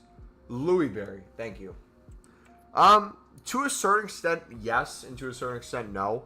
I think if you're like the Man City types, and you can buy promising players that are for your academy, and also you can find like decent loans for. Like one of the most promising ones, in my opinion, that I think will eventually work out. I think he's still too young for it to really be good for him, is Devin. It's a City striker. Devin was balling, absolutely balling in the City Academy, and then Sunderland wanted to have the option to loan him, but they wanted an option to buy as well, and City wasn't willing to sell, so they kept him in the Academy. And then he bagged, I think, more goals than games he played in the Academy. Played preseason with City, played a few games with City, played decent. Now I think he made a move on loan to Stoke, which Stoke is getting a baller of a player, man. Things like that, where you have like 2 to 3 year periods where you spend a lot of money because you have high hopes for a guy. No, where was he before? I remember it wasn't City. City bought him and put him in his academy. He was at someone else's academy. He was at West Ham's academy. Yes, he was at West Ham's academy. Sunderland bought a few West Ham players. More recently, Elise was one of them. Aqua was another one. Aqua ended up loaning out this season to play League One football. They got relegated. He's now a League Two player. They had an option to buy. They expressed that option because he's worth more than the option. They're going to sell him for a profit. Elise might be Premier League footballer if he's not injured. He could be a shift at left back or center back and be decent in the Premier League. Top player in the championship when healthy on his day. But the one I wanted the most was Devin Mbamba. He was an absolute baller. Striker, scored a lot of goals for West Ham. Just never really got an opportunity there, though. Ended up getting bought for, I think, 1.5 mil or something like that by City with a decent sell-on clause. Killed it in their academy. Giving players like that a chance. Like, if you're City, unless you're buying elite talent, that's all you can really do is invest in youngsters and hope they get better, right? Because especially when it comes to like making your starting 11, there's not too many options.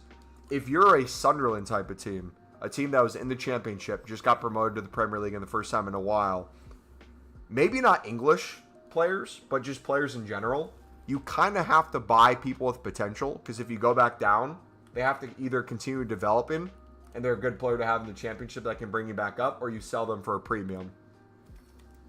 But, yeah, I think there are some clubs that abuse it for sure. But I also think some people's academies are better than others too, and that's a problem as well. Like Brighton. Brighton can have a decent academy. I don't know how good their academy actually is, but Brighton will find just talent anywhere, and they have a proven track record of buying talent and selling it to Chelsea for infinitely more than they got them for. And they'll just do that over and over and over again. Brentford, similar model. Brentford will buy people, sell them on for way more, reinvest accordingly, and just keep that process going for ages. I personally love that aspect of football, mixed with like the experience, mixed with the bagsman who has proven talent. I also like the risk-reward aspect.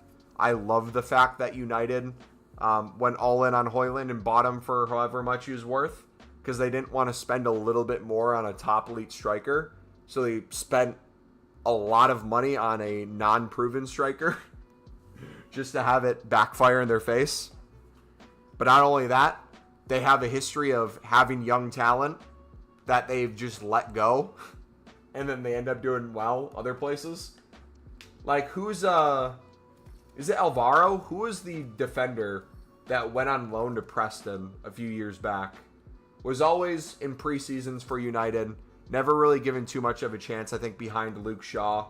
And then finally, after like he did well with Preston, Real Madrid, I think, took notice, and I think Real Madrid just bought him, right?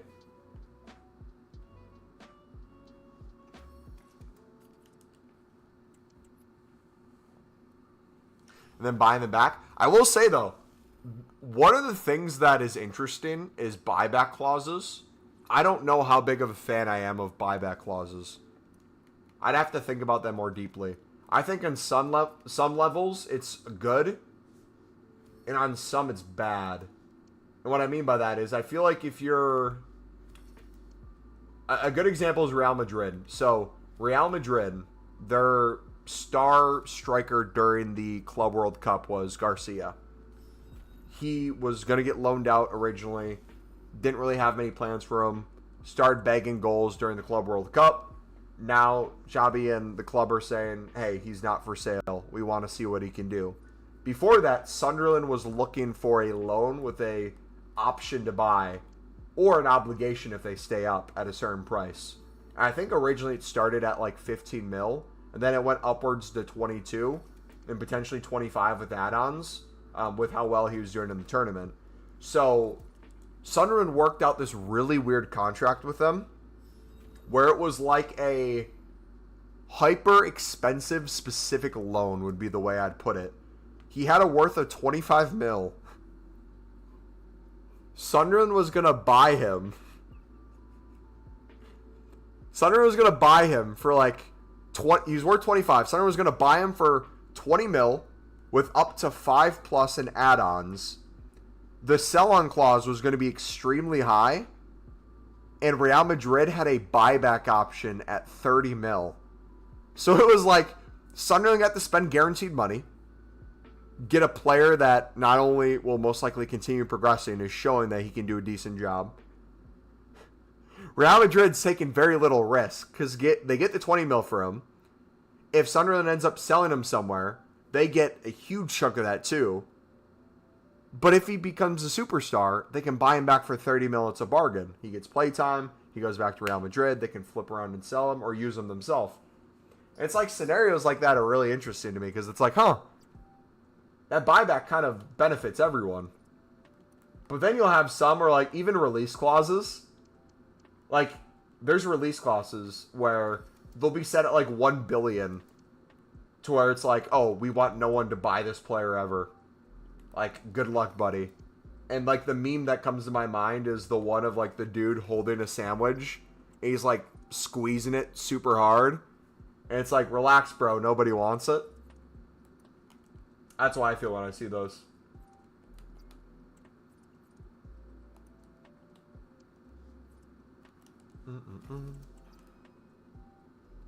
Yeah, I feel like it's loan with more security, right? Buybacks are loans with more financial benefit outside of just wages.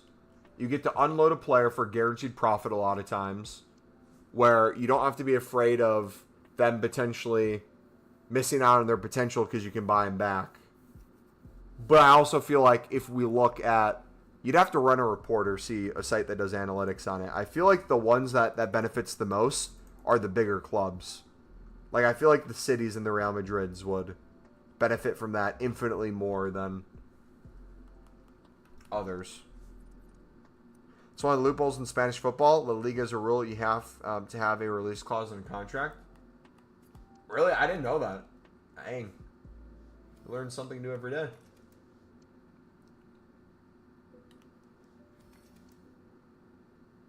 I remember learning about how the Scottish Premier League works. That's crazy. I forget exactly how it is now because it's been a bit, but it's like they have like half a season that matters, and then half a season doesn't matter. If you're on like the top half or the bottom half, you make like the elite group or whatever for the next part where you can potentially win the league.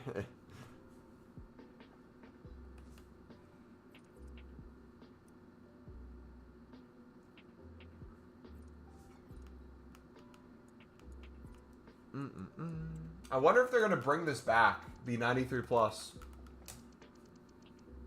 Belgian league works in a similar way. You know what league I enjoyed a lot? It's going to be a really random shout. Did anybody else watch football during COVID? Like when every league was shutting down? Was anyone else like me trying to desperately find football that was being played?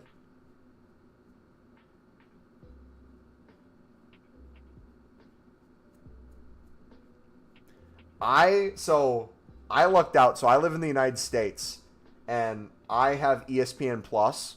I was scattering for everything, and the Indian Super League was one of the only professional leagues that was actively playing through the early stages of COVID with empty stadiums in India. And I remember watching Mumbai City. I would wake up at like 5:30 in the morning. I'd start my workday at 7, so I'd watch Mumbai City. I literally supported them because my name's Mumbo for YouTube. I was like, oh, Mumbai City. Close enough. We're going to watch you guys. And dude, watching a team full of like, kind of like the Saudi League, right? It's mainly Saudi Arabian players that will never play for the national team. They'll never play in other leagues. The quality of football isn't great. But you have like whatever the nationality is, 99% them. So, like, for Mumbai City, it was like, out of the 11 players in the starting lineup, 10 of them were Indian. And they'd sit back and just be extremely defensive or not be able to dribble at all. But then you had either one Argentinian or one Brazilian that would just ball out. Just absolutely ball out. And the level of balling out was probably not balling out. Like, if they made a move somewhere, maybe they'd play in, like, the Scottish Premier League. Maybe they'd get some minutes in like the Belgian Pro League. Maybe you could go to the Japanese League and be a regular. But it wasn't like a crazy level, but it was the only thing that was on. And the level of competition was so low that you'd watch these players and you're like, this is extremely fascinating. Like, I forget his name, but Mumbai City had a player who would literally just dribble like half the team every single game. And at the same time, I think you could bet on the games. I wasn't betting at the time, but if I would have betted on an Argentinian or Brazilian to score every single game. And also, too, no games like ever had clean sheets. There was always goals being scored. So it was always comedy. Always like shots that got deflected in. Always like poor goalkeeping moves, coming out for a corner, then missing the ball completely. You know what it kind of reminded me of? No disrespect, because I love AFCON. But, like, we're going to see it again this winter. The early stages of AFCON, not later, unlike Ivory Coast and all these countries that are, like, more predominant play. Women's Zeros? Okay. Hot take. The level of football is better in AFCON than the Women's Euros. If you correlate it to women's football and women's football, men's football and men's football. But the comedic clips, no tournament gives you better clips than AFCON. If you watch AFCON, you are guaranteed to see a random plumber be goalie, come out of his goal, and try to slide tackle someone, completely miss, throw himself at the ground again to try to block the shot, be faked out, have like 3 defenders on the line, all jumping and diving, and everyone still misses, and the ball just like barely goes over the line. It's the best. The pitches aren't the greatest either. Oh, I love it. Like, part of me only watches the initial stages of AFCON as like a comedy, but I love it, man. And like later I'll watch for Sunderland players or like promising talent and stuff like that. But my goodness. Those early stages, man. Beauty. That's what the sport's about. And again, another reason why I like watching very niche and specific things in football too. It doesn't have to be the best in the world. It doesn't have to be the best teams or countries. If you can like find your lane and be competitive in whatever that is, and you can make it entertaining, it is fun to watch. And AFCON is just that.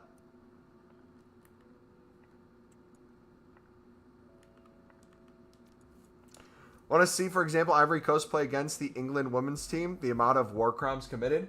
Dude, have you ever watched, speaking about women's football, not top women's football, but have you ever watched, I don't even know how to word this correctly, women's football in countries where maybe women don't have the most rights or a lot of like opportunities in their country to play? So it's like a very extremely limited pool of footballers, and it feels like some of them have never actually played before and got thrown in. Dude, like there's some women goalkeepers for some countries that like the United States will play for a friendly, and it's like you're watching someone who doesn't know what a goalkeeper is supposed to do. Like, going back to AFCON, the AFCON goalkeepers were goalies. They were just either too aggressive or lacked the coordination, and they'd overcommit to things. There's these women goalkeepers, though. Like, you'd take a shot from half, it'd roll at their feet, and they'd almost, like, throw it into their own goal. Yeah, when the ref at AFCON blew full time in, like, 83 minutes. Yeah. Oh, gosh. Also, too, I didn't even realize this was a thing. I found it today on Twitter. Everyone's saying that Sunderland may be in trouble if they're signing African players because of AFCON. They'll lose every game during that stretch. I didn't realize the Premier League has a rule for major tournaments. If you have at least, I believe it's 3 players in your starting 11 after a certain amount of games, like they have to be a person in your starting 11, you can request a game to be moved. So I think Sunderland might not miss a single game during AFCON. I think they will move most of the games. And again, not all the teams go super far in the tournament, so it's not like you're missing everybody. But that'll be an interesting one. Adingra will probably be out for Ivory Coast for a while. That one will be important. Senegal will do decent. So Diarra will probably be out for a bit.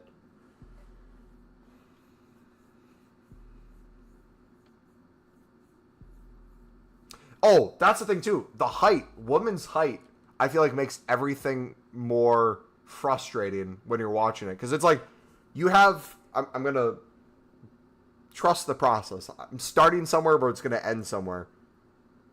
When women are in FIFA/EAFC, you have a bunch of people pissed that women are on the same caliber level of men when it comes to a lot of the ratings or special cards. I'm not saying that's right or wrong either way. I don't care because it's a video game. What my frustration with women in Ultimate Team is, and in EA in general, is 2 things.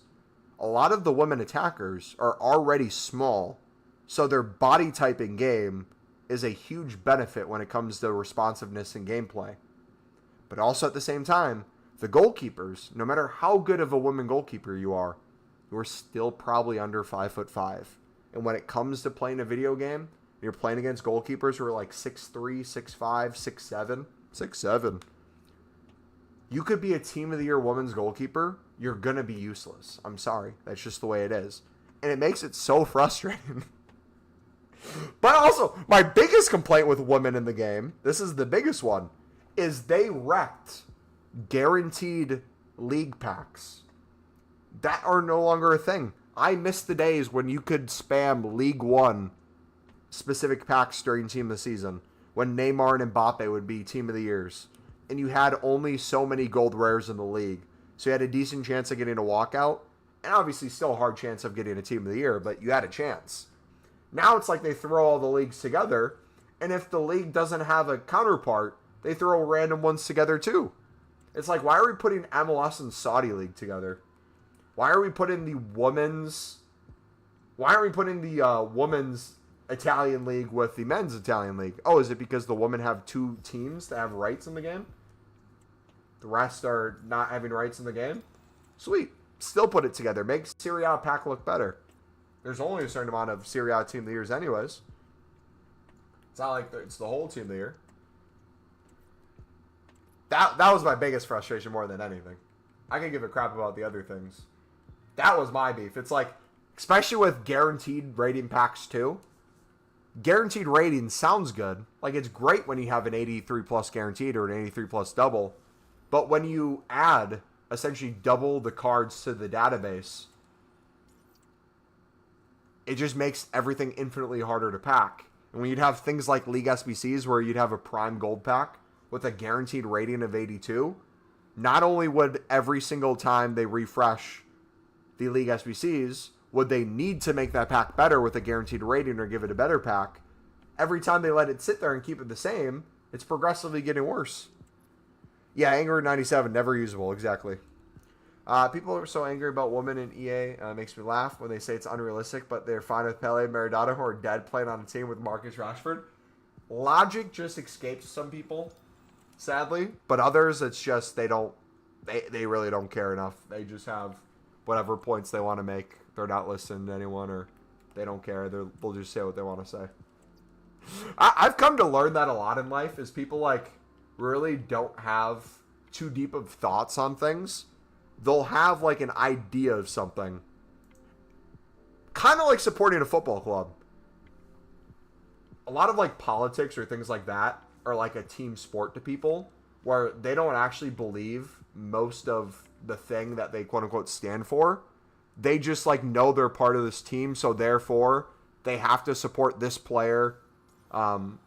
They're really good in this area, so they'll talk about that, but the areas they're bad in, they'll overcompensate in others. Like, no one has original thoughts anymore. Or, the worst one, in my opinion, is no one wants to, like, critically think about the things they believe in. Because I feel like a lot of people are afraid to, like, think deeply about something that they believe. Because they're afraid that, like, oh, if I'm challenged on this idea that I've made my identity, it could be a problem. I could have an existential crisis. I think you see that a lot in political spaces. You see that a lot in philosophical spaces. You see that a lot in religious spaces. Like, yeah, you hear that a lot with woke. People will say, like, everything's woke, but they can't define woke. You'll have people that will, like, claim to be religious, but they don't follow anything in the religion or know anything about it. It's just, like, a cultural thing. Or they'll, like, support a religion or a thing because it's what everyone else does, but when challenged on it, they can't, like, explain why it's the best one or this or that. Everything just... We live in a world, man.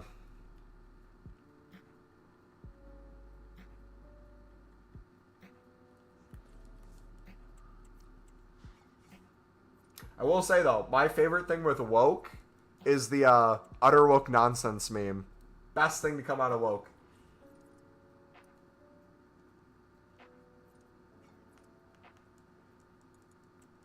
Game's gone. The only problem with it is, for example, Graham Hansen is rated higher than, for example, Pedri, and the same as Salah. I don't see a problem with that, personally. Like, what... I guess my question is, what's the alternative, right? If they're going to have women in the game, are you going to make it where every women's national team that's lost to a U15 football club that are men, are you going to have, like, the ratings of the Swiss national team for women be, like, 40 rated, 30 rated? They make some crazy Evos, not going to lie. Because, like, at that point, it's like, what's the point of having them in the game? Bronze pack method? I don't know. I don't think it makes sense to have a completely separate one. Like, if you had a women's only ultimate team and a men's only ultimate team, that doesn't help either.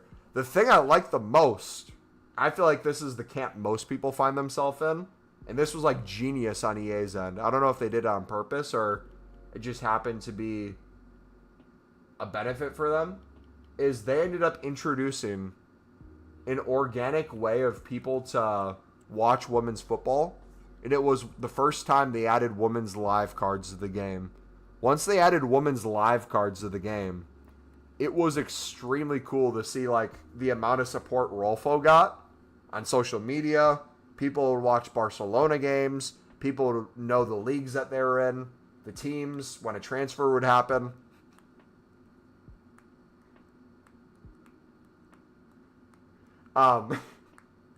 My favorite thing in women's sports is like when a woman gets pregnant and they treat it like they just had an ACL injury, and it's like pregnant, out for the season.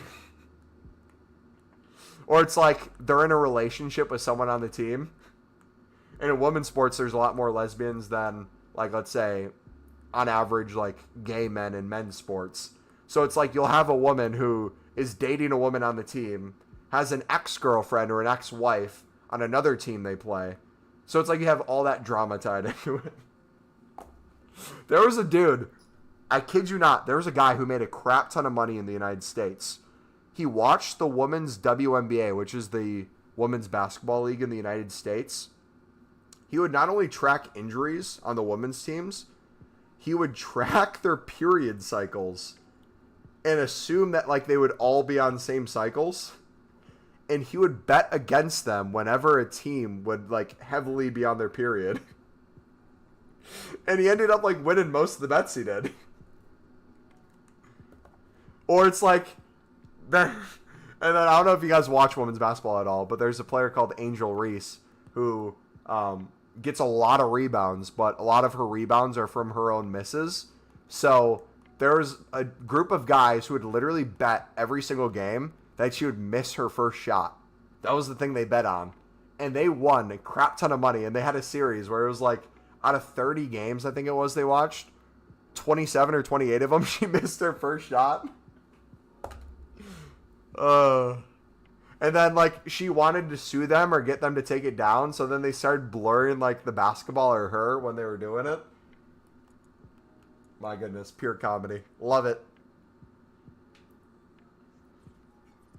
People in the UK go on about how asylum seekers get benefits, free, etc. Literally work as an FI in the government. It's nonsense, doesn't happen, complete media lies.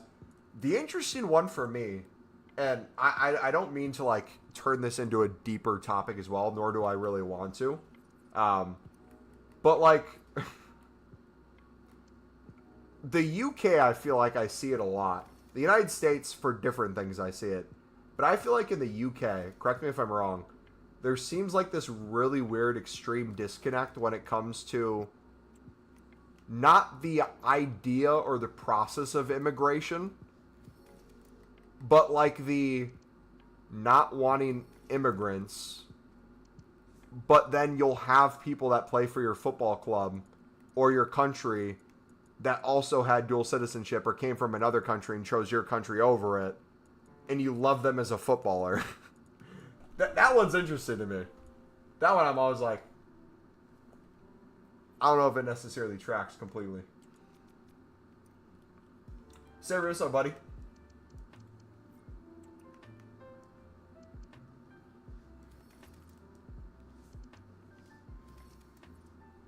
Or like you'll see that with like religion too.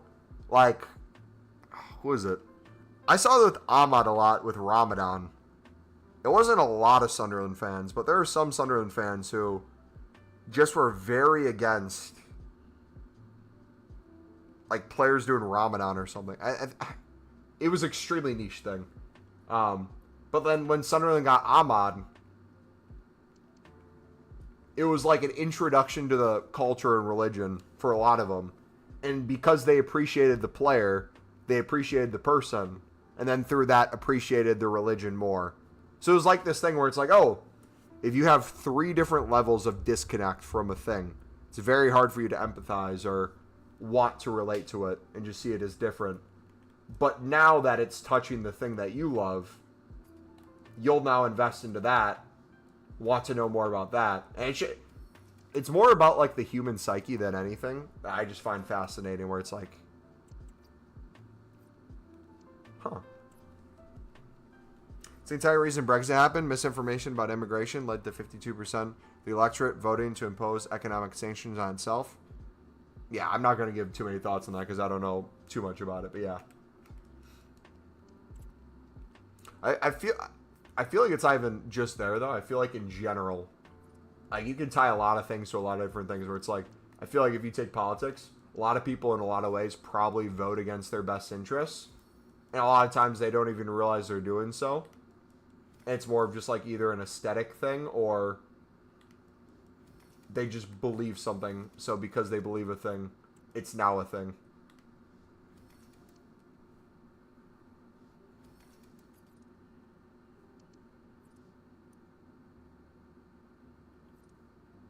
My mate is a Macam from Sunderland, and he gets annoyed at how discriminatory CFC fans are.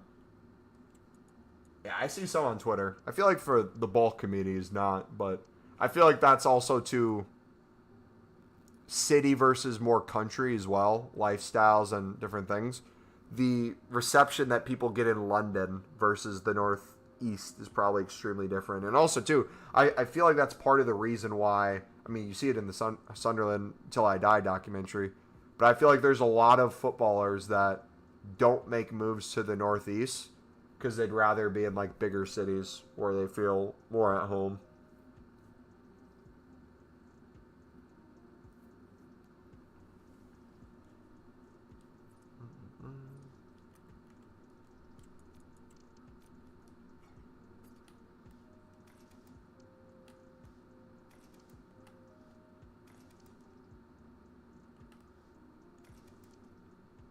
But also, too, like, random psyche things. Like, think of the derby between Sunderland and Newcastle, how big it is, how impactful it is, how much hatred each club has for each other.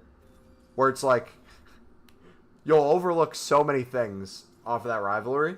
But I saw a dude, to this day, I have to assume it has to be like Photoshop or something. This diehard Newcastle fan, bless his soul, got Bradley Lowry tattooed onto his body. Like a pretty big tattoo, too. If you don't know Bradley, he's the Everton and Sunderland kid that died of cancer a bit ago. But he had a really deep, loving relationship with the football clubs, was a big deal. Which it's like, a Newcastle fan respecting Bradley is one thing. Hating Sunderland, but then getting a tattoo of a kid who died of cancer under your body seems like a weird, like I hate Sunderland, but I'm going to get this tattooed. Like, it doesn't make sense to me.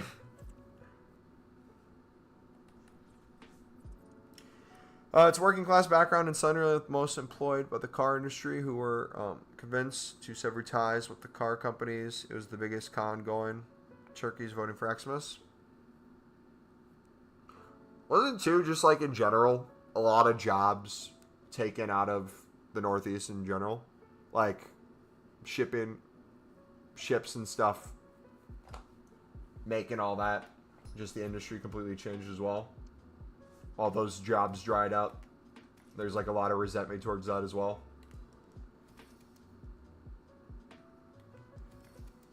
On the river where they used to build the boats, you could see me now. Think that I'm making you proud.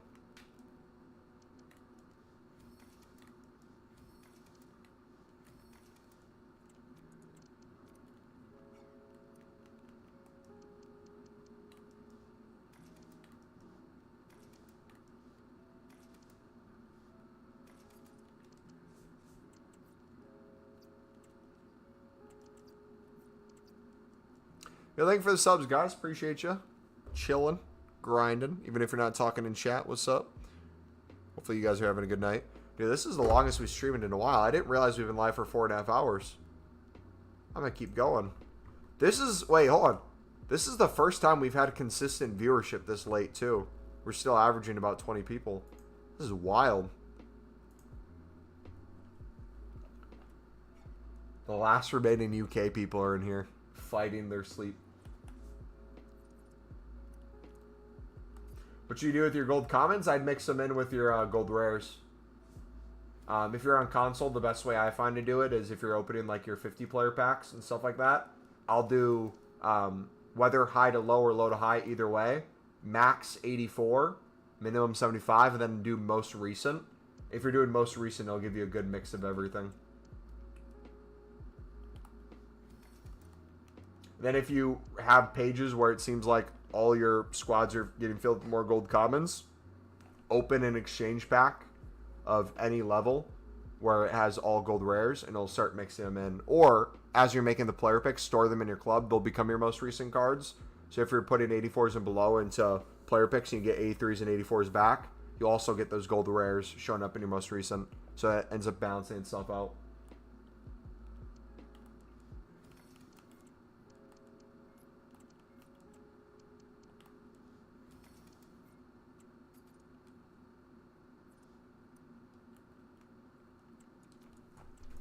Those the 90s under Thatcher, mainly, but the car industry is Brexit, so 2016 onward, same party as Thatcher, though. FC and EAFC are possibly the most politically oriented clubs due to Hillsborough. Opening them 11 gold upgrades and have loaded commons, hardly any rares at the moment. Do you have any exchanges?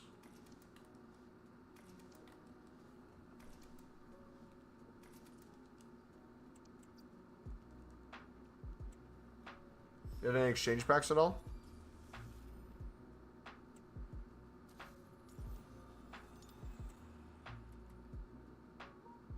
Dude, Jorgensen was another one that Sunderland was looking at. Would have been really nice to have him in.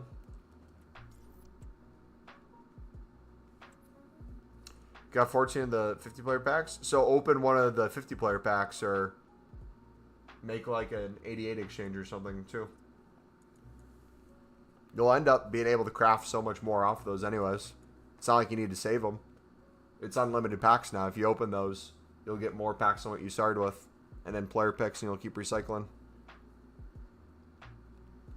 You dodged a bullet with Jorgensen. He's so error-prone. I haven't watched Jorgensen. The one I'm pissed that we missed out on was Petrovic from Chelsea, who was at loan in League One last season. He looked like a baller stat-wise, too. But Balka, man. Balka's the one I'm, as a footballer, so disappointed with. As a taking care of your family and getting financial freedom of going to Saudi League early on in your career, even if it's just for a year, I get it.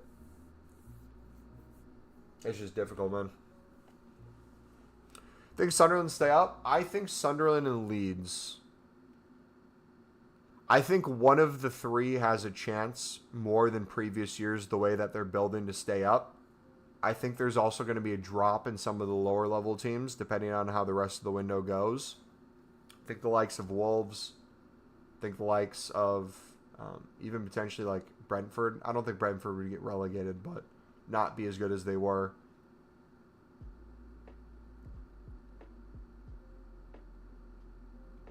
I think there's opportunities in pockets where you'll see it, but realistically, you got to ask yourself the question, can a relegation team get 10 wins and 5 draws?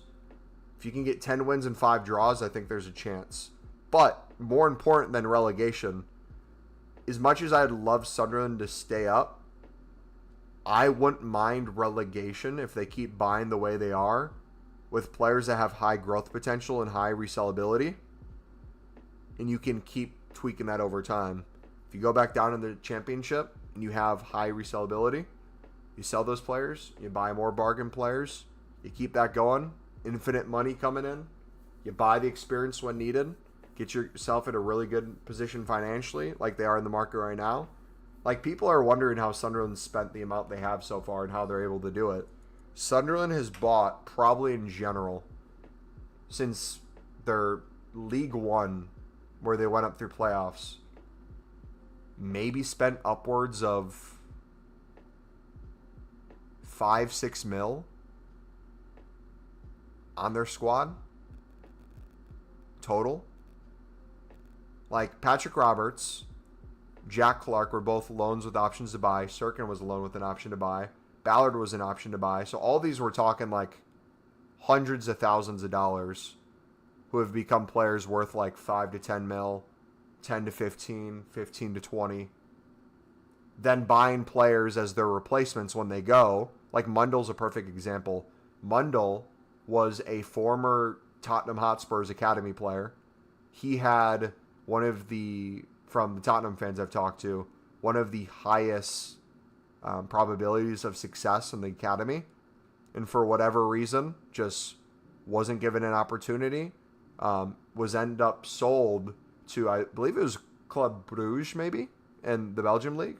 He was playing Belgium League for sure. And Sunderland had an eye on him, had connections already with the academy, Spurs Academy through Sirkin and some other players. Thought, hey, this looks like a good replacement for Jack Clark. Given some game time, he might be able to step up to Jack Clark's level. Sunderland sells Jack Clark at the beginning of last season. We get 10 to 15 mil for him. Mundle comes in and instantly is a freaking baller, man. Holy cow. Mundle, if you've never seen Mundle play, the pace this man has, the skill moves this man has, but his flair, his ability to beat a man, his end product is insane. Like, he has such a crazy shot. He doesn't need much of an angle. He can put it top bins anywhere. He's a really fun, exciting prospect who Sunderland has a few years left on his deal. Fabrizio tweeted that Sunderland's trying to tie him down, but he already has interest across the Premier League that they want to sign him, across Europe. I think PSV is looking as a replacement to get him in. Absolute baller. As a Leeds fan, Mundle is a baller. Yeah. So it's like, if you're a perfect example too. Where is Leeds looking to build realistically? Obviously, there's the meme of, like, you guys had a top target of Diarra in your midfield.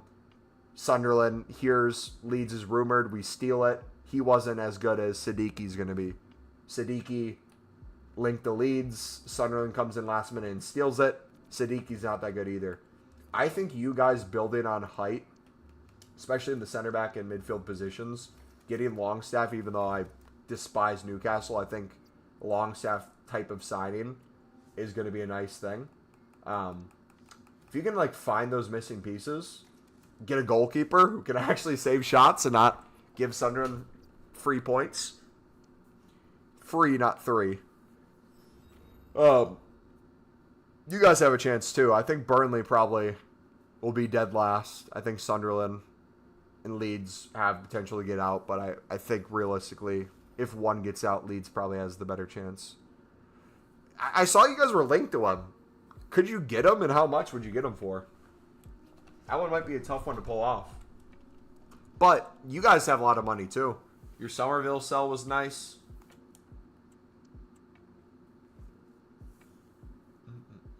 You have decent foundation already. You're already 24 points ahead of Sunderland. 35, the rumors are for Paxio. Paxao? I don't know how to say his name. Apologies. UFC get Jack Harrison back in form. Any form from Leeds again. We should instantly liquidate his club.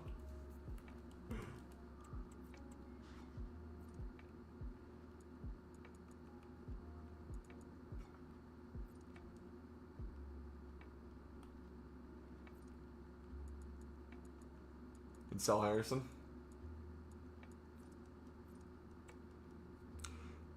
You guys missed out on Savage in goal, right? He's going to Serie A? Or staying in Serie A? Or is that not official yet?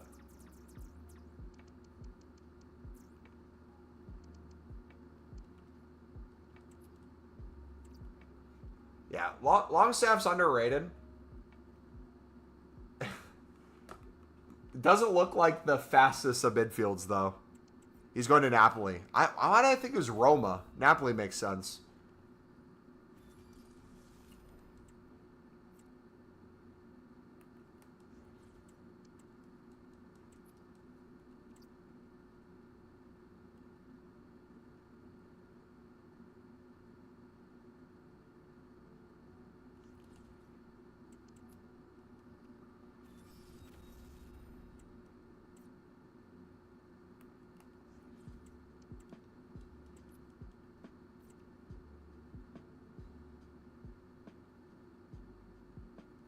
Hope Leeds and Sunderland stay. Wolves and Brentford go down. That'd be nice.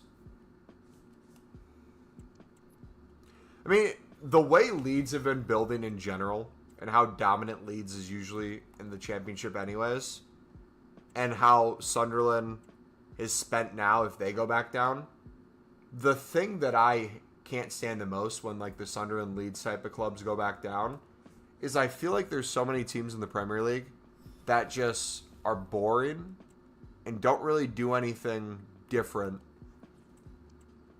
That just like dries out the Prem to a certain extent and would love like teams to come in and mix it up a little bit more. I think like most neutrals want Sunderland to stay up because of the derby with Newcastle and just like the Barclays vibes to it.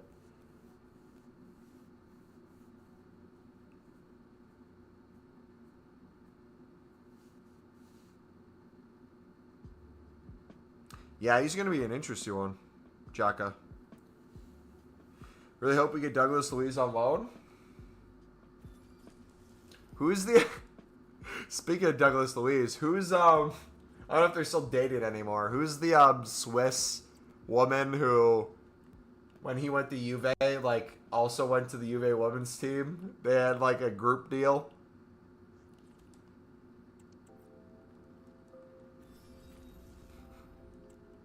Lehman, yes. Talk about woke. That might have been the wokest thing of football. Getting your significant other to get signed by a club so you don't have to do long distance.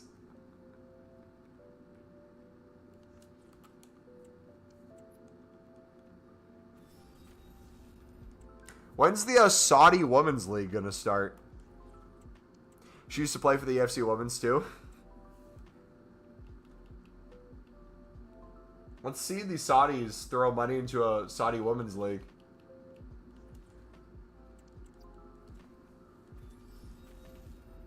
She played for Villa too? Oh yeah, she did, yeah. She was there at Villa. Juve.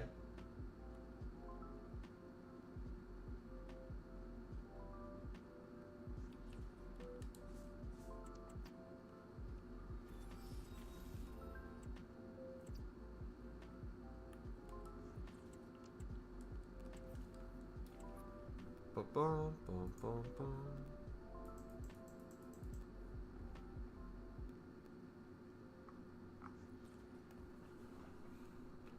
I'm about to do something.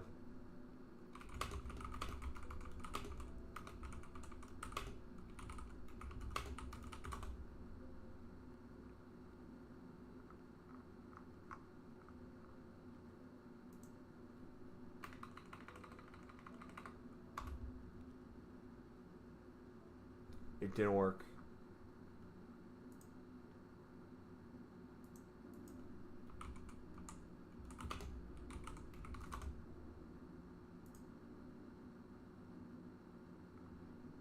Dang it. I have this thing where if I'm on Twitter, or I guess X now, and I see a tweet but I accidentally hit like the home page and I lose it, my brain sees the tweet for like half of a second. And if I can remember keys of words in there, I'll search it to see if I can get it to come back up. And it's a pretty high success rate of me being able to get it to pop back up, but I just missed one. That was about the Midwest, and I'm very sad.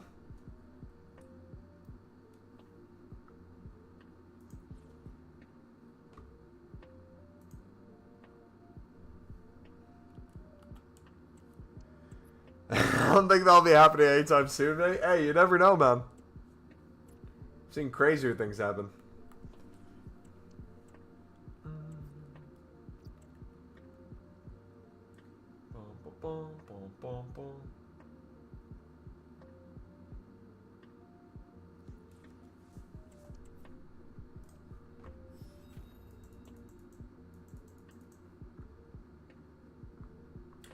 Random question. I just thought of it. Do you guys think... First of all, question number one. How common is it in any sport, but let's focus on football mainly, to have, like, fathers and sons playing at the same time? Like, historically, how common has that been? Like, playing in the same time period. Like, probably the father towards the end of his career, son towards the start. And then the second part of that is, do you think, like, in the future, like now or in the future, it's going to become more common or less common? I feel like kids having more and more resources from like families that are well known, getting them the best like academies possible, giving them the best chance. If they can stay injury free and have a long career as a father, maybe you both can play at the same time. I think it can only probably become more common. Question is, how often would we see it, and like, would it overlap with like? I'll use Ronaldo as the example. Like Ronaldo-esque player, if his son was a few years older, and his son's coming through the United Academy when Ronaldo made his return to United, and then he gets to make his debut on the pitch at the same time as his father, and maybe like a system or something cool like that.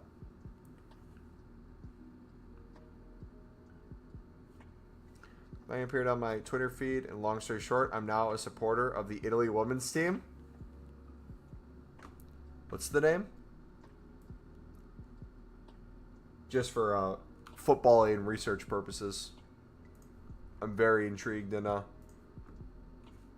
supporting women's football. I want to make sure that I'm doing my due diligence.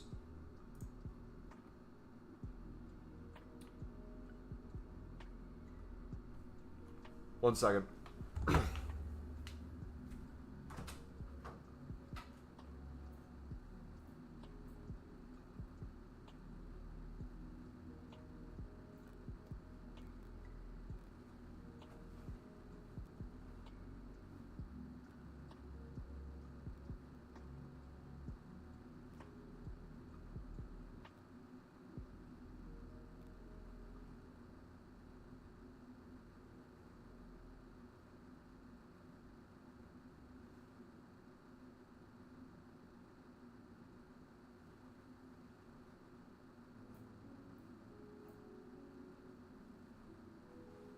One second.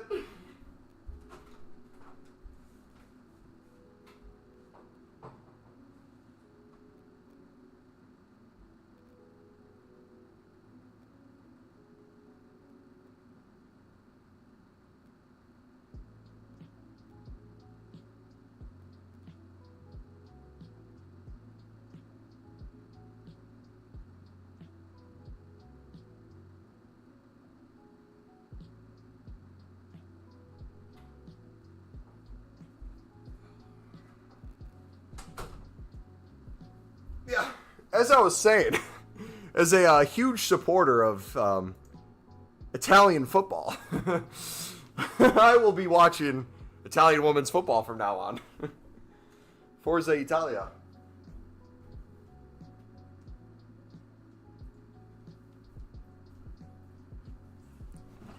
I thought it was in my closet, but it was in the bathroom.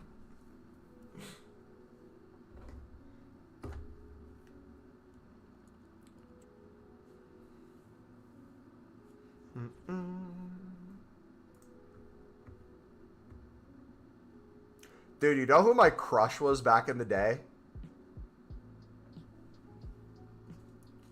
Oh, she played football in the United States.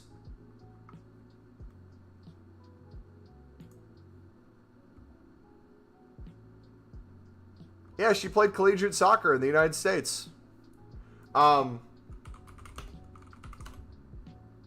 Tobin Heath. Tobin Heath was my crush growing up. She played for the women's national team for the U.S. She played for PSG. She played for Man United.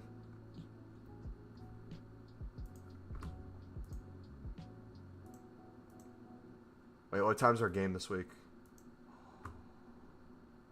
8 to 9 p.m.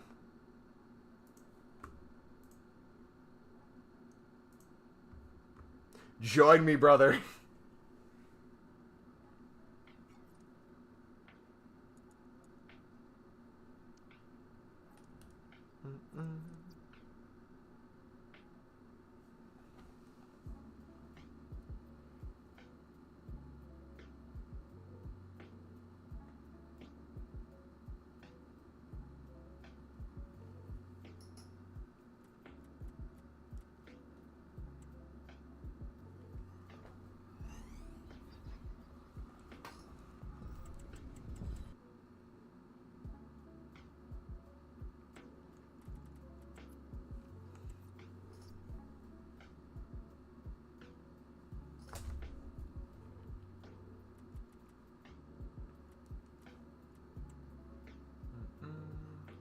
Come on, please be good.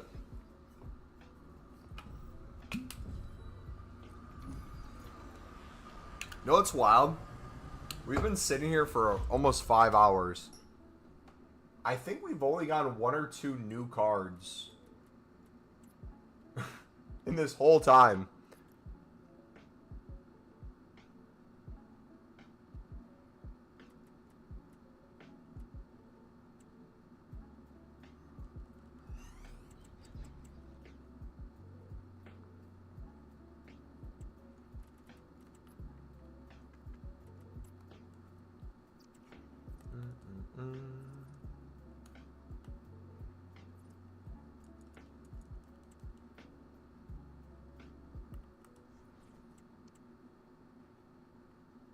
Storage all, we're going to do storage. Oh, not 85s. Oops.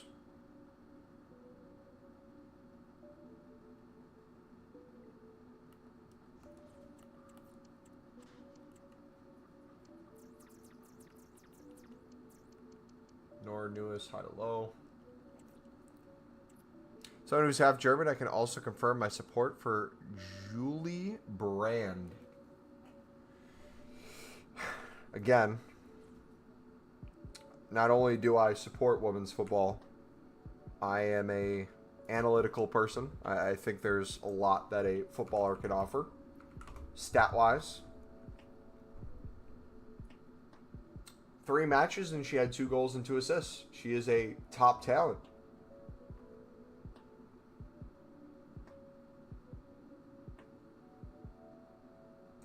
Dude, you know what?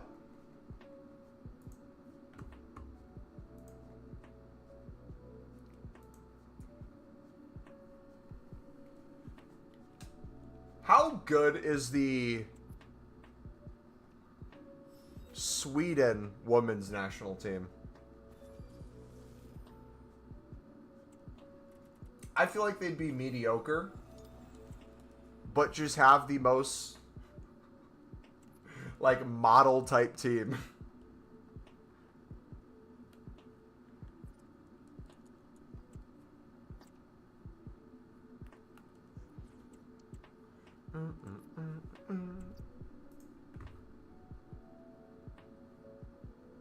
Well, that's sure the end of Brian Brentford. He can't refuse 70 mil. They finally paid up. He wants to go. We get a fortune. How much? Wait, what position does he even play? Is he on the right side?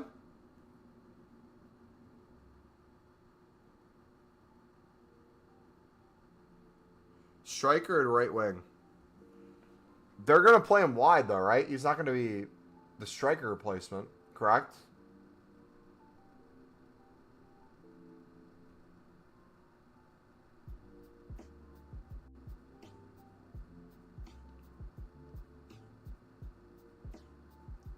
Wait a second.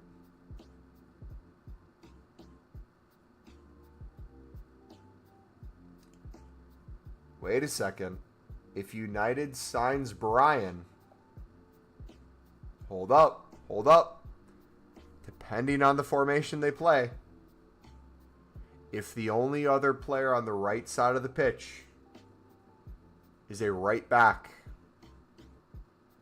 Amad Diallo might not get the game time he deserves. Amad Diallo, it is time for you to come home, brother. The Stadium of Light is a beacon of hope, shining just for you. Come back, my sweet prince. It's a well-known thing in Europe about Scandinavian women. Oh yeah, that's known over here too. I feel like that's the most common, like, quote-unquote stereotype. That is like a country looking like models the best stereotype you could get? Or is that like the worst stereotype you could get? Because if you're from that country and you don't look like a model, people are like, what, disappointed?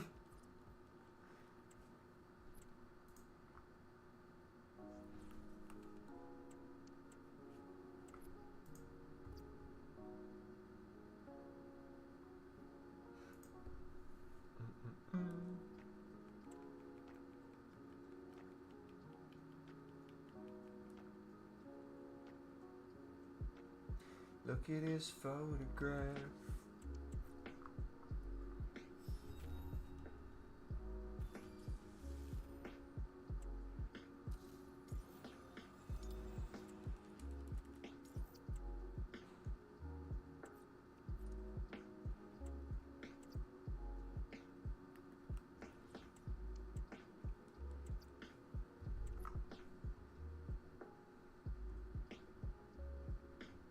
Thank goodness. Oh my gosh. Gio Reyna's not going to the MLS, it looks like. Parma submitted a formal bid to Dortmund to sign Gio Reyna as a key target for the Serie A side. LAFC are not in active talks with Reyna despite reports. Parma are on it with a fee of around $6 million. Thank goodness, man. Jeez.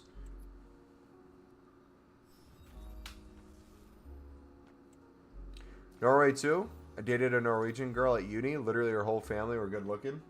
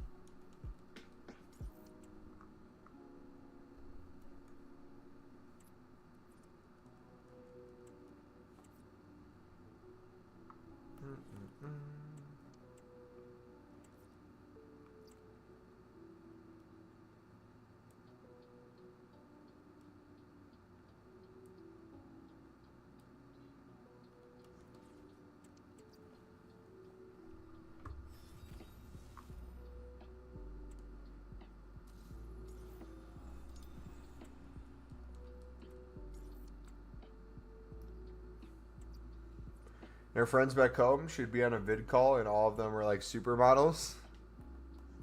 They put something in the water, I swear.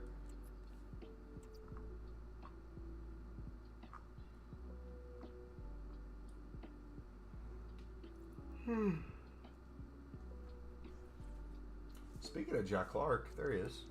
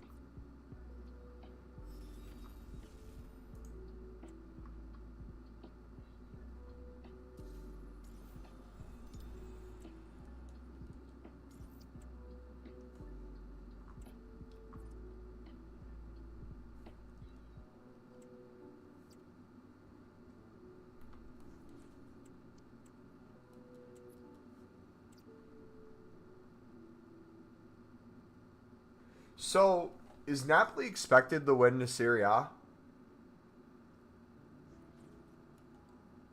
Or is Inter the favorites?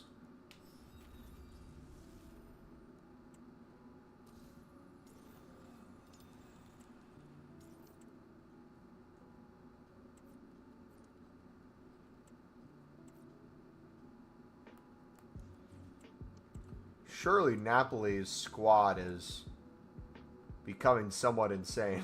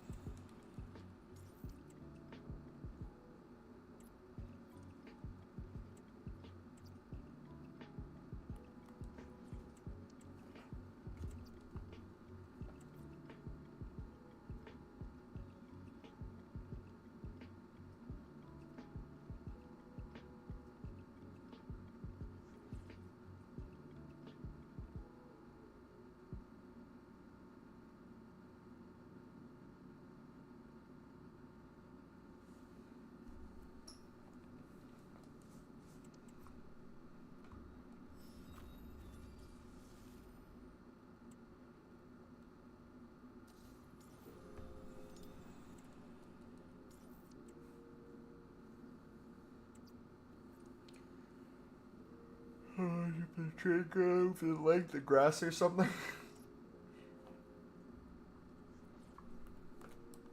Wait, question real quick. So with Cunha and Brian just getting bought for 132 mil combined, no European football.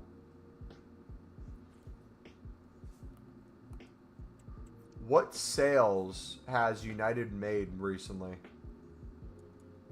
that were worth anything significant?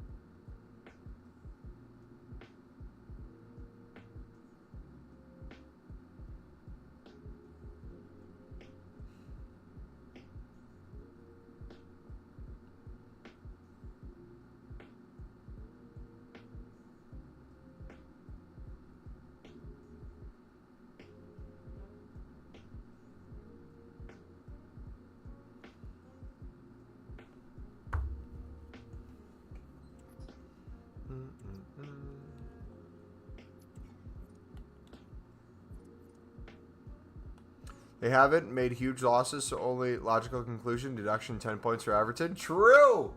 No, because I was going to say, at what point have them overspending on almost every single player they've bought in recent seasons, the players not performing to the level that they should, lack of big sales for huge profits, losing academy players that they're trying to desperately get out of the club, like Rashford and Greenwood,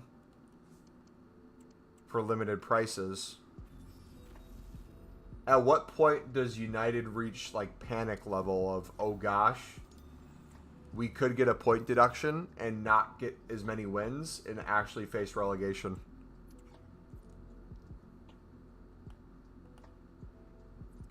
Or are they still like a few years away of that?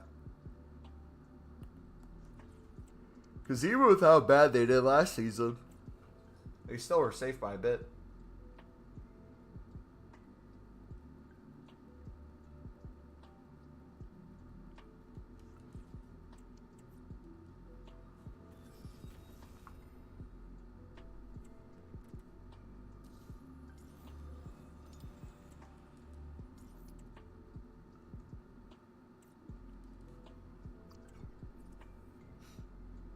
Never because it's Man U?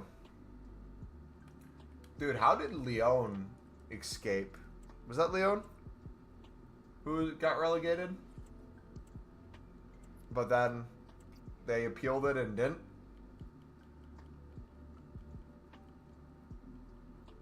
Was it Lyon or Lille?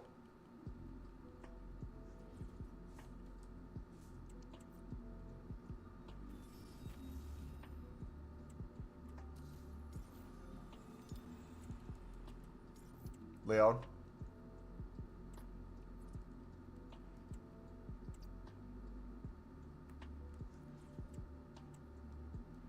Other accounts under subsidiary company, they would have breached the 105 million losses by 261. Leon did that or United? It's getting late and my brain's thinking two different things now.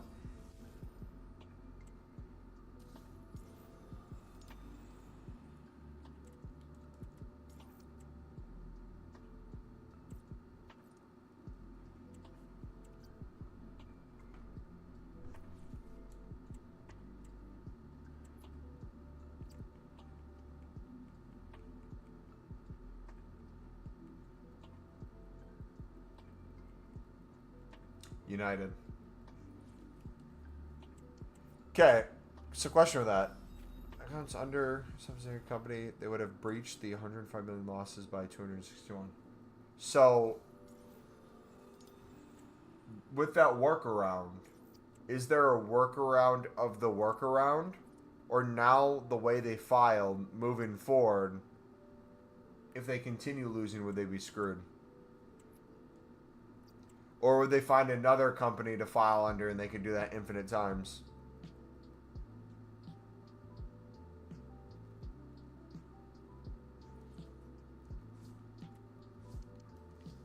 Radcliffe basically admitted it unintentionally in an interview with Gary Neville.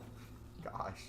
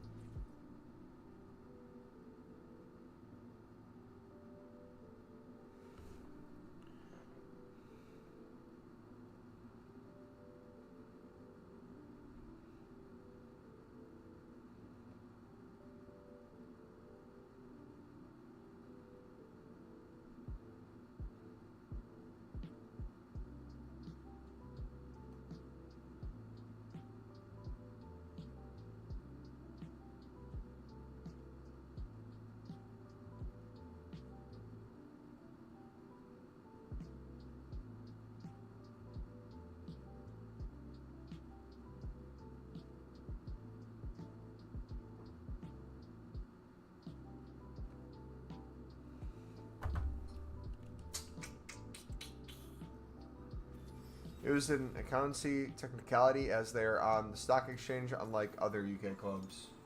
Oh, yeah. Dude, I don't know if you know this. Did you know I'm a part owner of Manchester United? I have stock, and at one point I was receiving dividend. I don't think I get dividend anymore. I think they shut that off. The second they didn't want to allow shareholders to receive any benefit. And then people were pointing out that their new bid today came after the Man U TV subscriptions renewed for everyone, the reoccurring fee. They waited till today to do it.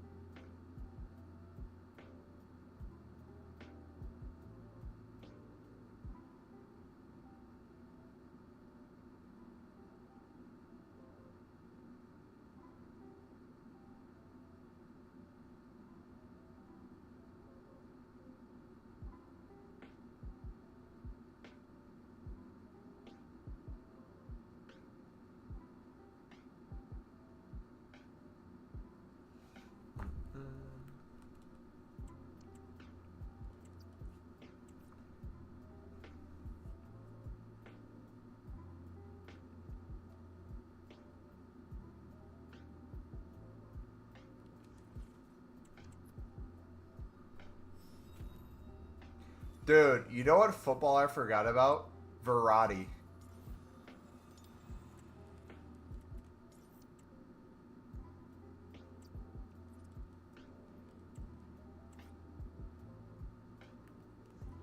I miss that, man. All 4 feet of them.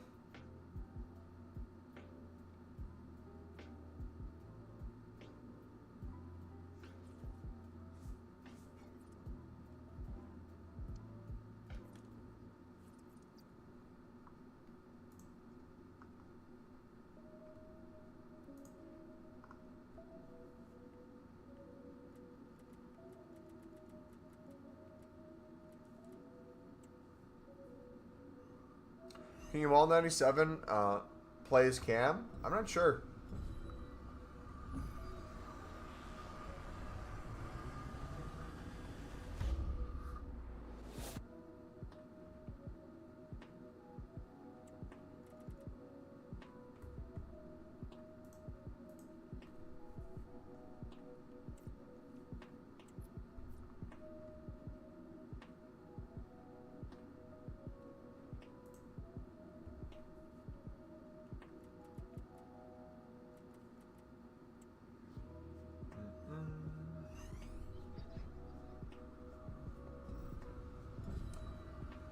For context, Man United's points deduction, if applied using the same metric by the PL for EFC, would be 53 points. Oh my gosh. They didn't even get 53 points, did they? Okay, wait. Has the team ever finished the season with negative points in the Premier League? I'm sure there's a league somewhere where there's enough point deductions.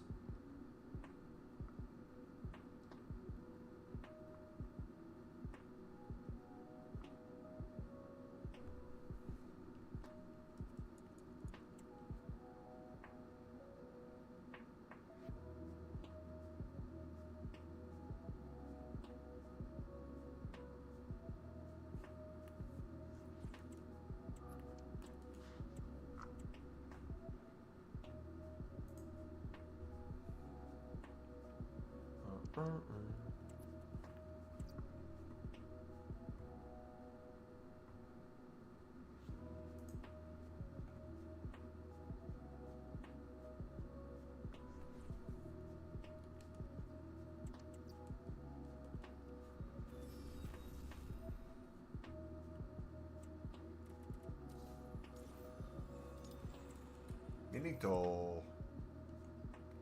W, man. W.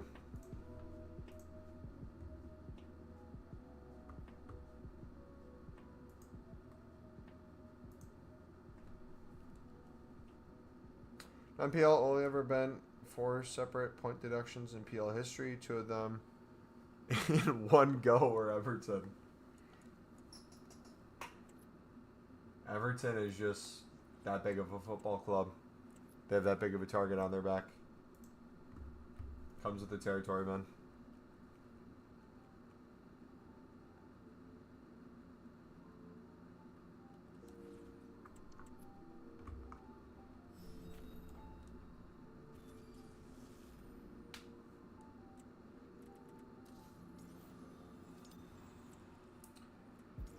Borough in the 90s, going into administration, got a -8. Yikes.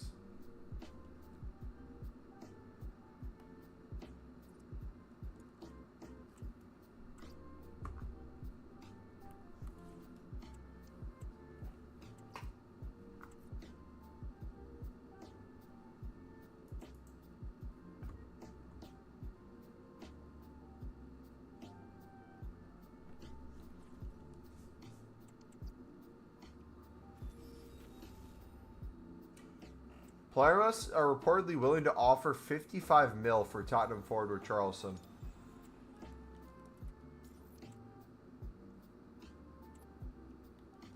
Dude, what blows my mind is obviously you have leagues where in general there's not a lot of money in it until there's like big player sales to the top European teams. But I just don't get how some clubs are able to offer that much for a player.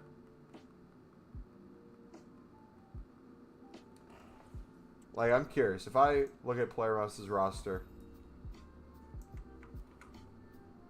let's go to Transfer Market.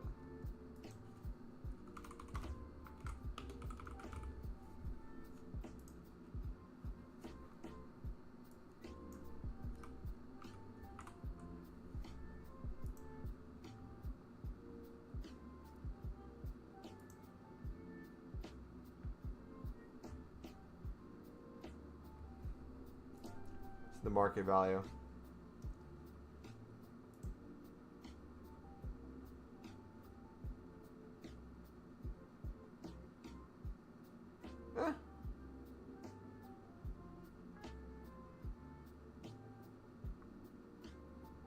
Better than I thought.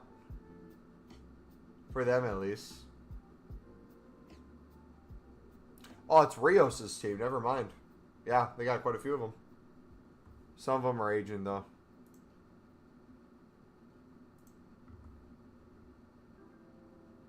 If only we officially left our membership to form an invitation-only Super League and saying fire to the entire footballing pyramid, we would have been welcomed back with just $880,000 fine.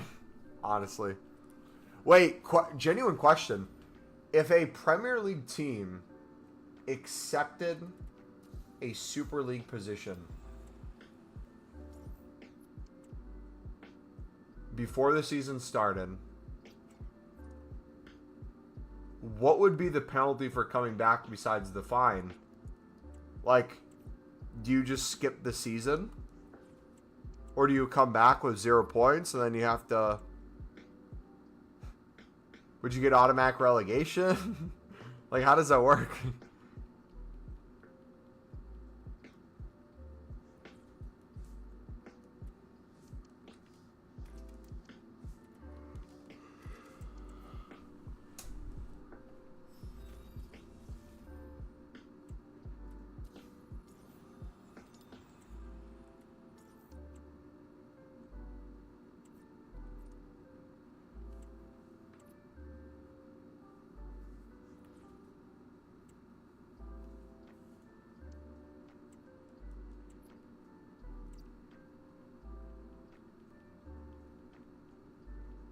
Is the Club World Cup every 4 years?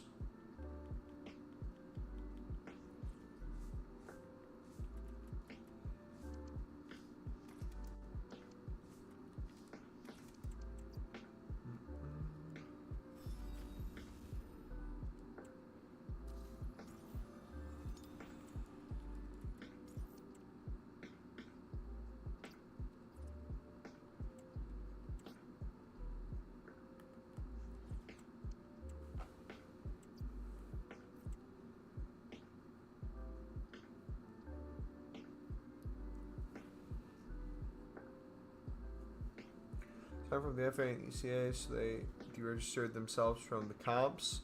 PL and FA just let them back in. Pathetic.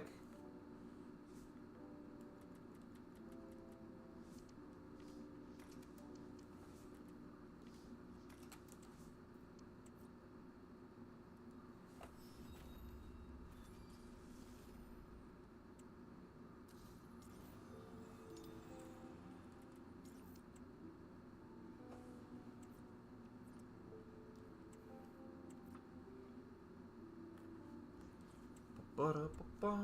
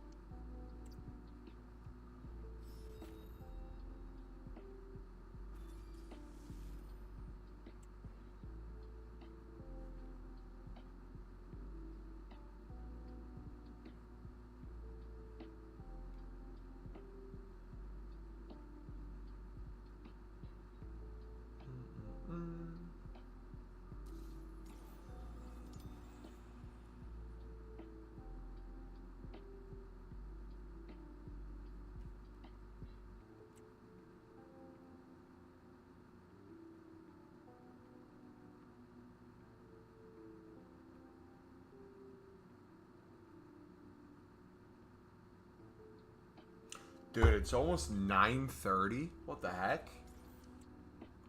Been live for 5.5 hours on a work night.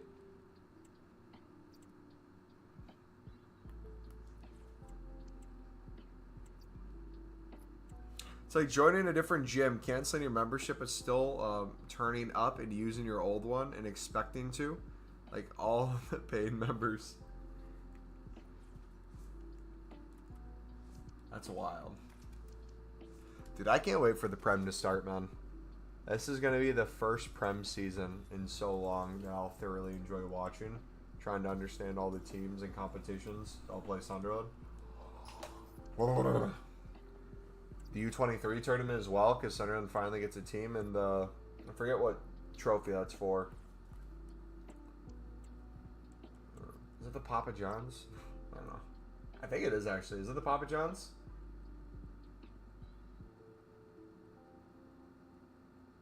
What's the one where like all the Prem teams send their youth? They play against like League 1 and League 2 teams.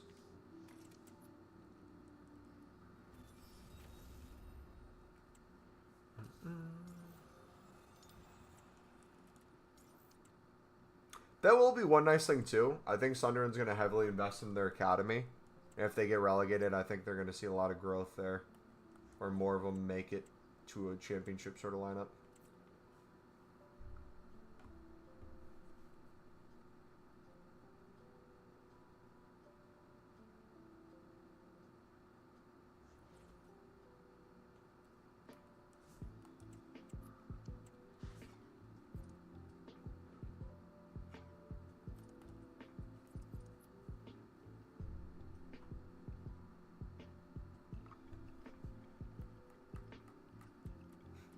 We're still at 54 of these 89 exchange packs. We've made tons and tons of the other exchange packs. And I can recycle these probably back to 60 plus again without opening any of the other packs.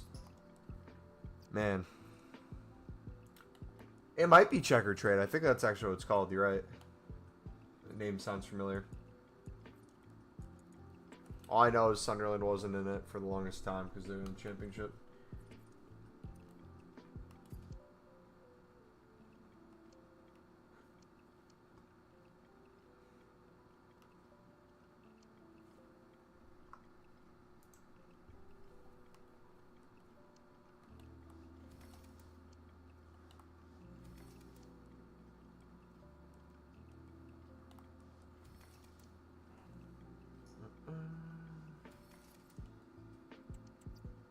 The EFL trophy, yes.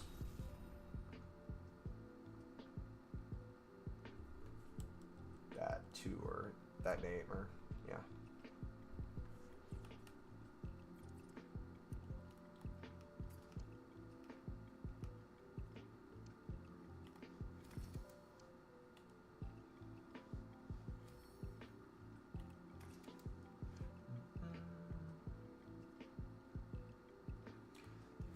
Alright, I'm losing my mind a little bit.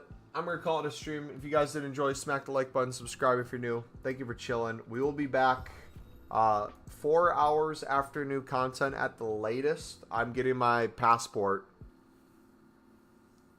I have a passport appointment at new content, and then I'm getting lunch after, so should be live sometime after that. But yeah, thank you guys for chilling this late. God bless you all. Have a good night, and peace. See you, DFB.